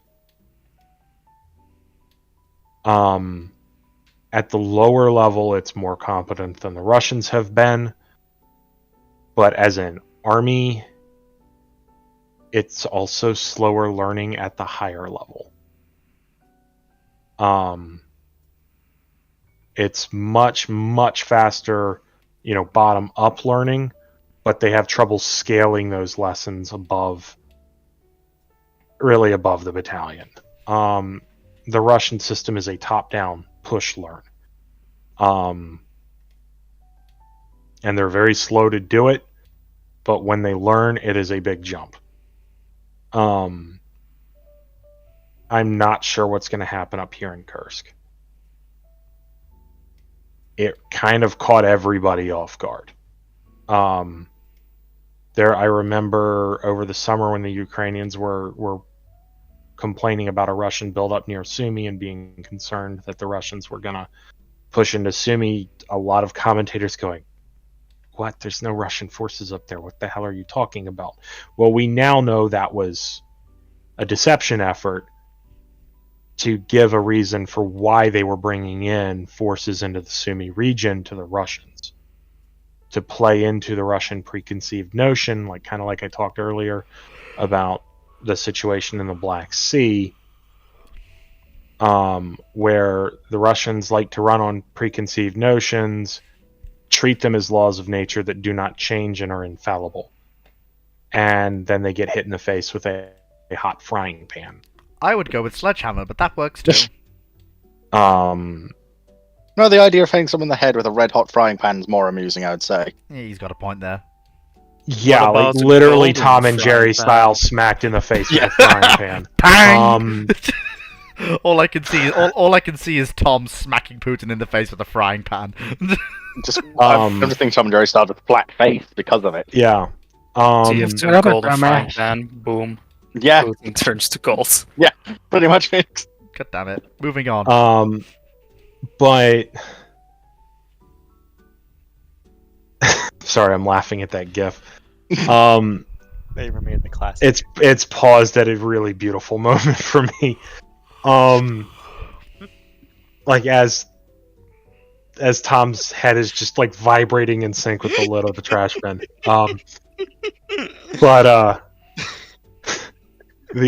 Anyways,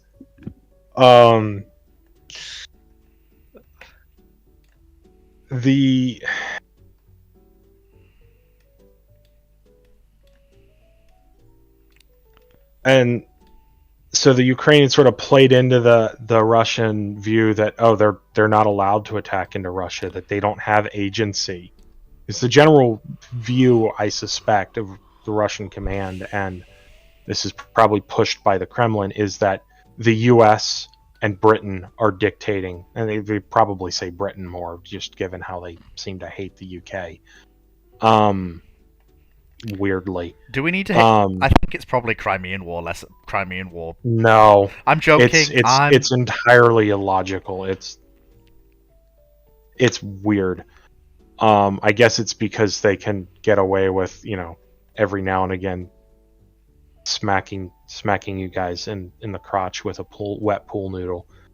And they can't really do that to the US if they try to use chemical weapons on you in the US. Bad things happen to them. From a certain point of view, though, I will say that the U.S. has been holding Ukraine back in certain respects. Yeah, this has been true before in how they talk about the UK.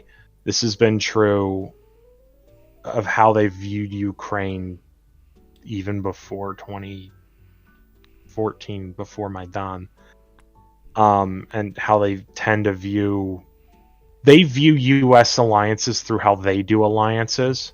They mirror a lot, and so they assume the relationship works the same way. The U.S. prefers to give a lot of agency to its allies and partners because that's how you get the better ally and the better partner, in our view. And we're not anywhere near as domineering. There are some differences in how this offensive was done, Woods, versus that one. But that's probably a better question for another time. And I think next Monday's Labor Day, or I get next Monday off because of Labor Day, so we'll see. But so Ukraine's been using Gimlers and JDAM ERs and small diameter bombs inside of Russia as part of this offensive. I don't think I've seen any uses of ATACMS, but that doesn't mean there hasn't been, because if they're using JDAM-ER, if they're using small diameter bomb, these are systems only provided by the U.S. If they're using Gimlers, right, then Gimlers is the rocket fired by M270 and HIMARS, by the way. And we have come out and said that they're not violating our policy by doing that. We have. Both Pentagon spokesman and the State Department spokesman have said that. Then, you know, there's some question as to whether or not that policy regarding ATACMS still holds. Now, the one thing the UK has said, as well as France, is no Storm Shadows or Scalps are to be used inside Russia. Like, that has been confirmed by both governments. There was a point where the British Prime Minister seemed to have said otherwise, and then things got clarified very quickly afterwards that was not the case. I was about to say, it was said for a while that no, in the UK at least, the perception was that, yeah, they said that they were allowed to use Storm Shadows against Russia, but only on designated military targets, which has been the standard sort of thing running in the UK. That got walked back very quickly. Right. My understanding is the UK and France have somewhat been able to play fast and loose with what they say, because what they say doesn't matter. Yeah. Bluntly, it's whatever the United States says the Ukraine can or cannot do in terms of striking targets within Russia is what basically becomes the law, because the U.S. is ultimately the one critically supplying Ukraine. Even though obviously they're not supplying, say, Scalp directly, still the vast majority of ammunition, equipment, lubricants, all the various small things that make an army run is stuff they control. And unfortunately, certain people within the current administration are very, very afraid of escalating anything with Russia, and thus have been using this as essentially a Jake Sullivan. Exactly, fucking Sullivan. There's been basically leaning on the Ukrainians to not do things with this as the implicit threat. Scalp is Storm Shadow, gunnery officer. But yeah, and that's really the thing, because it's just there's this fantasy that we're gonna somehow restore normal relations with Russia after this conflict. There's this whole problem that a lot of people in power seem to have about the framing of what's going on and how things will be affected after the fact. There's no returning to what's been the case for the last 10 years, and nor should we. We'd only be suckers if we did, frankly. The world is going to get very, very ugly for us, and we're going to have to deal with that, face it, because it's going to be a significantly more complicated situation than the Cold War. And the Cold War is... a number of people don't want to face for reasons beyond Russia, but... And I will point out to anyone who is in any doubt, the Cold War is back. Get used to it. Well, the Cold War is not back. This is its own beast. No, this is something different. This is its own beast. It's going to be a Cold War yet, is the problem. It's entirely possible this is very much what if the whole Czechoslovakia thing went differently. Yeah, I'd also say the very key thing to keep in mind is the Cold War happened because both the US and the Soviets had a lot of things had a lot of tensions between each other, but both fundamentally did not want to A, end the world, but also B, did not actually want anything the others had. Both wanted to, say, contain each other, but the US did not want to go and liberate all of Eastern Europe, and nor did Russia the Soviets really want to go and conquer all of Western Europe. They just wanted to avoid a fight. In fact, both sides were optimistic in the long term because both sides thought they would win in the long term. The Americans thought that democracy was an inevitable force that would eventually the Soviet system would fall apart. And the Soviets likewise believed, because of Marxist-Leninist tenets, that the whole world would eventually would have various Marxist revolutions and would thus all see the same light the Soviets did. So the capitalism was doomed. Thus, both sides had this common ground to negotiate around of let's not get ourselves killed for no reason. That does not exist in our current timeline, our current situation, right? The U.S. and China have fundamentally irreconcilable irreconcilable. Irreconcilable views When it for comes- the future of the planet. Yeah, exactly. Not even just the planet, but specifically say the organization of what security system within the Western Pacific. Likewise, we have with Russia and the status of Eastern Europe, because China and Russia are fundamentally revisionist powers, and thus we cannot say we're in a Cold War because we haven't gotten to that stage yet, and frankly, it's not clear that we will.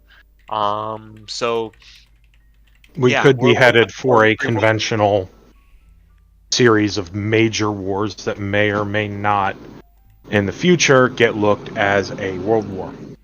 Yeah. Or they could be or they could just, deterrence could hold, and it gets viewed as this really tense multipolar period. Yeah, probably. Right, look, I have been going for half an hour longer than I wanted to be. I may not be able to make dinner. Alright. Fuck, I need to go. I can now finally post this. I don't know why you keep making a note of these, because... For anyone who's asked questions, what questions have been answered and asked. So they can check this and look at what questions have not been answered. So they can check themselves before they wreck themselves? They don't, though! Like for instance, there's been at least 2 questions on here that have popped up for 3 weeks at least.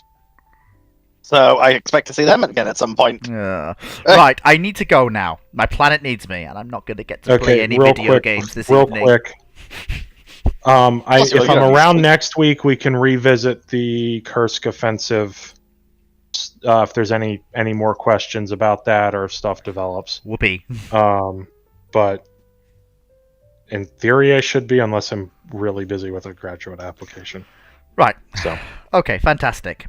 Thank you everyone for coming. I hope you've all enjoyed. I have been reminded of why I just need to get the Red Fleet timeline out of the way and then stop doing big alternate history I scenarios. realised I turned my action control off. I gotta take care of Because this is making me realise that I just stop it with the alt history. I don't Alt think history can be fun. no Massive alt history is a problem. Yeah, I think I'm gonna do Red Fleet timeline and then I'll answer the odd alt history Instead, join us in making science fiction stuff. One-off, and that'll be it. And then, of course, I've got to tear apart Drake's Drum with a massive panel of celebrities and naval historians later on this year, which is going to be interesting. That's going to be fun to see. Yeah, I said, stop handling alternative And history. I'm going to Make be science hosting the fiction. damn thing. Let's